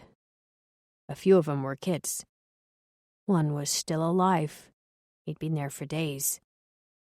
They haunt my dreams, these people. Did he live, the boy? He shook his head. Another time, there was this house where an explosion had gone off. We were sent in to clear it, and I moved a couple of planks out the way, and there was a baby under the rubble, covered in blood. Holy shit. My parents were so proud when I joined up, Raf continued. It's a big deal when a Latino gets honors in the American military. My dad has some crazy-ass debts on his business that he doesn't think I know about, but even so, they threw the biggest party. Then I found out about Tina and I lost my shit. I don't think I've ever fully got it back. Salome says I wanted to get kicked out. She says I'm an artist with paint, not blood. She might be right. I thought it was for me, but I've still let them all down. No, you haven't. They love you no matter what. I bet there are a lot of other military families who'd love to have their sons or daughters back home with them. He laughed, holding my face with one hand and kissing my cheek. You're talking like a mom. Am I? Oh. That pulled me up. It's okay, baby. You don't need to make me feel better. I know I've fucked up. I'm 33 years old, and I bus tables in my dad's restaurant. I put up shelves and paint walls for my aunt. I fitted my sister's wardrobe. He stared out to sea. I don't have a clue who I am now. Guess what? I said to him, bringing him back to face me. I don't know who I am either. You want to find out who we are together? I nodded. Big time. I liked how I was when I was with him. He smoothed the hate out of me, and I tried to hug and kiss the sadness out of him. But sooner or later, he was going to see the real me, and that would be the ultimate clincher. He didn't have to wait long either. The following night, in fact. We'd spent the perfect Saturday together at Campo Amesa, a sunny, field-to-table restaurant up in the hills, eating lunch and petting ponies, lying in long grass, drinking bottomless mimosas and falling asleep in each other's arms. And that evening we came back to the beachfront and ate fresh crab on the griddle, cooked by one of the fishermen. And Raphael and he got into an easy conversation, which he translated so I could join in. It was a magical, one-of-a-kind sort of day. You have cilantro in your teeth, he said, as we walked back to the hotel. Do I? I said. Oh, I don't have a mirror. I'll be your mirror, he said, turning to me face on. You'll need to get it out for me then, won't you? I said, as he leaned into me, holding my hands and kissed me slowly, deeply, edging his tongue inside my mouth and licking across my top teeth. I pulled away. Did you get it? Nah, I'll have to try again. And he did it again, this time all along the bottom set instead. Got it now? Yeah, I got it, he said. I kissed him again. I didn't ever want to stop. Are you good at getting cilantro out of other places? I asked. 'Cause I got some in some other places too. He got all embarrassed and dipped his head, and I nudged him, giving his ass a little kick as he strode out in front of me. It's been a nice day, isn't it? The best, he said, putting his arm around me. Don't let's stop having days like this. Okay, if you insist. But, of course, there came the banana skin. They don't just stop dropping from the sky because you're in love. At least, not for me. We were walking across the car park at the back of the hotel, and two guys were sitting on a low wall, drinking. Hey, girl, you got some good titties there, the blonde American shouted, followed by the laugh of his tall, red-haired friend. Keep walking, said Raph, squeezing my hand a little tighter. I'm not afraid of them, I said. I'm afraid for them. Yeah, me too. Raphael tried to laugh, but he was winding tight. The comments carried on, all across the parking lot. Hey, girl, come back and show us those big titties. Come on, you can do better than him. God knows why he'd said that. Raphael was a walking, talking Aztec god, and he was skinny-assed dick crust in ill-fitting jeans. Come on over here and suck on this big old dick, babe. His mate was even worse. A ginger belch on legs, wearing Letterman sweats and puffing out his chest to appear more hench than he actually was. I'd seen more hench on Judi Dench. We were almost at the back steps to the sun terrace when they got in front of us. Raph squeezed my hand tighter and stepped in front of me. Girl, come on, you got a twofer here. Where are you going? Will you let us suck on those big titties? Her, in stereo. They proceeded to make suckling noises. I was strangely calm. God knows why. Raph's hackles were up. Podrían cerrar la boca y tener un poco de respeto ese, huh? This only made them laugh louder. Okay, Beaner, whatever you say, said the blonde. Chinga tu madre, Raph yelled and spat on the ground before them. This only caused the red-haired one to unzip his fly and grab his package. He thrust it forward. How about you watch us take your girl, cabron? I'll take the pink, and my boy here can take the stink. Then we switch. Yeah, let's cook the fucker, said Blondie. Do I get a say in any of this? I said, craning my neck around Raph's broad shoulders. I was getting bored by this point. I did not want to fight. I just wanted to leave. I leaned into Raph. Why don't we go to my place and fuck each other's brains out, I didn't want to rise to the bait, nor their flaccid penises, which were, by this point, dangling quite openly in our general direction. But Raph was steaming. Yeah, before I do something they'll live to regret. We turned on our heels away from the hotel and towards the beach. Hey, you getting angry with us, pendejo?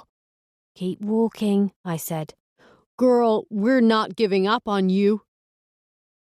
We headed down the steps to the beach. The walk seemed endless and made all the more difficult in the shifting sand.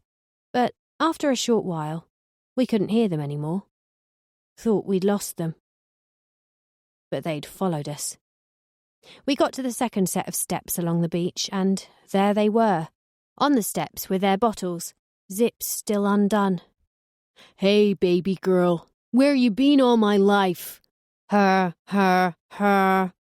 I've had enough of this, said Raphael, marching up the sand towards them and yanking the beer bottle out of the blonde one's hand, smashing it on the steps. The ginger one grabbed him to hold him back as the blonde started punching him in the stomach. By the time I got to them, Raph had straddled the blonde on the ground and was punching his face as the redhead choked him in a headlock. My boy was fighting two guys at once. I'd never seen anything hotter. It was like live gay porn. Even so, I steamed in, picking up one of the bottles and smashing the ginger guy over the head. Beer and blood spurted. I got it. Raphael puffed as the ginge staggered backwards. But I couldn't let go. New me wanted to do the right thing and leave it to the trained soldier. But Rhiannon didn't want to be left out. Take him, I said, nodding at the blonde. I got this one. I lurched my head back and nutted him square in the face, the way Dad liked to do, kicking him backwards into a plastic table and chairs. I was on him like a panther, mounting his trunk and grasping his head with one hand, half a glass bottle in the other, stabbing his face, his neck, his eye sockets. Stab, stab, stab, stab, stab, stab, stab, stab, stab, stab, stab. Just like old times. The man screamed and beat my arms, smashing into my throat with his fists as he writhed on the sand. I didn't know what was happening until Raphael had hold of me, shouting, "Let go, baby. Let go."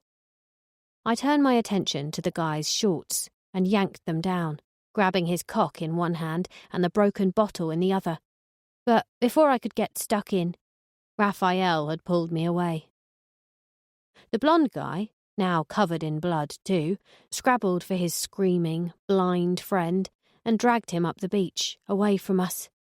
We gotta get out of here, Raphael panted, pulling me to my feet and taking my hand. Come on. I dropped the bottle and we ran through the streets, and didn't stop until we had reached the cemetery where we could hide amongst the trees. We were both covered in blood, shaking like leaves and laughing like maniacs. Fuck, Raph shouted, grabbing an empty jug from one of the graves and filling it with water from a nearby tap. He poured it over my hands first, then his own, to wash away the blood. Fuck. Where are you hurt? He held my face with his free hand. I don't think I am, I panted. Nothing hurts. I feel amazing. And I laughed, hysterically, almost in his face. I was so happy.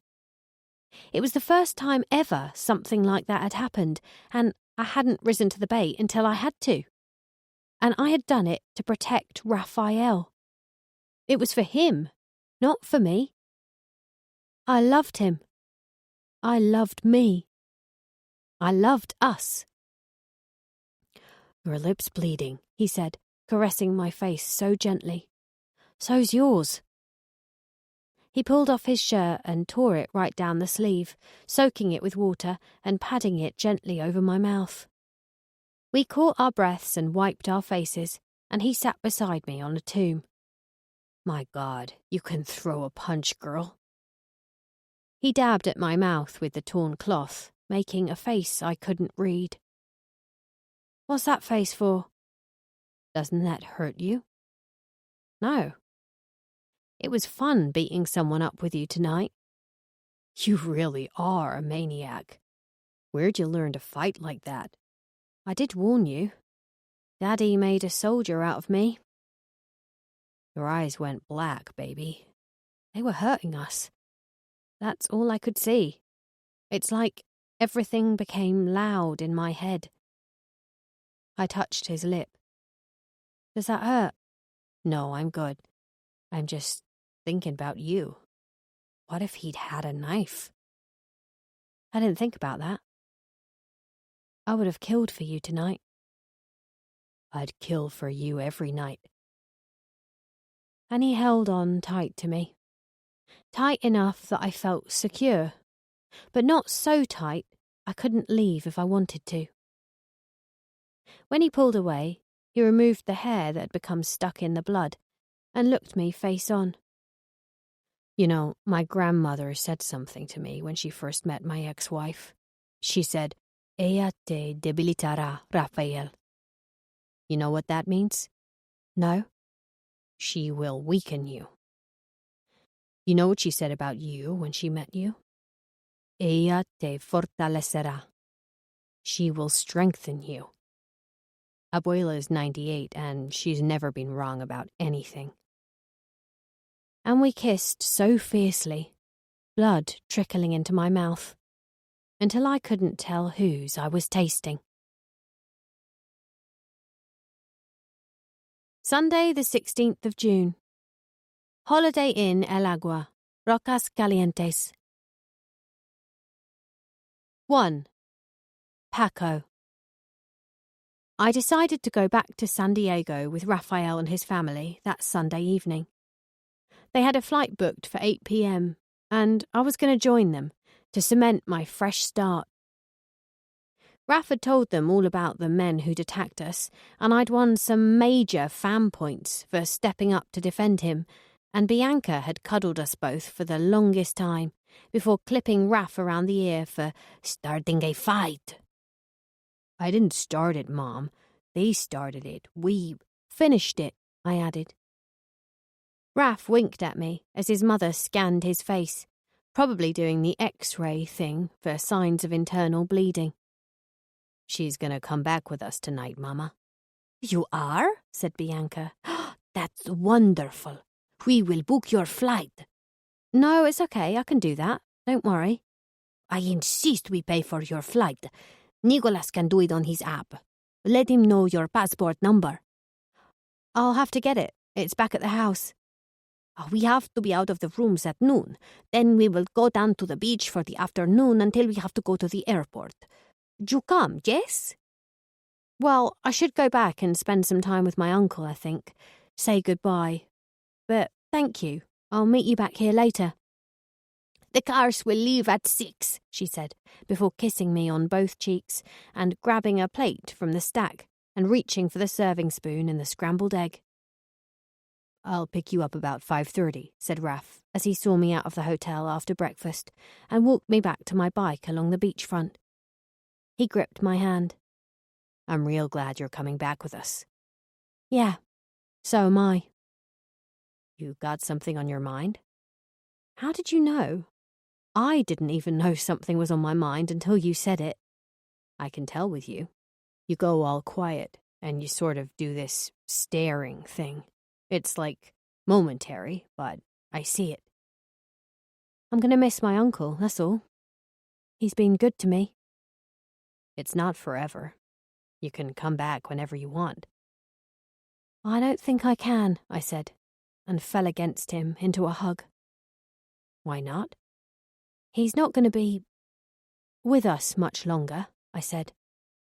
Oh, baby, I'm sorry, said Raph, rubbing his hand up and down my back in long strokes, which was so soothing I almost fell asleep against him as he held me there. Why didn't you tell me? I've been trying to block it out, pretend it wasn't happening. He didn't seem to want any further explanation. Must have thought I meant cancer. Do you want me to come back with you and get your stuff? No, I'll be okay. I stood on my tiptoes and kissed him. Go have a good day with your fam. Say bye to Salome for me. I'll see you later. 5:30, he said, not letting go of my hand. He pulled me back in as I tried to leave. What's up? Were you going to be all right? Yeah, I got my bike. I can take you up there in the car. It won't take 10 minutes. I gave him the eyebrows. I know. We gotta survive apart to be better together. Something like that. I gave him one final, lingering kiss and unchained my bike from the racks near the ice cream shop. He waved me goodbye, and I rode away. When I got to the hacienda, I suppose it was around 11 a.m. My plan was to pack my bag, say my goodbyes, and be back down with him for a 1 o'clock lunch. That isn't what happened. For a start, when I got inside, the house was silent.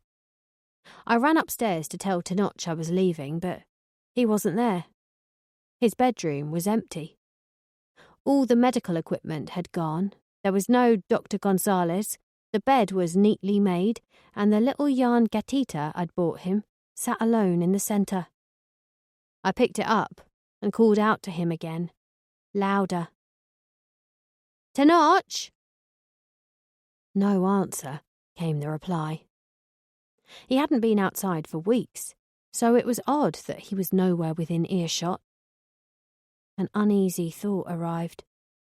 What if he'd taken a turn in the night? Tenoch! I called again, but there was still no answer. I went into my room and started packing my rucksack gingerly, without much thought, still listening out for him. Maybe he was in the gym. Or maybe he and the doctor had gone for a walk. I didn't want to go without saying goodbye, but I didn't want to miss lunch with Raf's family either. When my bag was packed, I got to the top of the stairs and an uneasy feeling washed over me. I looked back at Tenoch's bedroom, just as a shadow passed below me in the hall. Tenoch! Footsteps paced to the bottom of the stairs. It was Paco, unshaven, greasy, black vest, black jeans, heavy black boots. He looked up at me, swigging a Pacifico, face peppered in sweat. What are you doing here? Waiting for you, he said, gesturing to my packed bag with the little yarn gatita poking out of the top. Going somewhere? Yeah, I said, descending and sidestepping him into the living room. Where's Tenoch? Gone. Where are you going?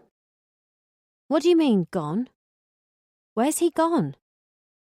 When will he be back? You tell me. What? Papi ha desaparecido, chica. He's gone. Vanished. In a puff of smoke. And if he's taken my fucking money, I'm going to rip his fucking heart out. I carried on down the stairs. Paco watched as I took every one. I attempted to walk past him, but he grabbed my chin in his iron grip. Ow! The fuck are you doing? Where's he gone, you little bitch? Tell me, or I'm going to fuck you up. I dropped my bag, attempting to prise his hand from my face. Get off me! I don't know where he's gone. I haven't been here, have I?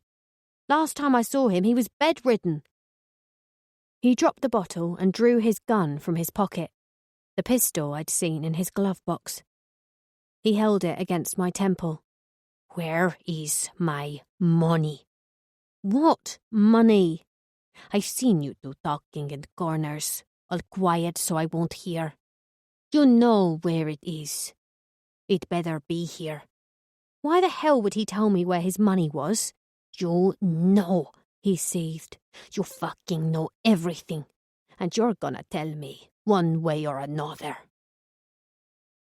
He pulled me into the living room by my hair.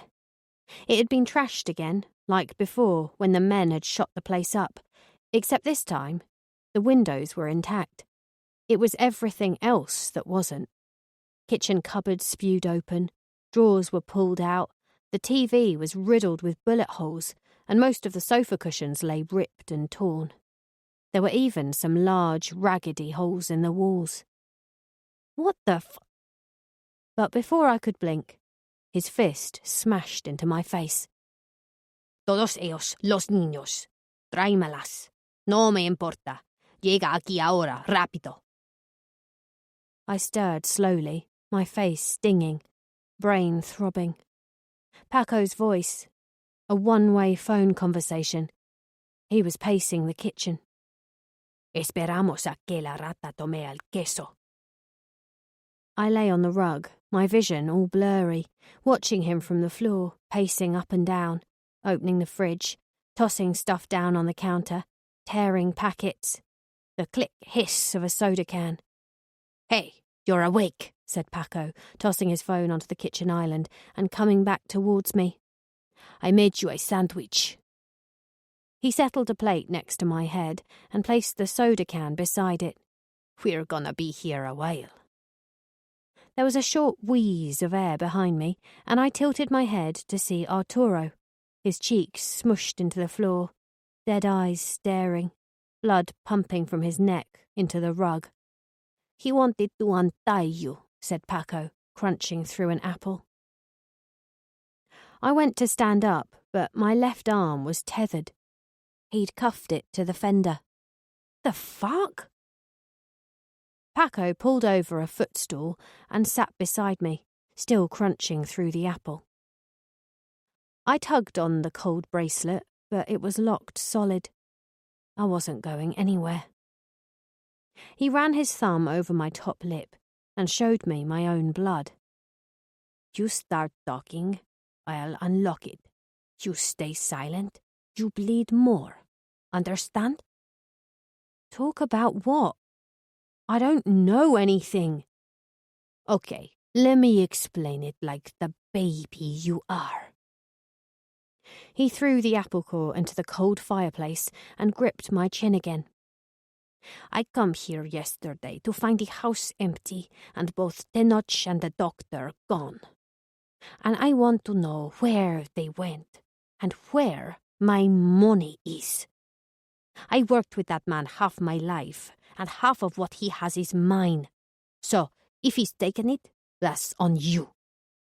He didn't tell me he was going, let alone where to. I only came back to say goodbye to him and pack my bag. Paco laughed, glancing over at Arturo's body. "I don't believe you." "Tenoch trusted you."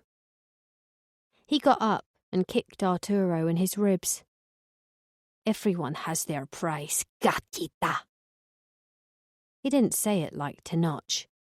He hissed it like a rattlesnake. And he kicked me in my own ribs. Pain radiated, and I curled into myself like a bean. "Call me a fucking prick, gatita," he screeched, kicking me again. "Come on, who are you? You just some little bitch? Where is my serial killer?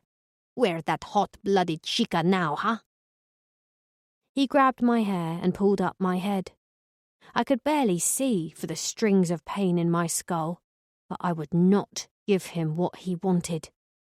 Old me, the hothead, the killer, the weak one. I would show him how strong I really was. "Where is your papi, gatita, huh?" Paco dropped my head and shouted a bunch of loud, sweary Spanish.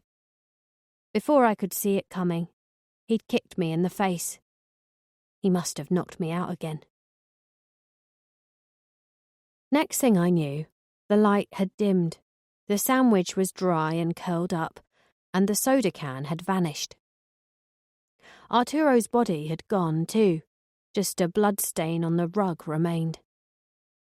Paco was sitting in Tenoch's armchair, a bowl of nachos on the armrest, watching the blank, shot-up TV screen.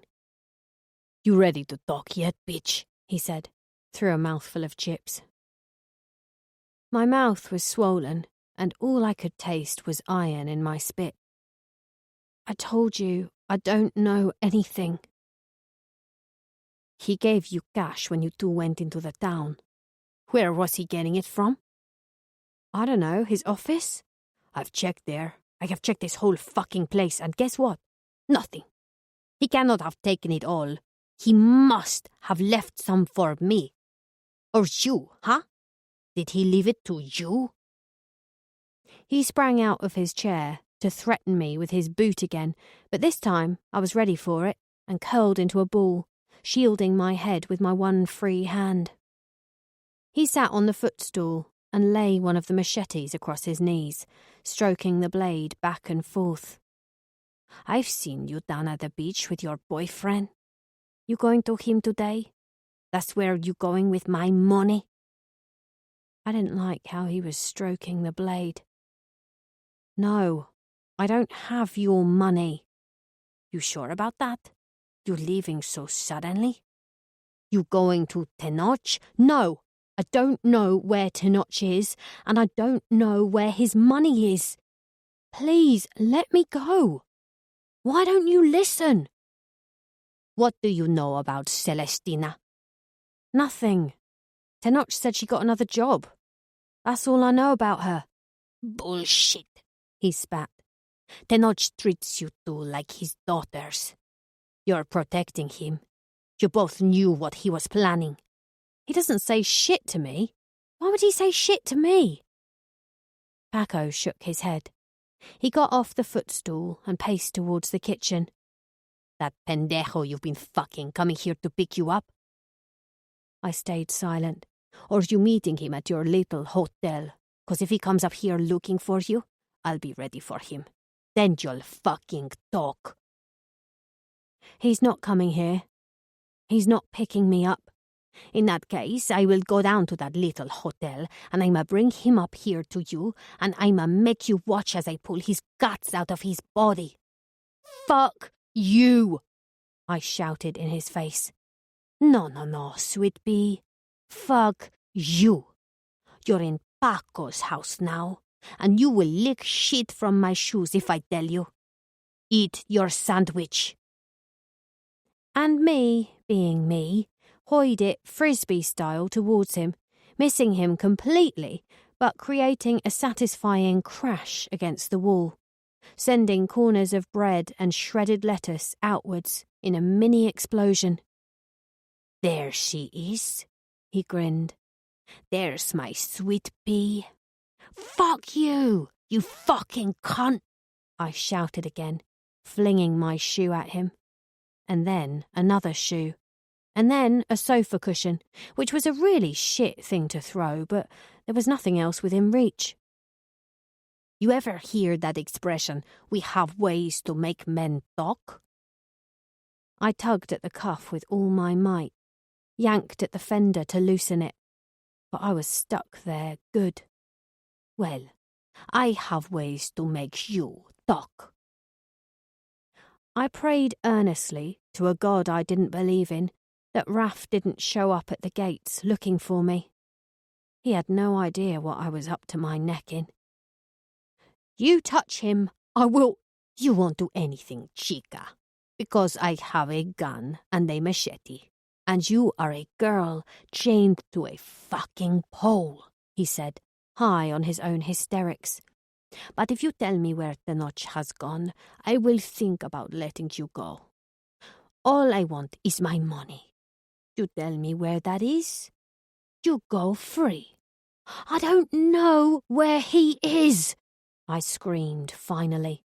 I don't know where his money is. I don't know anything about anything. He didn't tell me jack shit. Paco checked the time, sighing dramatically. You'll talk soon enough. My head was in a tailspin. How long would I have to sit there, protesting my innocence, trying to wriggle out of the cuff before he believed me? What else could I do? Every time he left the room, I was practically breaking my own wrist to get free, but it was just getting sorer. All hope was lost. Hours I sat there. He kept coming back in, checking his watch, checking I was still there. Like, where the fuck else would I be? He'd tucked the machete into the back of his pants, but clutched his pistol tightly, pointing it straight at me at regular intervals. Need a piss yet? Yes. Piss your pants. He'd never have shot me. He needed me too much, and he knew it. The worst he could do was torture me, shoot my legs, maybe rape me. Get the remaining chipmunks, Ming and Stuzzy, in to rape me too until I confessed. But I couldn't confess. I truly didn't have anything to confess. I kicked out at the fender whenever I'd summoned some more strength, but as hard as I tried, I couldn't get the cuff over my hand. I watched the clock on the oven display tick down. 1, 2, 3:30. At 4:15, Paco sat on the armchair nearest me, but not so close that I could touch him.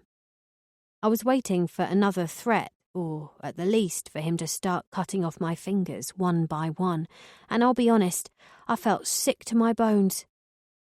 I had no plan in place to stop him. No cunning plan, or even a snarky retort. I was at whatever mercy he was about to throw down. Last chance. Where has the notch gone, and where is my money? I don't know. Yes, you do.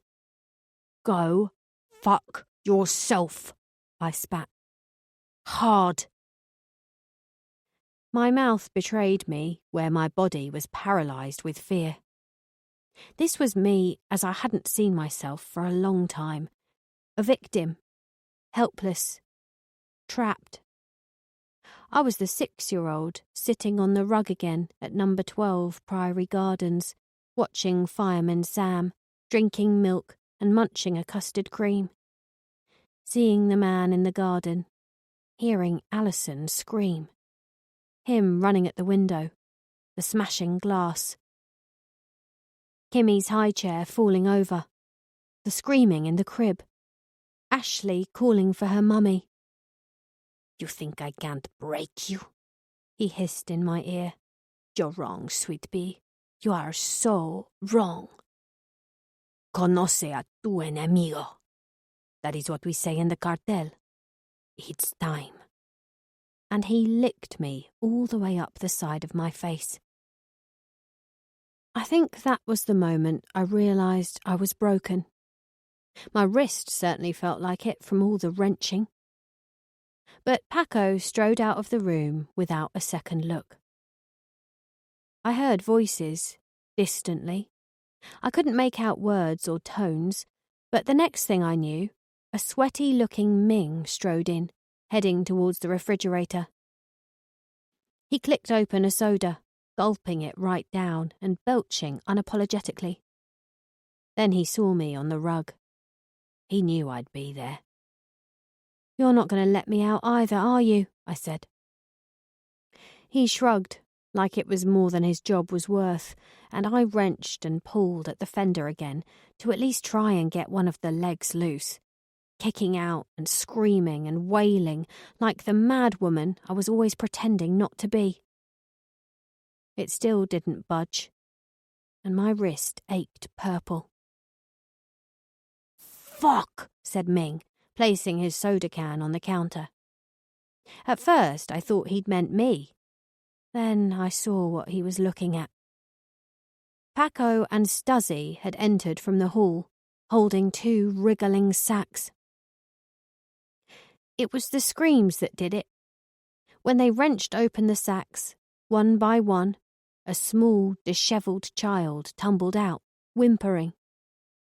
Matilda and Saul, their mouths bound, hands and feet tied.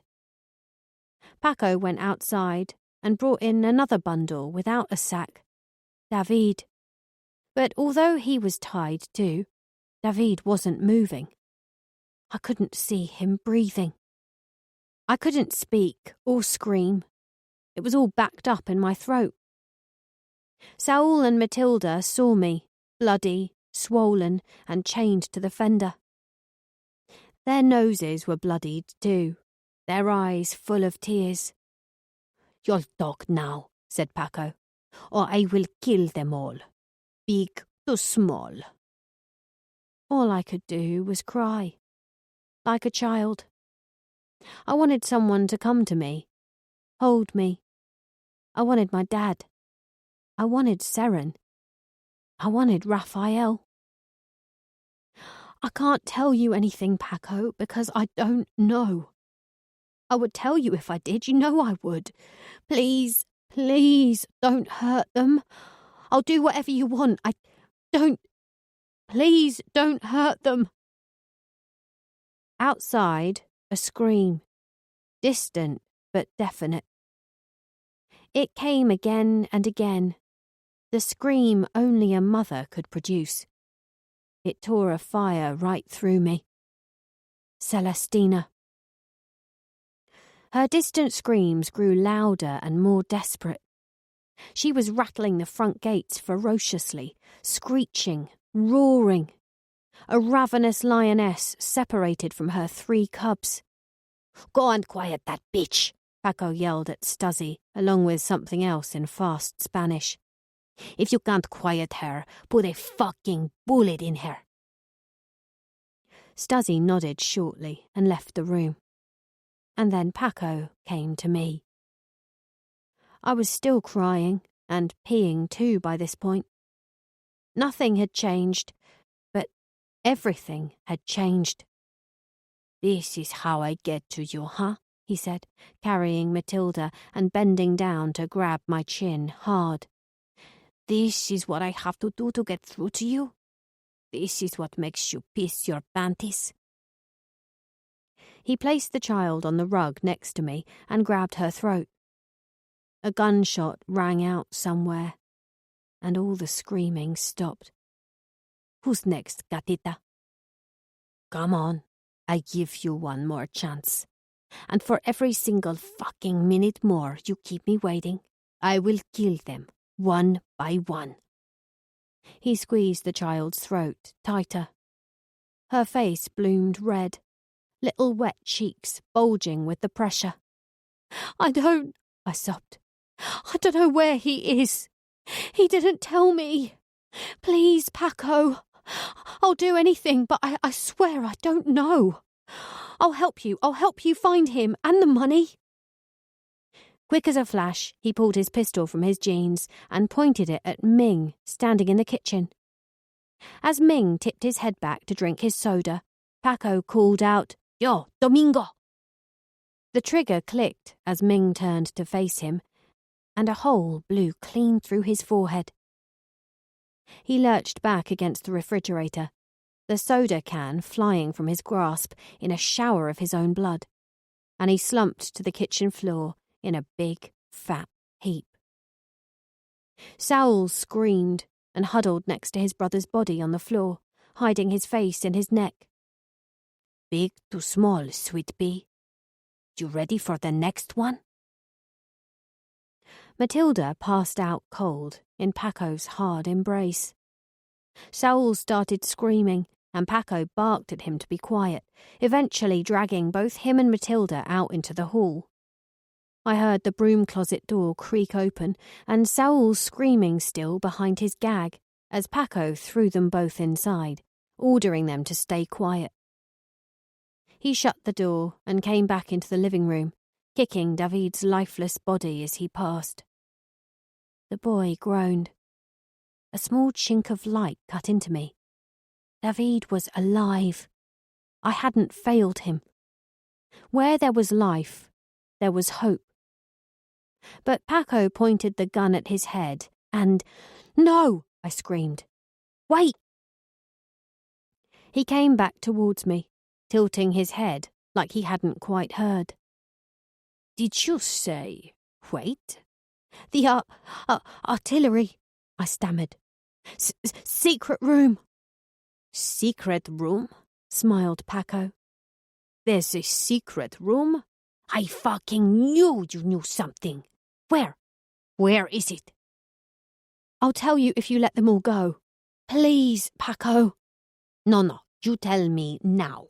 I check, then I let them go." He aimed the gun back at David. Office. In the office. Behind the bookcase. There's a hidden panel. If you press the wall in 2 places, east and west, gently, it will open. It is behind there. A secret room. I swear." Paco glared at me, holding the pistol to my skull. "It's in there. Go look. I promise you." He grinned, scratching his temple with the muzzle of the gun. "If I not find what I'm looking for in there, I will blow holes in all 3 of them. And then you, and he left the room. Everything I'd been keeping back, meditating out of my palms for the past few months, it was all gathering again in my head and my chest like storm clouds. It was all coming at me. Too much. Too much. But I needed it. I had minutes until Paco had moved those books and that bookcase out of the way and found the panel and pressed it, only to discover the secret room only had guns in it, no money. And that was if Tenoch had left any. Maybe he had taken everything. All of those kids were going to die, one by one, when he came out of that room. I needed Rhiannon. I needed the Rhiannon I had been in Florence when Ty had been kidnapped. I needed the Rhiannon I had been when I was suffocating the paedophile, Derek Scud. The Rhiannon who had kept Julia all those months in the back bedroom and sliced off her fingers one by one. The Rhiannon who had watched her grandfather die in agony. Because they had hurt children. It was my only chance. Rhiannon had to do the unthinkable. And I lay on the floor as flat as I could and reached out with my foot to hook it around the nearest armchair leg, and with some difficulty pulled it towards me, close enough so I could grab the cushion.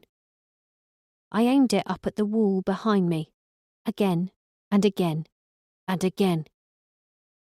I kept missing, at first by a lot, but I did it again and again until it touched it. A glancing caress, but enough to make it wobble from its hook. I tossed the cushion up again and dislodged it so it dangled precariously above my head like a guillotine. And several attempts later, the remaining machete wobbled violently on its hook and clattered down to the hardwood floor. I looked to the door. I could hear Saul and Matilda crying in the cupboard, David's face still unmoving on the floor, metres away from me. A trickle of his blood snaked along the grouting in the floor tiles. "Está bien, bebés. Está bien," I kept saying. "It's all right, babies. I'm going to save you. Te voy a salvar." 3 more children would die if I didn't do it. 3 more children would die when I could have saved them. And as small as I was at Priory Gardens was as big as I became now. I flooded my head with rage, with the stark awfulness of the situation and the urgency of getting to Paco before he could get to them. I was their only chance. And I took that machete and I raised it high above my head, lining it up with my wrist, and I swung it out wide. And I thought of Priory Gardens, and I thought of Ivy, and I heard Matilda scream, and I heard Saul scream in the cupboard. "Don't look, darling. Don't look back in there." And I smashed the machete down. And the pain was immediate, scorching, endless pain. But it hadn't worked. It didn't come away. So I swung it round and smashed it again. And I screamed so loud I could no longer hear the children. I tried every trick in the book to make it hurt less. It was someone else's wrist, someone else's blood. It took 3 attempts, again and again and again, on my own wrist. I sent the pain to Blackstone. I sent it to Grandad, to Derek Scud, to Gavin White, to the men in the blue van, and Troy Shearer, and Patrick Edward Fenton, to the 2 guys who'd attacked us on the beach, to Ming and to Stuzzy, and I sent it to Paco. And a blade hacked through my skin, flesh, veins, ligaments, bone. And after 3 excruciating strikes, there was release. My arm came away, gushing blood. It was intense agony, but I was free, and my ragged, severed hand dropped to the rug, limp in its dangling cuff. Sweating hard, vision still swimming, I staggered to my feet and lurched into the kitchen, puking into the sink, before grabbing some tea towels and wrapping them tightly around my horrific stump. The kids were crying in the broom closet, more muffled now. It was my one window of opportunity. I picked up the machete again, heading for the office. But I could feel myself slipping away, my eyesight blackening around the edges.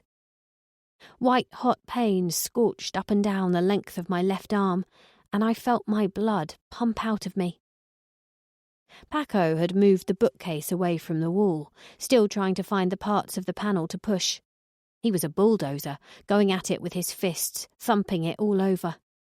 He didn't have the lightness of touch Tenoch had. He turned to face me and did a classic double take. Saw the blood-drenched tea towels, the dripping machete in my one remaining hand.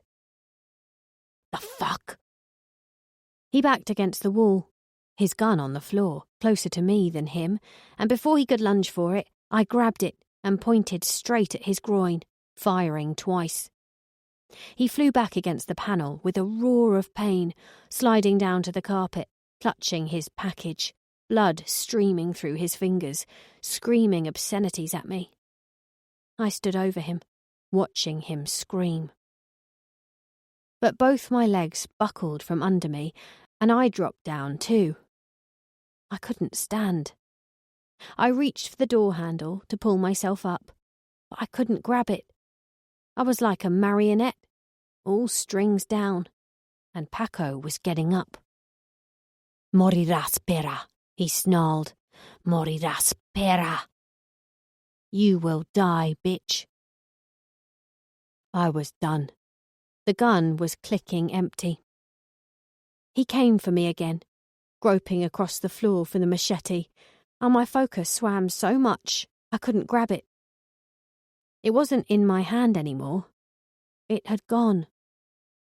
I scrabbled out of the office into the hall, and he slithered after me, spitting venom. I had to get to the broom closet. That's all I could think. Those kids would not die while I was there. Not this time. He would have to cut me into tiny pieces first. There was a loud crash upstairs and fast footsteps on the landing. I got to the closet when a hand grasped my ankle. I waited for blade and pain.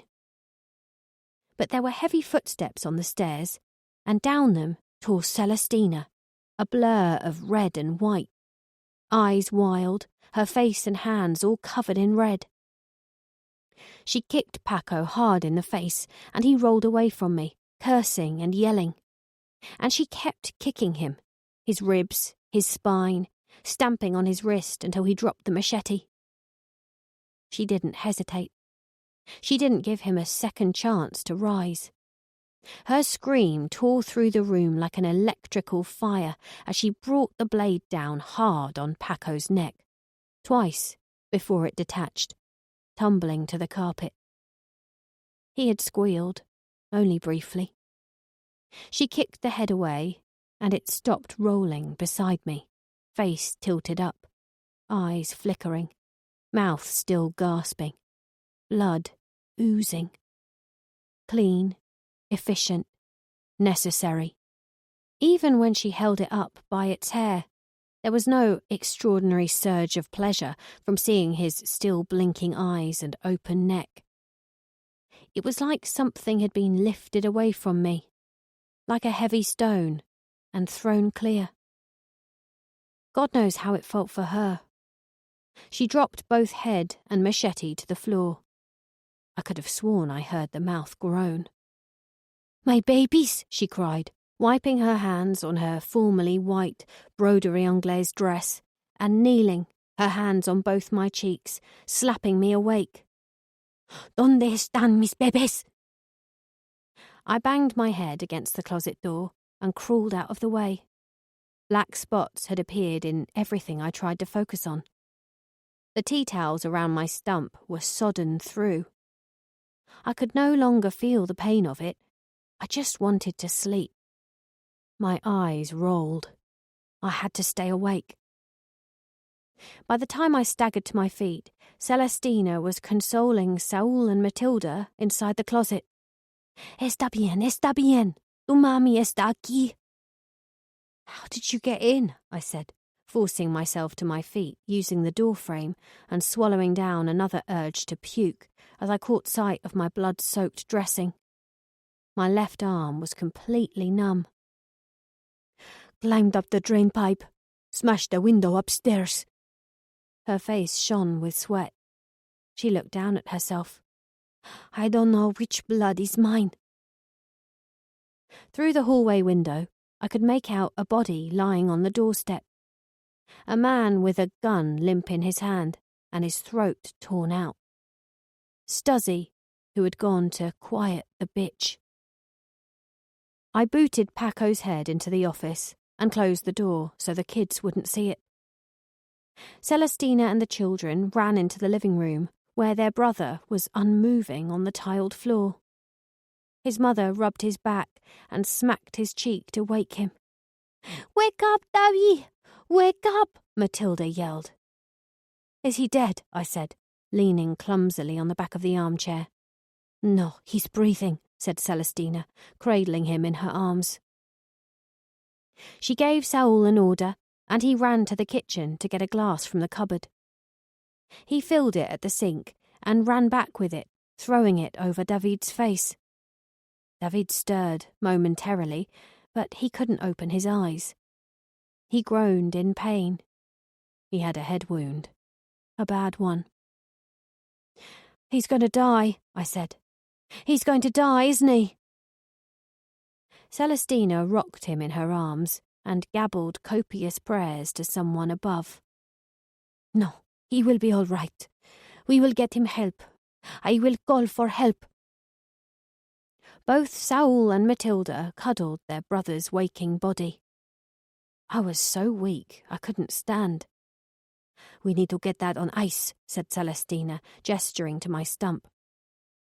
She ordered the two little ones to look after their brother and hold up his head to keep taking sips of the remaining water.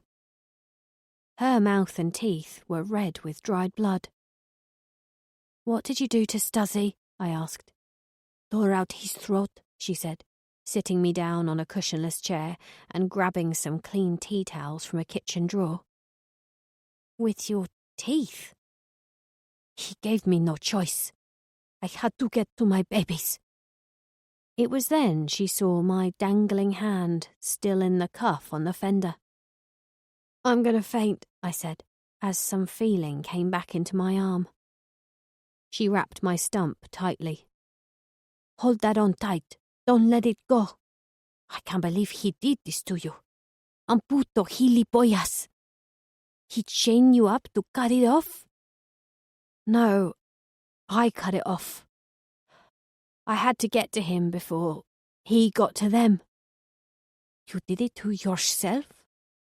"He was going to kill them." She cupped my cheek, briefly, then sniffed. "Ugh, that animal. Okay, we need to get you out of here." She went to get my hand. "We put this on ice, they may be able to stitch it back on for you. How long has it been? I really think I'm going to faint." "Come on," she said, helping me to my feet. "You need some air. You've lost a lot of blood." Outside, colours were so much brighter. The air was easier to breathe, and the sun was beginning to dip in the sky. A violent orange glow that bathed everything beneath it in gold. I walked towards my flower beds. I'd almost reached the salvia when my legs went from under me and I thumped down to the grass. There was no way I was ever getting back up. I was dead weight. Celestina knelt beside me. "You are a mother too? I can tell." She tilted the glass of water to my mouth. The intoxicating scent of the cempasúchil swirled around my head like a choir. We are given a super strength when we become mothers. A strength we don't even know we have until we need it. Matilda brought me out a blanket and covered me with it. It was a hot day, but I was cold, close to shivering. My eyes opened momentarily, and I saw their faces. The two children, leaning down, crying, asking if I was okay. "David," I said. "Is David all right?" "Mama is putting a bandage on his head," said Saul. "Is he awake?" "Yeah, he's awake now," said Matilda. The adrenaline had begun to leave me, along with a fair amount of blood. I kept counting them. 1, 2, 3. 1, 2, 3. And their mother, all alive. Definitely all still alive. "It's okay. It's all okay now," I whispered. I tried hard to stay awake, forcing my eyes open to see the vast blue sky, mosquitoes dancing across it, children's faces, snatches of conversation, Spanish and English, voices, children, men, a woman, 3 men. Someone saying my name, my new name, again and again and again. Fuck, they cut off her hand? Jesus Christ. Policia, did you call them? Call them. Where is it? Don't lose that bag. It's here. Are we gonna make it? We will if I drive. I felt the ground leave me. I was being moved. In my mind, I thought this was death. This was what happened. You were scooped up by an angel or something. Your brain activity still registers stuff. Voices, last confessions, the life support machine being turned off. You have a vague sense of what's happening, but you're down the tunnel and you can't turn back. I couldn't see, couldn't open my mouth to speak. I heard Nico's voice, Raf's brother. Hospital, vamos. Yo manejare. Stay with me, baby. Please stay with me. I can't lose her. That was the voice I'd needed to hear. We were moving. In a car. My head in Raf's lap. I still couldn't open my eyes, but I found my voice. "Is it still there?" "What did you say, honey?" said Raf, stroking my head. "She's awake." "Is it still attached?" "Is what attached, baby?" "My head," I said. Oh, she's not making sense. I felt his kiss light on my head. He snivelled. "Why are you crying?" Shit, she's so cold. Try and stay awake, baby. Keep looking at me. It's gonna be okay. I'm not gonna leave you. I got you now. I got you. It was the last thing I remember hearing, but it was all I needed to hear. Wednesday, the 19th of June. St. Christopher's Hospital, Colonia Centro, San Jose del Cabo. Raf's face was the first I saw when I opened my eyes. I was lying in a bed, and he was asleep in a chair beside me. It was night outside. I didn't know where we were. I was just glad he was with me. A short nurse with thick calf muscles came in and drew the curtains. "Hey, you're awake," she said spryly. Her badge said Maria del Carmen. She knew what I was thinking. "The doctor will be in to see you soon. I'll let you come round a little first." She looked across at Raf, still sleeping. "He's barely left that chair in 3 days. He must like you a lot." I went to speak, but no words came out. "It'll be a while before we know if the operation has worked. You might not feel anything in your fingers immediately, but that's normal. You're going to need some rehabilitation, but there's every chance he will function again. You were lucky it went on ice so quickly." I stared at my left arm, resting in an elevated stirrup, all bandaged up and nowhere to go. Last time I'd seen it, it had been dangling in the cuff in front of Tenoch's fireplace. My sides ached, and I couldn't move my fingers. They wouldn't respond to any command, but it was there. I didn't know how, but it was there. Yeah, you got some cracked ribs, too. They did quite a number on you, hon, but you're here, and you're gonna be all right. Can I get you anything? I willed her to read my mind that I needed a wee, and again, she just knew. You've got your bag all connected up, so don't you worry about getting up and going to the bathroom. Fucking hell, I thought. She really was a mind reader. I willed my mouth to speak, but the words were lost somewhere between my brain and my face. She walked over to Raf's side and flicked on the light. That woke him up. He immediately roused himself and looked over to me. "Hey, baby, there you are," he said, forcing his eyes open wider. "How are you doing?" I couldn't even smile at him. I could blink. That was about it. He frowned and looked up at the nurse. "She's still a little woozy with all the pain meds, so give her time," she said. This had happened before, me waking up in hospital and not being able to speak, except this time, my mum and dad weren't there. Seren wasn't there, and I wasn't in England. I was 1,000,000 miles away from everything, including parts of my own body. I could move both my feet, that was something. I could wiggle my toes. I could slide my foot back and forth across under the sheet.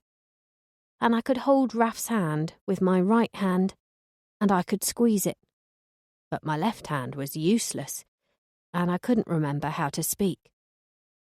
Her eyes look different. "We had to take out her contacts," said Maria del Carmen. "They're right there." She pointed to a little pot on the bedside cabinet. The nurse explained to Raf what she'd explained to me in a hushed voice, like I couldn't hear. I was probably in delayed shock because I'd experienced a massive trauma, and I had a lot of medication in my system. Raf held my head against his own, stroking my cheek. He smelled of coffee and fabric conditioner. I wanted to go back to sleep in his arms. When she had gone, he sat there looking at me. "Hey, you. You scared the crap out of me. When you didn't show up at the hotel, I went on up to the house to find you. And boy, did I find you." I looked at him, willing him to read my mind. "I can't believe what they did to you, mi niña hermosa." He kissed my face. "Can you remember anything?" "Me, Dad, and Nico found you, and that woman, Celestina, and her kids. She put your hand on ice. She saved it." I blinked, hoping he'd read my mind again, like the nurse had. "You gotta be real careful with it for a few weeks. You were in surgery for a whole day. Celestina said you saved her kids from that guy Paco. Was it him who chained you up? Are you in any pain? He beat you up pretty good. Did he make you wear colored contacts? Was it like LA Confidential and you had to dress up like... How the hell did you even get involved with a cartel?" I closed my eyes and nuzzled into his neck. "I'm sorry. You don't have to talk about all this now. I'm sorry." He kissed me all over my face. "You're safe. That's the main thing." My throat was so dry, and I looked behind him at the cabinet where there was a water jug and a cup.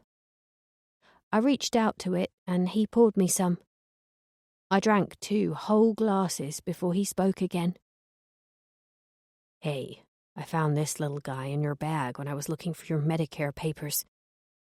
He reached down and handed me the little yarn gatita that I'd bought for Tenoch.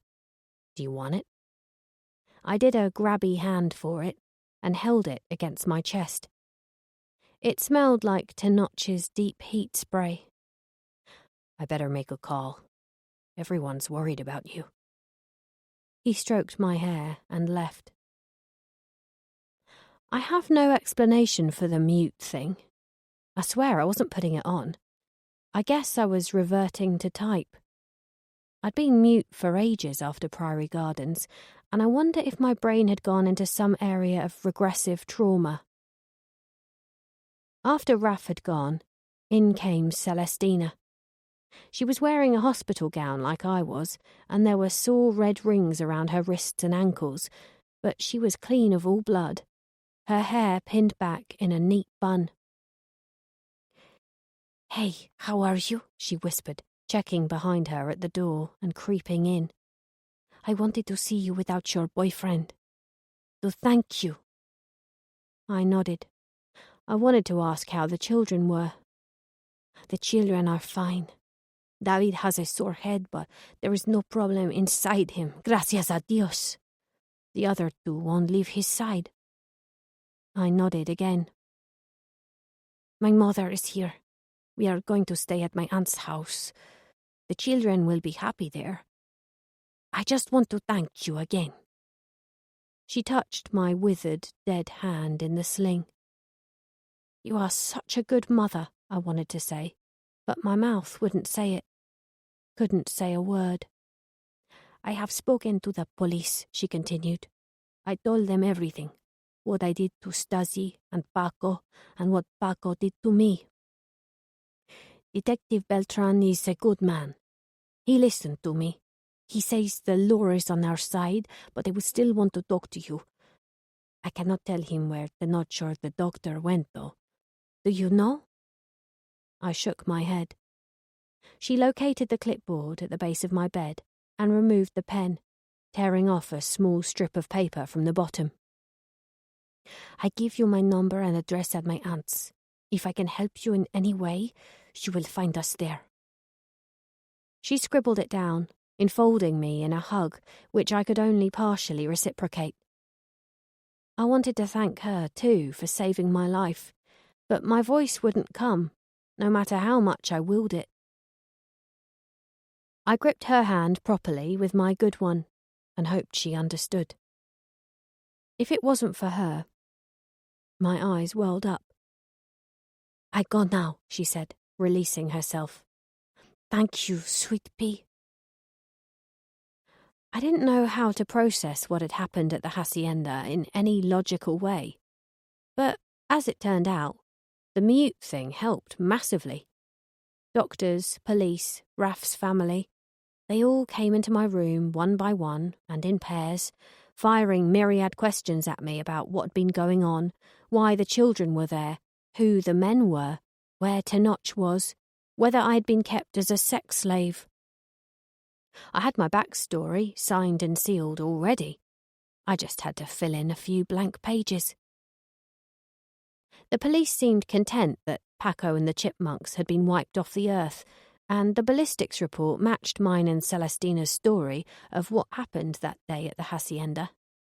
Ming and Arturo had been shot by Paco, and she had killed Stasi and Paco in self-defense. Tenoch and Dr. Gonzalez had done a bunk at some point 2 days before, but where to, that was unknown. There was a rumour, just a rumour, mind you, that Tenoch had in his possession over $100 million, maybe more. No wonder Paco had been blinded by greed. For once in my life, I hadn't killed anyone. Well, not recently, anyway. As far as my side of the story was concerned, that checked out too. It was all there on the system. A young woman with my name, aged 29, originally from England, who grew up in the care system and had moved to New York in her early 20s to study at NYU. Birth date, 25th of September 1990. Blood type, B+. Civil status, single. Same social security number. She'd ditched her course due to stress and gone on the road. The next time she'd shown up on government computers had been in Odessa, Texas, a year later, where she'd got a library card and a job as an administrative assistant for a realtor in El Paso. If reincarnation does exist, knowing my luck, I'll still come back working in fucking admin. Anyway, in October 2016, the girl left her home in El Paso and hit the road again. Went off the radar. Presumed dead. Until now. I got in with a bad lot, I said, as though that would explain where I'd been for the past 3 years. I was hitchhiking along the Baja Peninsula one day and Tenoch picked me up, gave me a home, a job. He was good to me. Beltran bought it. They all bought it, even Raf's family. I was a runaway who'd showed up at the home of an ex-cartel hitman. There I'd been put to work as a cleaner, and that was that. But Raf's mother, Bianca, knew there was more to it. Why else had I been at the airport that day we first met? She sat by my bedside and leaned in tight when we were alone. Cariño, you can tell me, it's okay. I do not judge you. Did those bad men force you to travel to places to be with other men? She meant, was I sex trafficked? My subsequent silence spoke volumes for her, and she collapsed into tears, gripping my hand, rubbing it as though rubbing me clean. She pulled me into the warmest hug, stroking my hair, rocking me gently. Está bien, cariño. Nosotras te cuidaremos. It's okay, darling. We will take care of you. As I drifted into sleep, I heard hushed voices muttering. That must have been why she was at the airport that day. Probably pimped out to some drug lord in the city. He had acres of poppy fields. He'd been a hitman, they said. Made her change her eyes and have surgery. Black tar, unrefined. The detective said there's no bank account. Lord knows where he kept it. She cut off her own hand to save those kids. What makes a person do that to themselves? Poor girl. The bottom line was that Raf's family all felt sorry for me.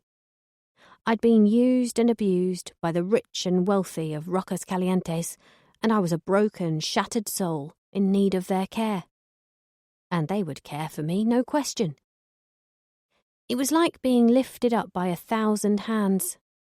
I even volunteered to have an AIDS test to further enhance the lie. It was just like after Priory Gardens. Get well soon balloons, presents, cheek strokes, cuddles, and more kisses than I'd had in my life. I'd saved those children. That at least was true, and the Arroyo Carranza family would be there to save me. And that was all I wanted.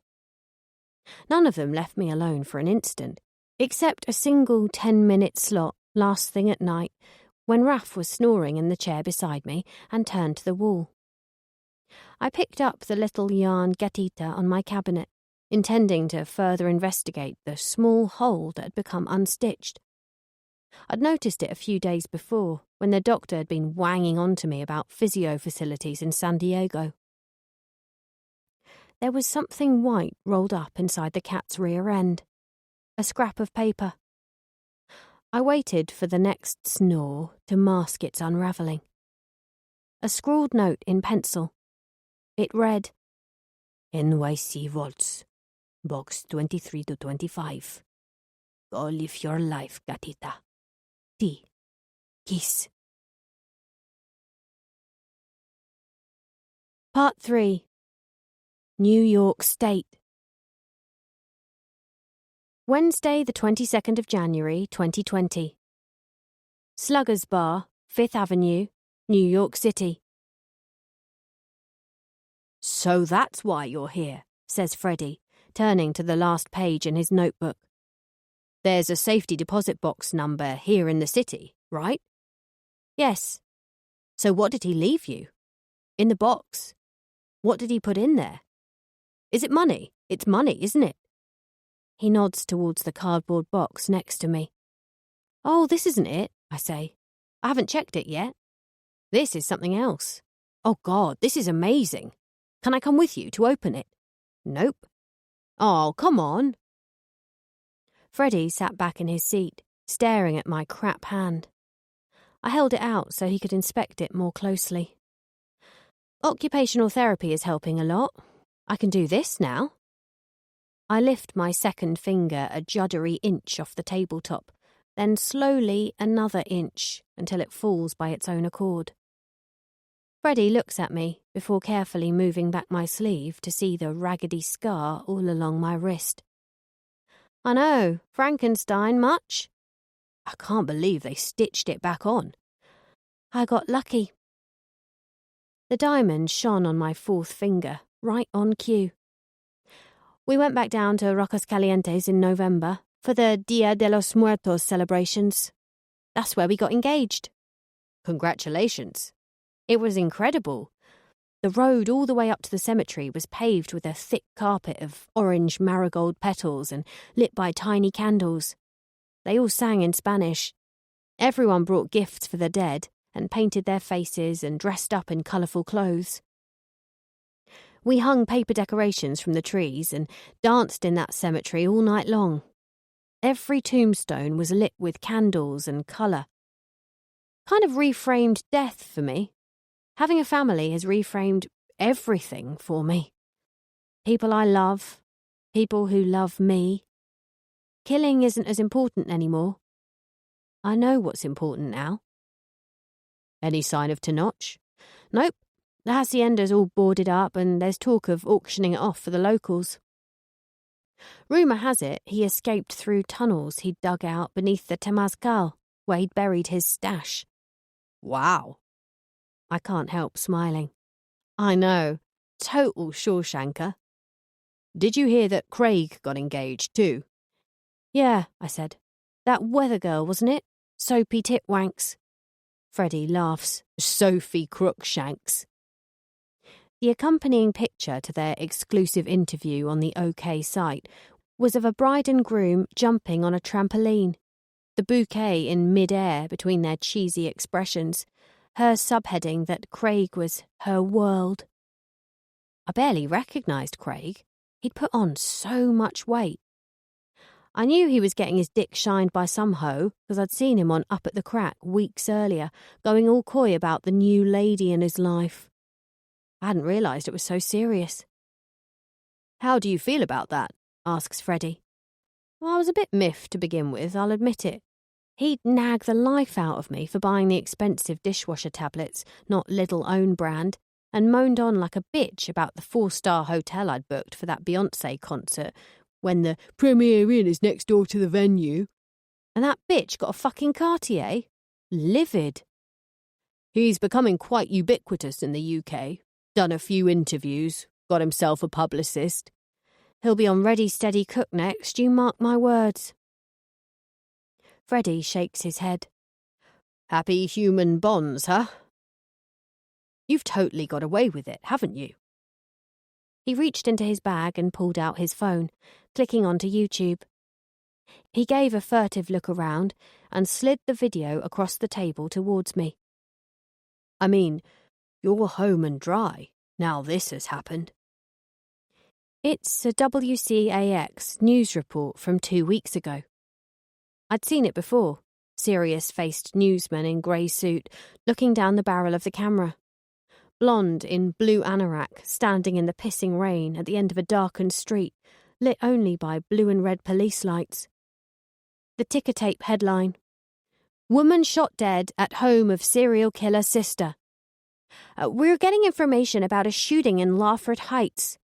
Early reports are suggesting that a woman has been shot dead at a house on Old Mill Road.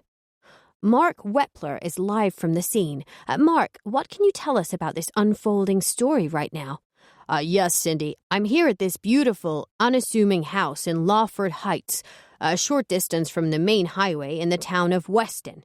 And what we know about the situation right now is that in the early hours of the morning, sometime around 2:15 a.m., a person attempted to gain entry to this property behind me, And that person was thought to be serial killer Rhiannon Lewis, who has been on the run from justice in the UK for the past year. This house belongs to Lewis's sister, Saren Gibson, and her husband and 2 children. Fortunately, the Gibson children are away staying with their father at the present time. It's understood the couple have separated under the strain of the situation. So the children and their dad were not present when the incident took place. So do we know the status of Mrs. Gibson? Is she okay? It's not clear at this time who was shot, whether it was Mrs. Gibson herself or the intruder, Cindy. But one thing we do know is that not 5 minutes ago, we got these pictures of a body bag being wheeled out of the house and into the back of a private ambulance. So somebody's dead for sure. What was it like for you to see that headline? Asks Freddie, stopping the video in its tracks. Weird, I tell him. I thought someone pretending to be me had shot her dead inside her own house. I had a panic attack on the spot, right in my mother-in-law's living room. Luckily, no one else was home. And what about this? Freddie clicked onto a news article, this time static, and enlarged the headline. Woman shot dead in Vermont, confirmed as serial killer Rhiannon Lewis. Sister ID's body. I didn't get it, I tell him. I didn't understand why Saren had said the woman was me. It was obviously, judging from the news reports, some doppelganger who'd been hanging around her place, breaking in, scaring her kids for months. But Saren had shot her stalker in the face and told the police she was me. She identified the body. She wouldn't have got it wrong. She's my only relative. Right, says Fred. But you don't look like you used to anymore. Even so, my own sister would know. She just would. But she's made the whole world believe it was you. Any idea why? Every news outlet, every Tumblr thread, every Twitter tag, everyone believes Rhiannon Lewis is officially dead. Except Jericho, I snort. Yeah, well, she's a detective. She's programmed to look beyond the obvious.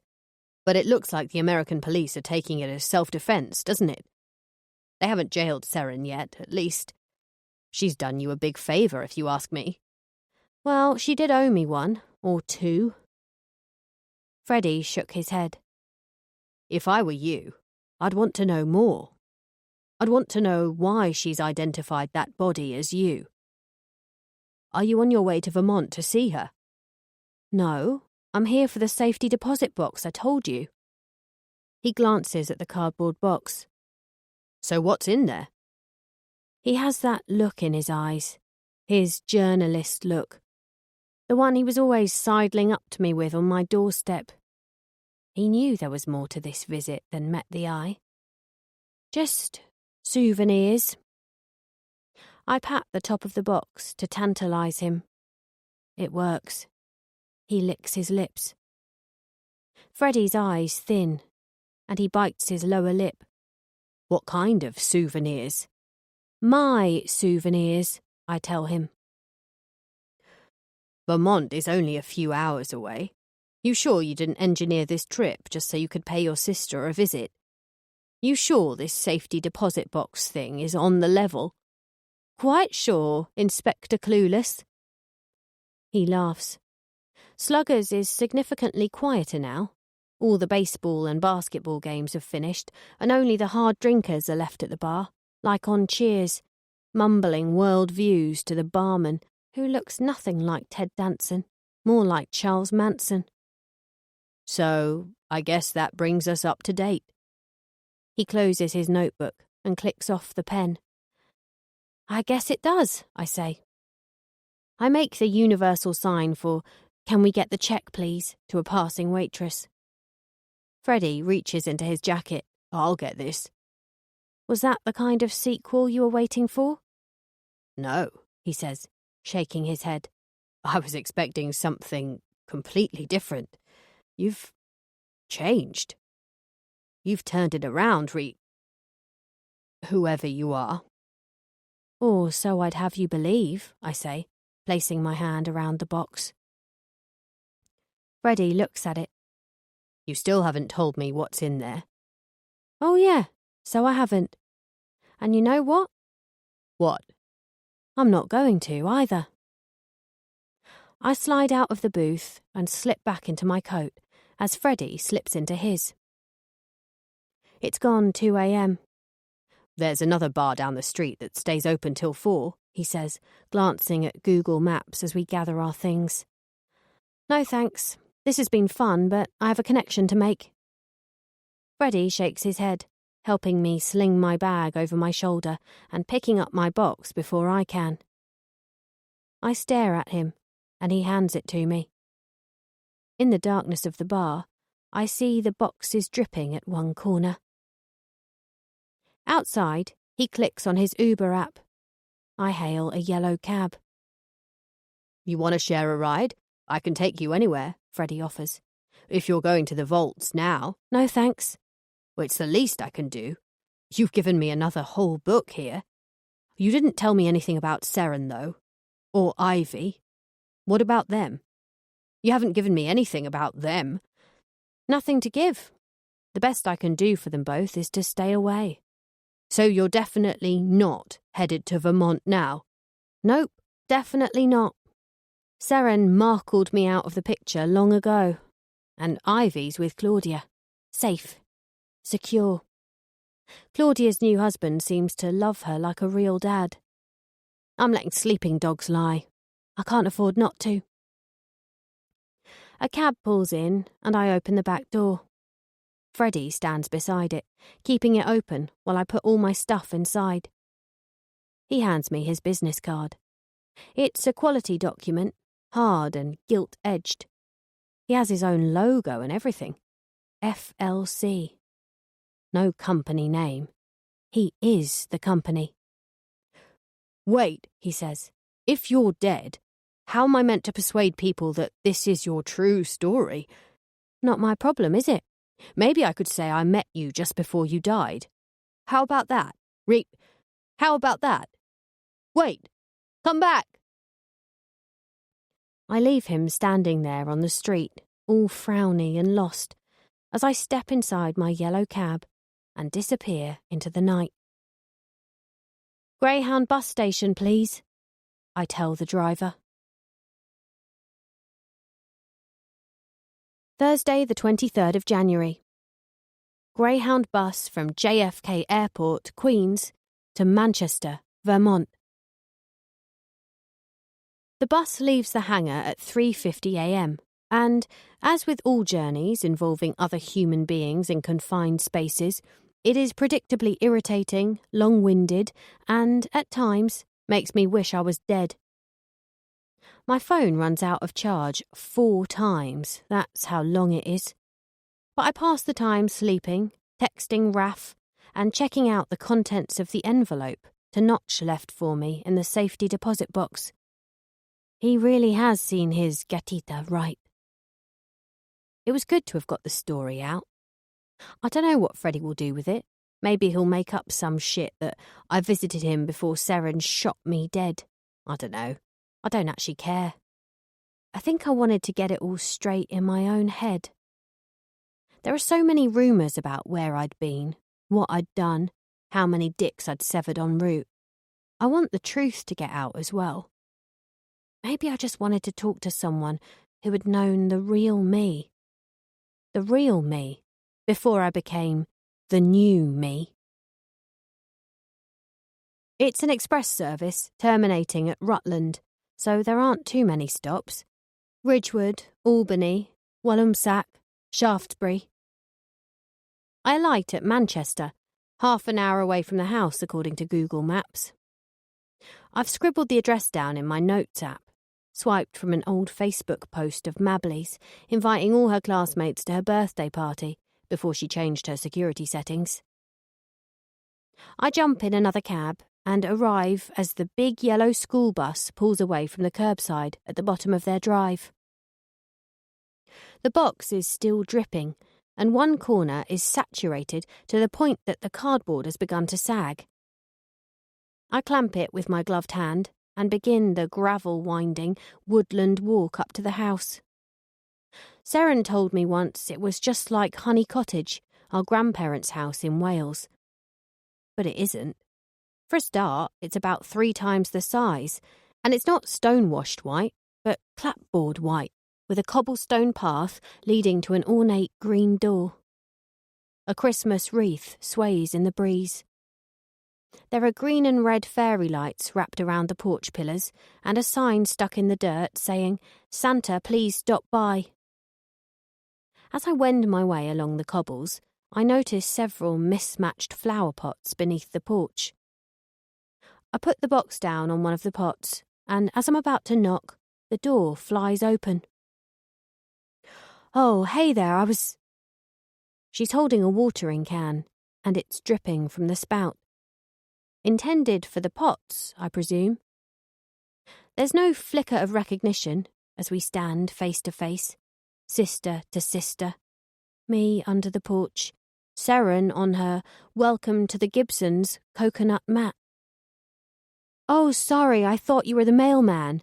Can I help you?" I don't speak. Whole seconds tick by.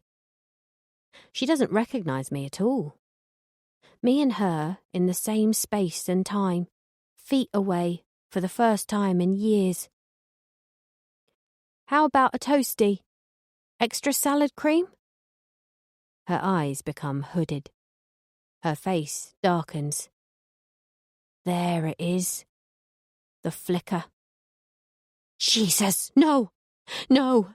Christ, no!" she screams, like she's being led towards the Wicker Man. She drops the watering can with a clatter, and the door flings back. She runs into the hall, skidding on another coconut mat, which slips beneath her feet. She screams for her life.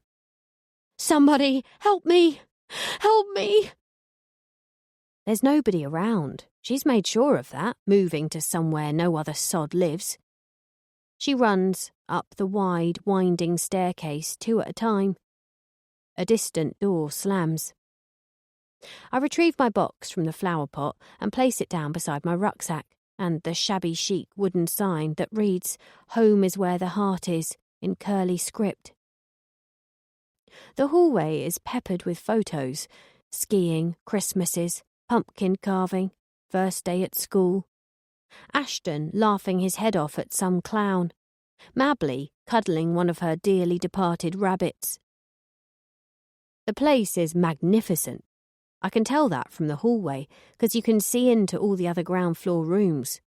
The enormous pine kitchen with white marble island, the sprawling family living room with its gigantic squashy cream chairs. On a thin table in the hallway sits the most ornate bunch of flowers I've ever seen. Funeral flowers, it looks like. Blue hydrangeas, cream roses, white carnations, and Asiatic lilies stretched wide open like they're laughing. It looks like it's been stolen from Liberace's headstone. I pick up the card.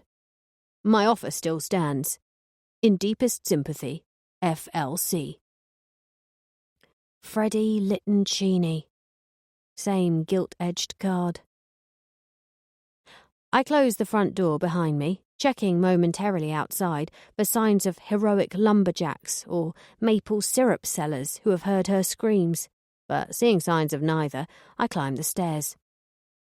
There are many doors on the first floor landing, but it's obvious which one she's behind, the closed one at the end of the cream runway. I hear her breathing heavily, a muffled, high-pitched wheeze, and the door judders like she has her back against it. "Seren?" The wheezing stops, like she's clapped a hand over her mouth. "I want to see you. Let me in." "The police are coming," she says with a shaking voice. "They'll be here any second.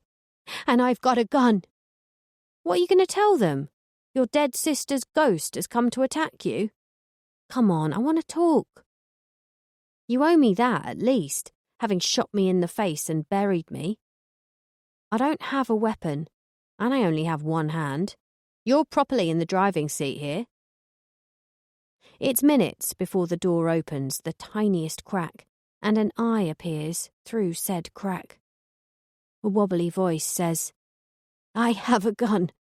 Yeah, you said. Why are you here? Isn't it obvious? You've come to kill me. If I wanted to kill you, I'd have killed you by now. So, why are you here?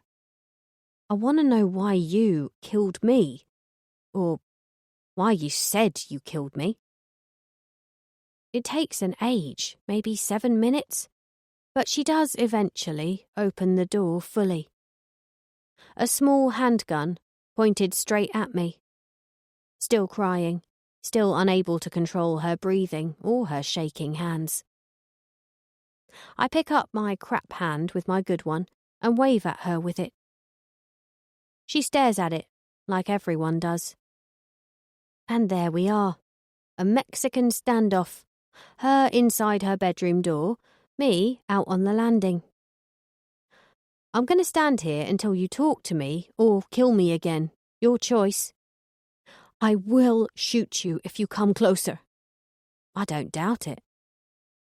She has on a typical soccer mom outfit, pink hoodie, boyfriend jeans, brand new Converse, and her hair is longer.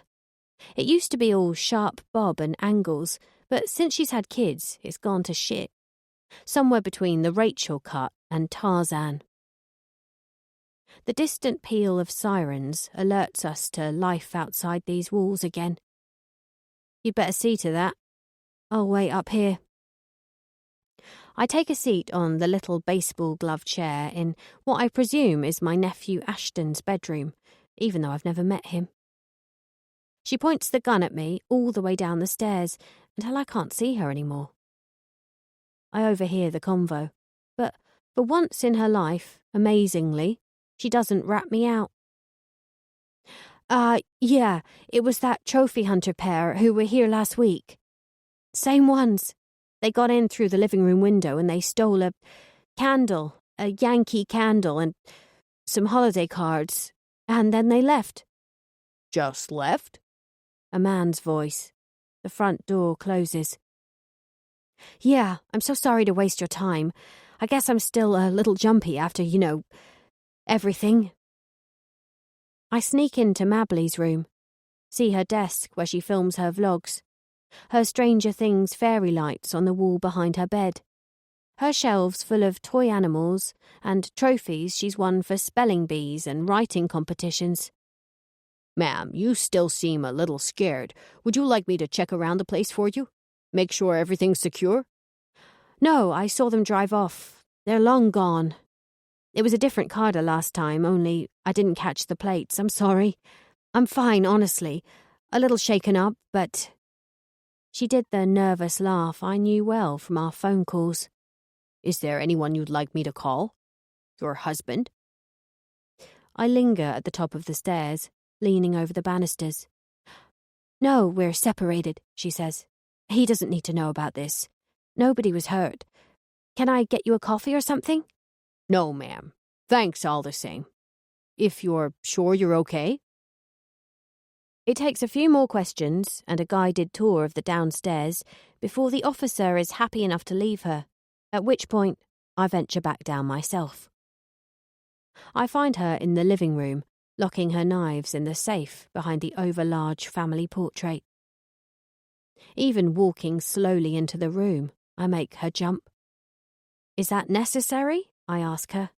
I think it is, she says, turning the combination on the safe and settling the portrait back in place.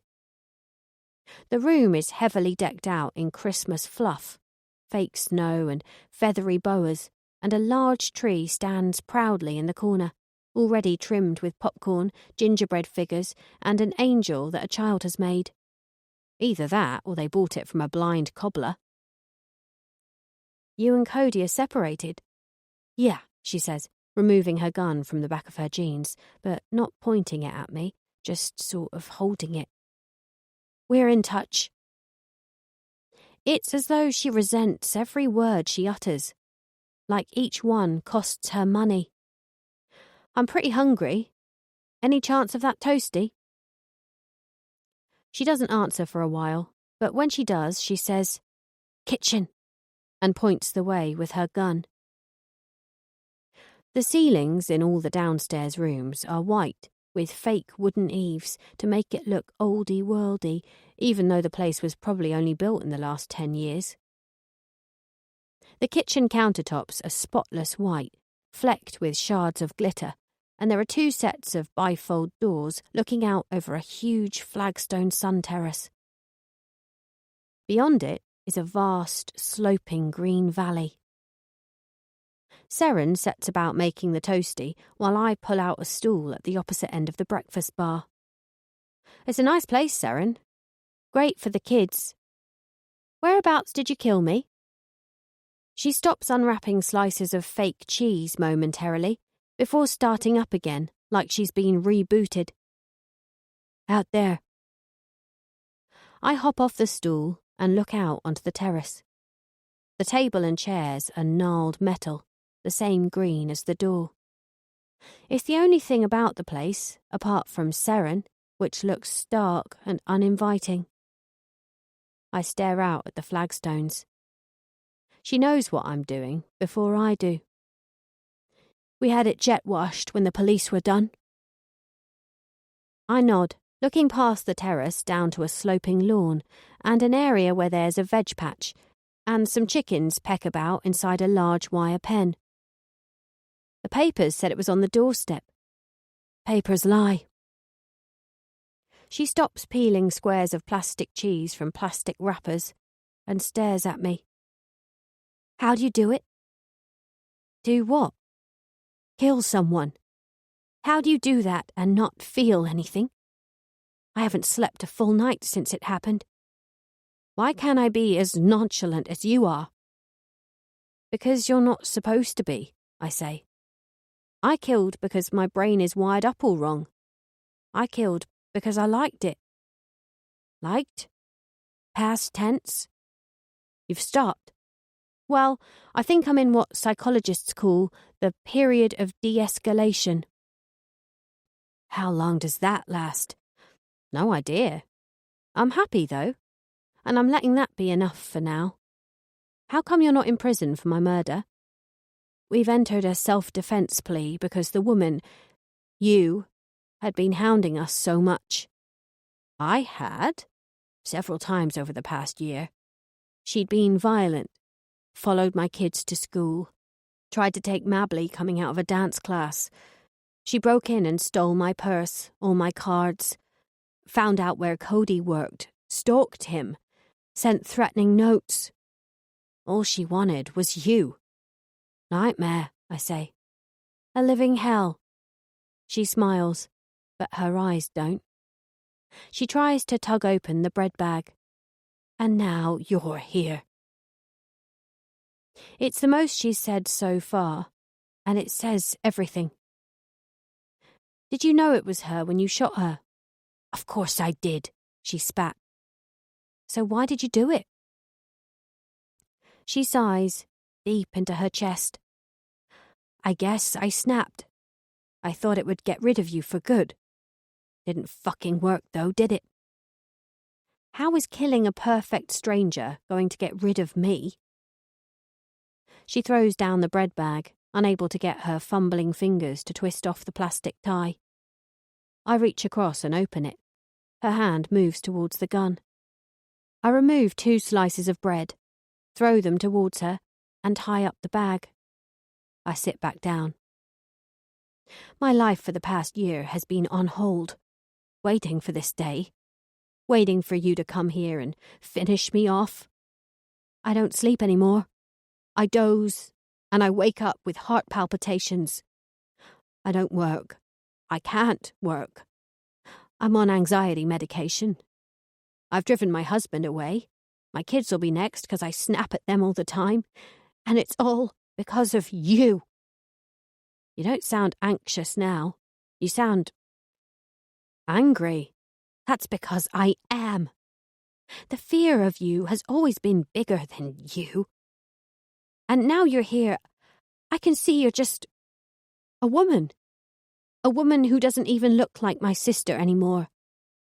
You've lost those lines between your eyes, and you're not scowling. It's weird. This is the calmest I've felt in a long time. I had surgery. Ovs. The griddle smokes, and she lifts it up and slides my toastie out onto a plate. I don't even remind her to put the blob of salad cream on the side. She just remembers. Except it isn't salad cream. It's called Miracle Whip. The fuck is this? It tastes the same. I dip my toast point in the blob and lick it. Oh, you've been living here too long. It tastes like shit. I look up at her. Her hand goes straight to the gun. You never said anything in the diaries about me, she says. You read Freddie's book? He sent me a copy. He wants me to talk to him for his sequel. I won't. I said plenty about you. But you never mentioned what you saw at Honey Cottage. I told you I wouldn't. She tidies up the condiments, wipes the counter, even though it doesn't need wiping. It's the one question he keeps asking me. All the journalists ask me, why does Rhiannon go after sex offenders? Why paedophiles? Is it because she was molested as a child? And what do you tell them? I think that's why I find it so hard. Is it my fault you turned out the way you did? Why would it be your fault? Because that's when you turned. That summer when you saw what Grandad was doing to me. Yeah, you did bad stuff to me before that. Your personality changed after Priory Gardens. But we were bringing you back, me and Mom and Dad. It was working. You were coming back to us. Then we went to Honey Cottage that summer and you flipped. Do you remember that conversation we had that night, lying on top of the hay bales in the back field? I've blacked a lot of those summers out. You said to me, while he's got me, he won't touch you. That's when I knew, one way or another, Grandad was gonna die. I saw him hit you that morning when you forgot to bring in the eggs. And later, when he was doing that stuff to you in the barn. She scrunches her face like she's got sudden brain freeze. I was going to push him down the stairs, or stab him when we went on that picnic at Ogmore. I hid the kitchen knife in my bag. I was going to do it. I was planning to lure him into the long grasses, saying I'd found a dead bird. Seren's fully crying by this time. And you'd never have said a word, would you? I shake my head. Nanny was so mad at you. Why didn't you help him? Why didn't you call for me? You smiled at me at his funeral. You'd killed my monster, she said. I felt good. She wiped her eyes roughly on a piece of kitchen paper and threw it in the sink. She was angry again. But I felt bad about feeling good because he was dead. He raped you, Seren. I couldn't let him get away with that. I'd kill all your monsters for you. I always will. 'Cause I love you. I am capable of feeling love.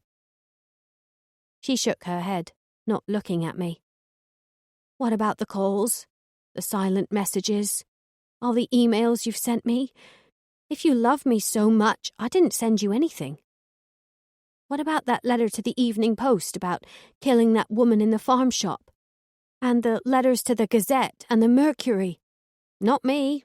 Not me. And what's the Mercury? What about my birthday last year and that horrible thing you sent to my office? What horrible thing? Oh, come on, the turd in a Tiffany box. I didn't send that. It dawns on her face, and her eyes search mine. The dead cats? I shake my head. I wouldn't kill cats. I tuck into my sandwich, and she stands there, hands resting on the island, gun behind the butter tub, thinking things through. No, you wouldn't, would you? She says, more to herself than to me. You didn't do anything. Send anything to me or Cody this past year. I shake my head. I've had better things to do than dick about with you, Seren. My Stan's just messing with you, I expect. Didn't mean anything. She sits down on the stool opposite. Like when you used to set fire to my clothes as a kid. That didn't mean anything either, did it? I only did that twice. I was bored. Stealing my stuff? You never shared. Cutting off my hair when I was asleep? 2 times I did that. Stabbing me with the scissors?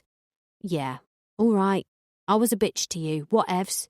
You've shot me in the face and sent me to a morgue. I think you more than got your own back.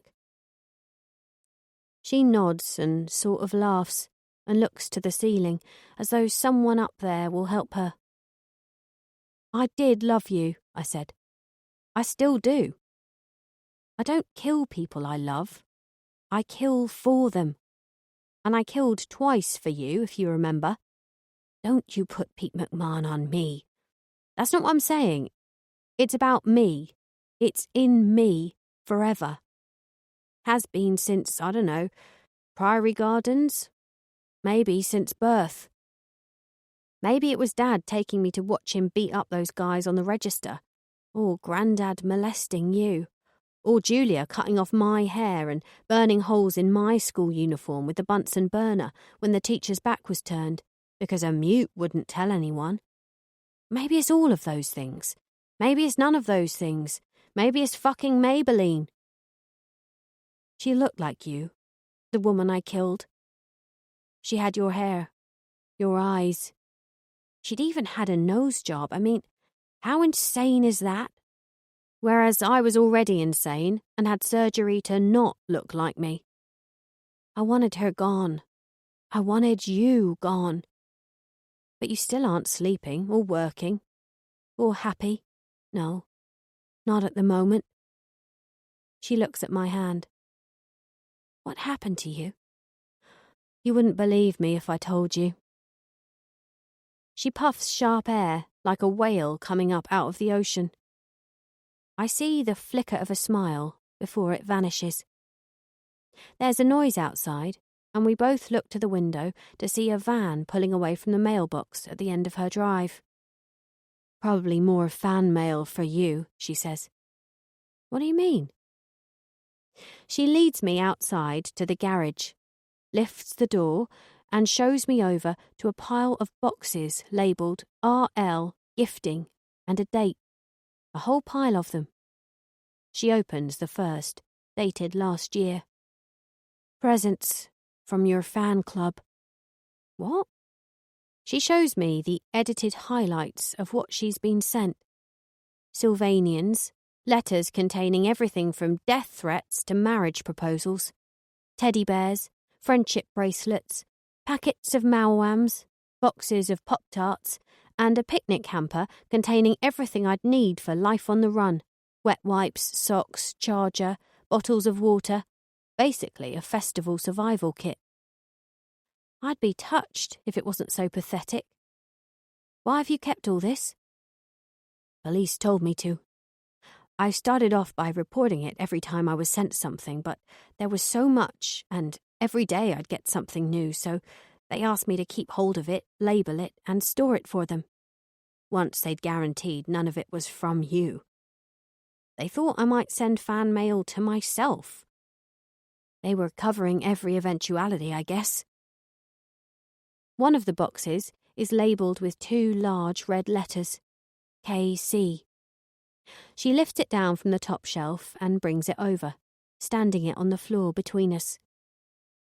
This is from your head cheerleader, Casey Carmichael. The woman you killed?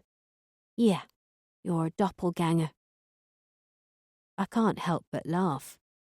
The box contains countless letters and parcels of books, teddies holding hearts, more Sylvanians and handmade soaps. That's what she did. Made soap. From the ass fat of rich widows by the smell of it. I closed the box. It's not funny. They're obsessed. They dress like you, talk like you, travel far and wide to visit your murder sites. 2 of your fans were actually sectioned. Did you know that? No. One of them was prank calling Dean Bishopston's widow, saying she was you. She told her how her husband's last words were about his kids. No, they weren't. Whatever, but that's the kind of sicko fan you have. In some ways, they're worse than you. They love you. They want to meet you, marry you, be you. Some of them actually want you to kill them. Then they should be careful what they wish for, shouldn't they? When we're back in the hallway, I remember my gift. Oh, I forgot. I brought a present, I say, looking around for the box. But it's not there. I moved your things when the cop came, she says, striding into the lounge to retrieve them. She shows me where they are, behind one of the chairs. I pick up the box and hand it to her. She frowns. What is it? Well, it's for the kids. Why's the bottom damp? Just open it, it's not a bomb. She still isn't sure around me, probably remembering the end of 7 and thinking I've done a paltro on her, but she lifts the flaps of the box anyway and peeks down inside. Oh my God! She scrabbles around gently. A tortoise? She says. 2 tortoises. They're babies. I read on Mab's blog how her pets kept on dying, so I got to thinking, what will outlive her so she won't have to be sad again? And I knew someone once who said they had a tortoise for like 60 years or something, so I knew they'd make great pets. And I had this layover in New York, and I passed this pet shop, and voila! She stares down into the box and shakes her head. They don't take much looking after. I think they're hibernating at the moment. Guy at the pet shop didn't seem sure. I put a little bowl of water in there in case, and a head of lettuce. They hibernate for ages, apparently. She looks up at me.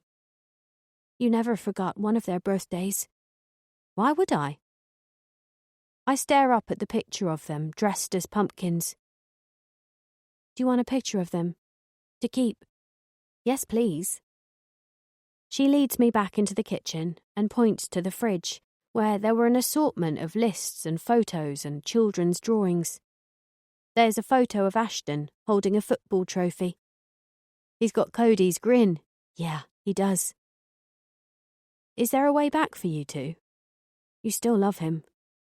Yeah, of course, but if you love him, that's enough. Put yourselves back together.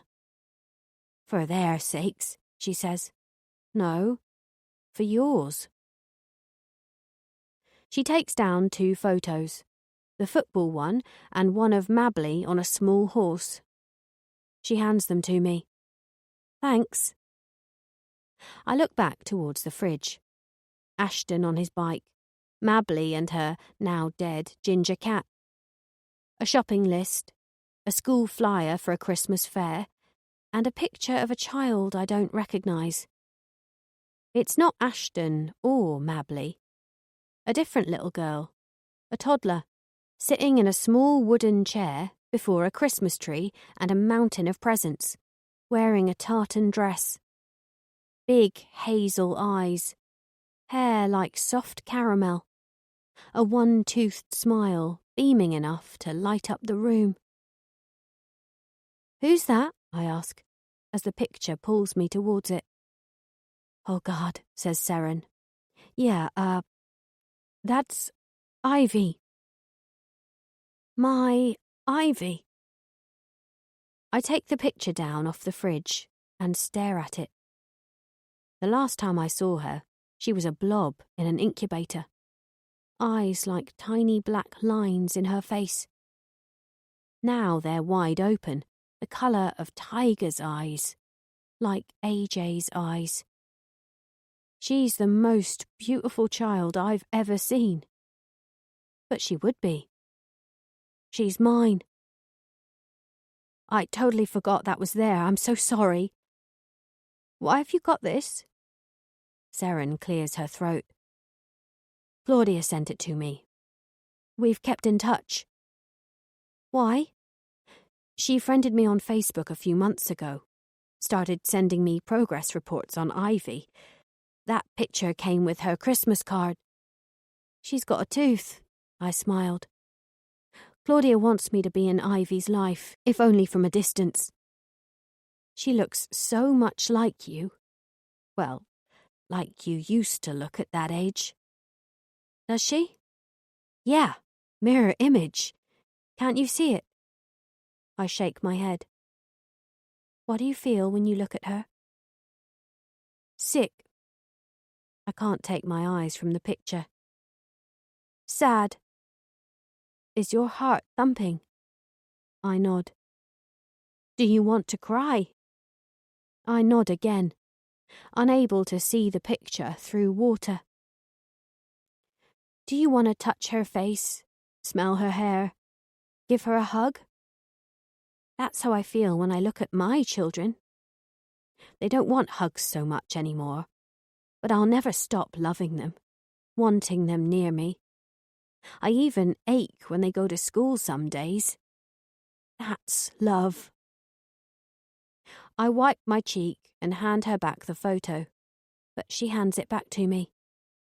No, you can keep that one too if you want. You did the right thing, giving her to Claudia. She loves the bones of that baby. Ivy wants for nothing.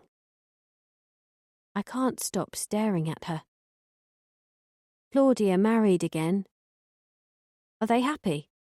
What time's your flight? I have a few hours. It's a direct one at least. I had to get the bus here from New York because of the tortoises. What's this Mitch like?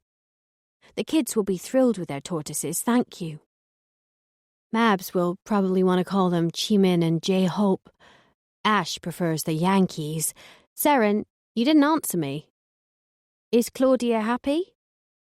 Is Mitch good to her? Yeah, she says. They're very happy. I'll see you out. She's holding something back. I know she is. I stand in the porch, facing her, like I did when I first arrived, waiting for it. She grabs something from a short fumble through the drawer in the hallway table and hands it to me. It's a picture of two little girls in a swimming pool. Us in Madeira, on the pool noodles. Sun shining. Bobby Fairley chatting to Dad in the background. I always liked this one too. Thanks. Mum did love you, you know. She didn't know how to help you. Nor did Dad. Nor do I. Yeah, well, I can help myself now. She wants to say something else. I know she does. And I wait for it. Ivy is fine, okay? You don't need to worry about her. But Claudia's sick. That's why she got in touch with me. She has breast cancer. They've caught it early, but she's scared. If something happens to her, Mitch is going to adopt Ivy. Oh, I didn't want to tell you. You're settled and happy, and I'm so pleased. Why would Mitch getting Ivy be a bad thing? It wouldn't, she says guardedly. You said Claudia was scared. Well, she's asked me to take Ivy if the worst happens. She's going to put it all in writing. It's just belt and braces. That woman who arranged her adoption, Heather Werryman, yeah, she's going to help her. I can't speak. I'm losing myself. Rhiannon's rising up from her resting place, like a zombie from the dead. Why doesn't she want Mitch to have her? Well, Mitch isn't really a dad type. What do you mean, a dad type? Why marry him then? I don't know. She fell in love, I guess. My heart thumps in my ears. What about Claudia's sister in Australia, AJ's mum? Claudia fell out with her when they heard about AJ's death, and she kept them from seeing Ivy. It escalated and they lost visitation rights. What happened? I don't really know, but Mitch was supposed to be the glue that kept them together. Claudia's desperate to have the perfect family, and they almost have it. They've got this wonderful house in London in a nice area. Claudia got a terrific job at this publisher's, but Mitch is a little... What? A bit of a fly-by-night. Unpredictable. He was married before and he did some jail time, but he's a reformed character. He's turned himself around. My baby is in a house with an ex-jailbird. What did he do? Well, his sentence was commuted to 2 years from 6. What did he do? It was a long time ago, 20 years or more. He was a young teacher and he was having a relationship with a student. Claudia knew about it. Well, she didn't know how old the girl was. How old? Old enough to know better, if you ask me, but how fucking old? 13? 13! But this was years ago, and the girl admitted to leading him on. 13! It's history, Rhiannon. Ancient history. It's rape. I'm sure he's... You're sure what? You're sure he doesn't have a taste for prepubescent girls anymore? Jesus Christ, Seren. Why did you tell me? How can I leave her with him now I know that? I will do my best to help, Claudia, I promise you. Oh, you don't need to get involved with this. Listen to me. You have to stay away from her. For her sake. For mine. I could go to jail if they find out you're still alive. Ivy's my daughter, and she is living with a paedophile. Calm down, Rhiannon. Please, calm down. Calm down. You tell me my kid is living with a convicted sex offender, and you don't think I'm going to flip my fucking wig? You gave her up, she said pleadingly. She's not your responsibility anymore. And Claudia is an amazing mom, I promise you. And she loves Mitch, but... Oh God, I shouldn't have told you this. Why did I open my fat mouth? Maybe on some level you wanted me to know. Oh shit. No, Ivy wants for nothing. While Claudia is alive, Ivy is fine. Claudia is dying. We'll figure it out, okay? I give you my word. I will make sure Claudia has support as much as she needs. As far as the authorities are concerned, you are out of the picture now. You're free to live your life. Stay away from this, Rhiannon. Please. Please? Thursday, the 23rd of January. Burlington International Airport, Vermont. 1. Journalist of the moment, Guy Majors, who called me a depraved evil maniac who needs burying in a lead-lined coffin. 2. People with fully workable legs who stand still on travelators. 3. People who huff and puff about taking shoes and belts off at the cattle grid. I mean, security gates. Get a fucking move on. 4. People who spread viruses and cause planes to be delayed. 5. Mitchell Aaron Silverton. I Google Mitch Silverton in the cab on the way to the airport. Everything Seren said was true.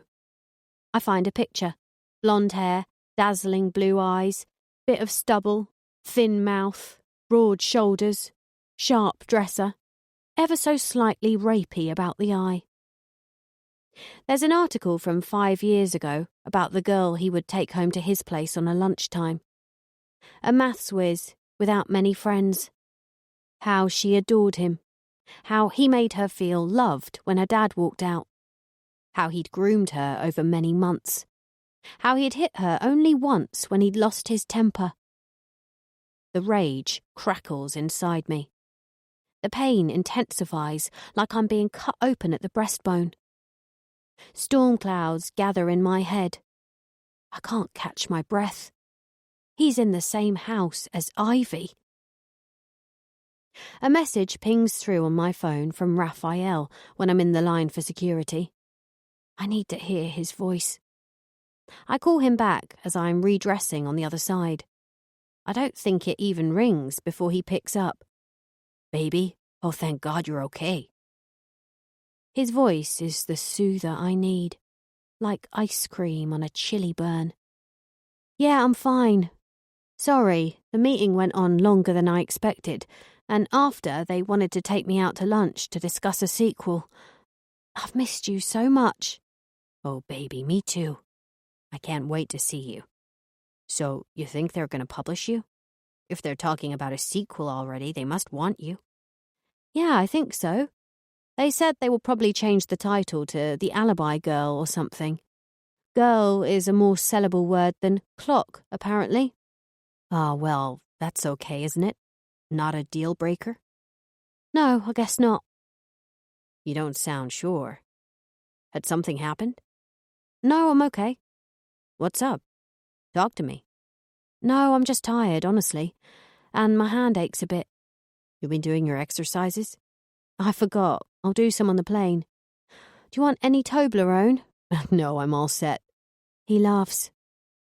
Is everyone okay there? How's Liv? She's okay, he said. A hesitation between the noun and the adjective.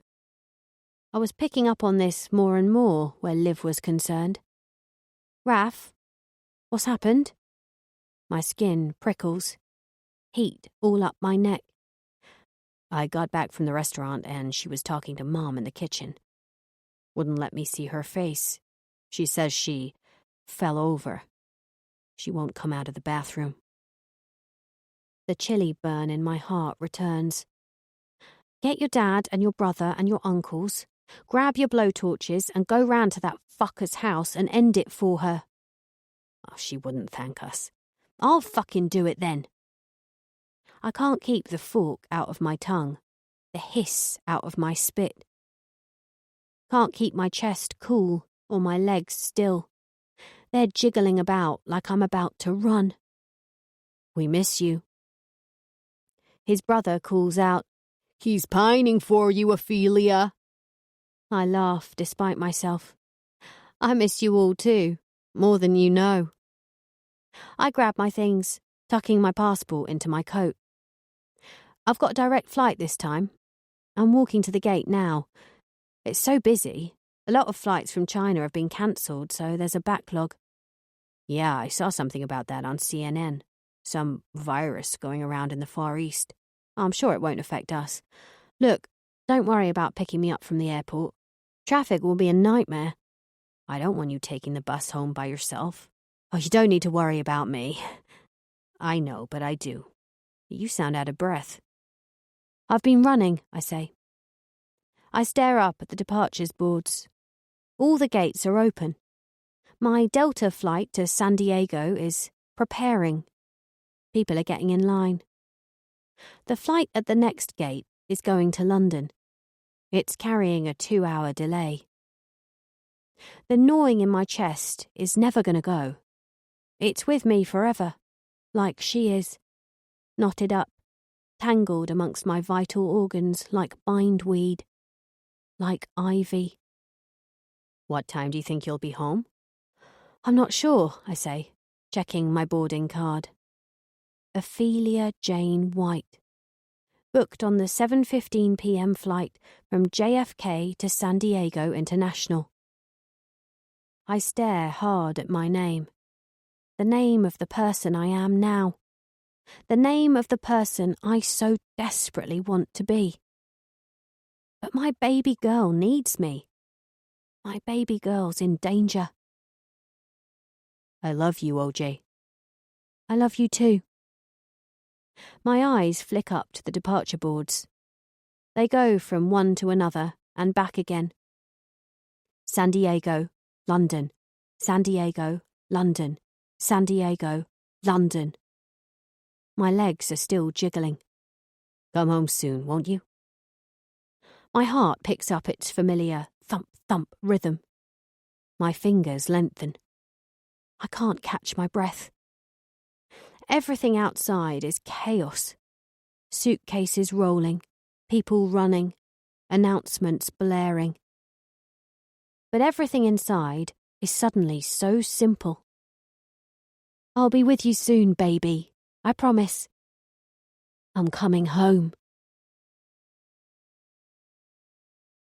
Hi, this is CJ Skuse. I hope you enjoyed listening to Deadhead and want more of my dark, thrilling audio. If you do, why not check out The Alibi Girl, read by Emmy Rose and Helen Keeley, available now. Keep listening for an exclusive Q&A with me. Hello, I'm Rebecca, audio editor for CJ Skuse, and today I'm going to be asking her some of the questions you guys sent in on Twitter. Starting with question 1, Emma asks, who was your inspiration for Rhiannon? I think Rhiannon is the inside me. I think a lot of people, from what I've read in reviews and direct messages I've had from people who've read the books, they've said the same thing. They begrudgingly like her because she says what a lot of them would say in certain circumstances, certain social situations. She has the confidence, the lack of care about consequence, which a lot of us don't have. I think she's me, really. She's not much of a reach for me to write at all, which is slightly scary. So there's always that sort of inner voice that tells you, like, oh, you could say this and see what happens. Yeah, if we didn't have the empathy that comes with, I really shouldn't say that, I'm going to offend that person, but Rhiannon doesn't have that, thankfully. Becca would like to know, how has lockdown affected your writing? It hasn't really. I mean, a locked door is just what a writer needs to get on with it, because everyone who writes knows that procrastination is an absolute killer. Yeah, in terms of lockdown, I mean, it's just provided that little escaping place. We can't go out into the wide world very much at the moment, so we can go into our inner sanctums and just write ourselves away. So it's not really affected it that much. It's provided a very welcome catharsis. Sounds like it's been great for focus. Absolutely, yeah. So the next question, which I think is a particularly good one, Penelope asks, what's the one thing you wish you'd known before you got published? The thing that I wish I'd known, I wish someone had told me, was that everything takes forever. Publishing, the way that it works, is very, very slow because you have a lot of books with a publisher and they all go through a process of editing and design, etc., etc. And everyone has their place on the conveyor belt. All the authors have to wait their turn for. And I didn't realize how long everything took. So when you get all excited about having a book contract, you have to kind of get excited for a little while and then forget it because that book won't see the light of day for 18 months, 2 years. And it's the same when you get a film contract. You can get all excited, but forget it for like 3, 4, 5 years because nothing happens in that time. But having said that, even though these things take ages, they're always worth the wait. And when you receive that final book or you sign on that contract, every single moment of that it's goosebump causing. It's wonderful, but it takes forever to get to those points. If you want to be a writer, if you want to be published, you've got to have patience. I imagine the first book must be the hardest as well, because you're not even allowed to say that, like, oh, I'm with this publisher. No, you're not allowed to say anything, really. Well, I have all this information, but I can't talk about it for ages. So, yeah, it's frustrating, but again, so grateful, so unbelievably humbled to still be doing this after all this time. So, swings and roundabouts. Philippa is intrigued about what case first got you interested in true crime and which real-life killers interest you most. My earliest memory of true crime was when I was about 9 years old. I was walking with my brother in the woods at the back of a hotel that my parents used to own in Weston-super-Mare, where I was born. And my brother's 15 years older than me, so he was like way adult by then. And he'd taken me to the woods to walk the dog and to show me where the hotel was. And he made the error of telling me that a woman had been murdered in those woods a few months before. And this just pricked a part of me, a part of my mind, where where this kind of weird, grotesque, macabre obsession lives. And I don't know if that was the point where my obsession with true crime began, but it's certainly one that sticks in my mind, because I remember going on and on and on about this woman's murder, and to the extent where I asked my brother to take me to the exact spot where she died, even though he didn't know anything about it, of course. But I think eventually he just pointed to a spot and went, oh, I think it was there. And my mum was really into Jack the Ripper. She had all the books. They were always around the house. So there was always that fascination in my family, I think, for true crime. And you just pick things up. So the Rillington Place murders have always fascinated me. Dennis Nielsen has always fascinated me, the Cranley Gardens murderer. His murders have always fascinated me, not in the way that I admire these men, just in the sense that I can't quite get my head around why they did what they did. I'm very interested in the why of crimes. I'm not really interested in the gory details now, and a case that's fascinated me recently is the case of Robert Maudsley, because he committed several murders while in prison, and he was known as Hannibal the Cannibal. But again, if you look at the why and the reasons which pertain to his murders, I mean, he had the worst childhood you can think of. He was rigorously abused by his parents. Again, it doesn't excuse what he did, but it goes towards explaining why he maneuvered life in this way as an adult. And this is something I've tried to get across in the Sweet Pea books. You know, why does Rhiannon do what she does? Does she do it because she enjoys it? To an extent, yes. Why does she enjoy it? And I think a big part of her problem is she's incredibly lonely, and she's incredibly robbed of the person that she should have been. If it hadn't been for what happened to her as a child when she was brain damaged at the hands of an adult. So yeah, I'm very much interested in the why rather than the what of true crime. I guess that's the appeal of Rhiannon. Like you say, it's that temptation of knowing what you could be like with a different set of circumstances. Absolutely, yeah. And if you look at an awful lot of serial killers particularly, I mean, I can't think of any off the top of my head that didn't receive some form of childhood abuse.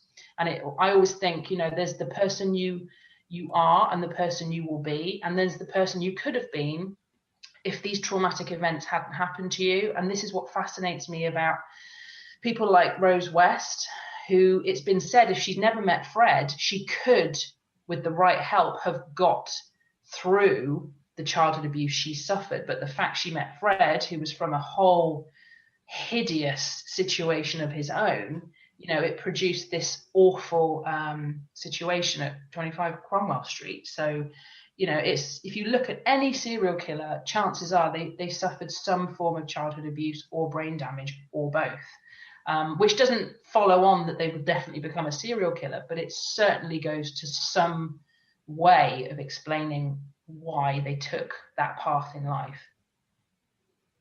And finally, finishing on a much lighter note, Izzy wants to know, knowing how much you love the Sylvanian family figures, which figure do you think best embodies Rhiannon? Well, Rhiannon, for all her bloodlust and predilection for murder, she's actually a very homely person. And I think if she hadn't gone down the path of the mass murderer, she would have been very happy to just be a housewife and have children around her. And she's very good with kids and she's very good making cake. So she'd probably be somebody like Rose Timbertop, the brown bear, because there's always kids around her house and she's always baking cakes and cookies and things like that. And she just provided a very welcoming environment for all. And I think, you know, as I say, if things had gone better for Rhiannon from an early age and she wasn't enabled and she'd just gone through life with a nicer frame of mind, she would have been much happier just to be a loving, caring person like the brown bear or the grey bear or Freya, the chocolate rabbit, perhaps. I like to think that's why she loves the Sylvanians so much, because they offer her an insight into a much simpler life. She's made life really complicated for herself. And the Sylvanians represent simple times. I think she's jealous of that. So yeah, probably Rose or Freya would be her home gals on the Sylvanians front. Well, thank you so much for answering all our questions. And I hope everybody listening enjoyed the interview and the audiobook. Thank you very much. That was Deadhead by C.J. Skews.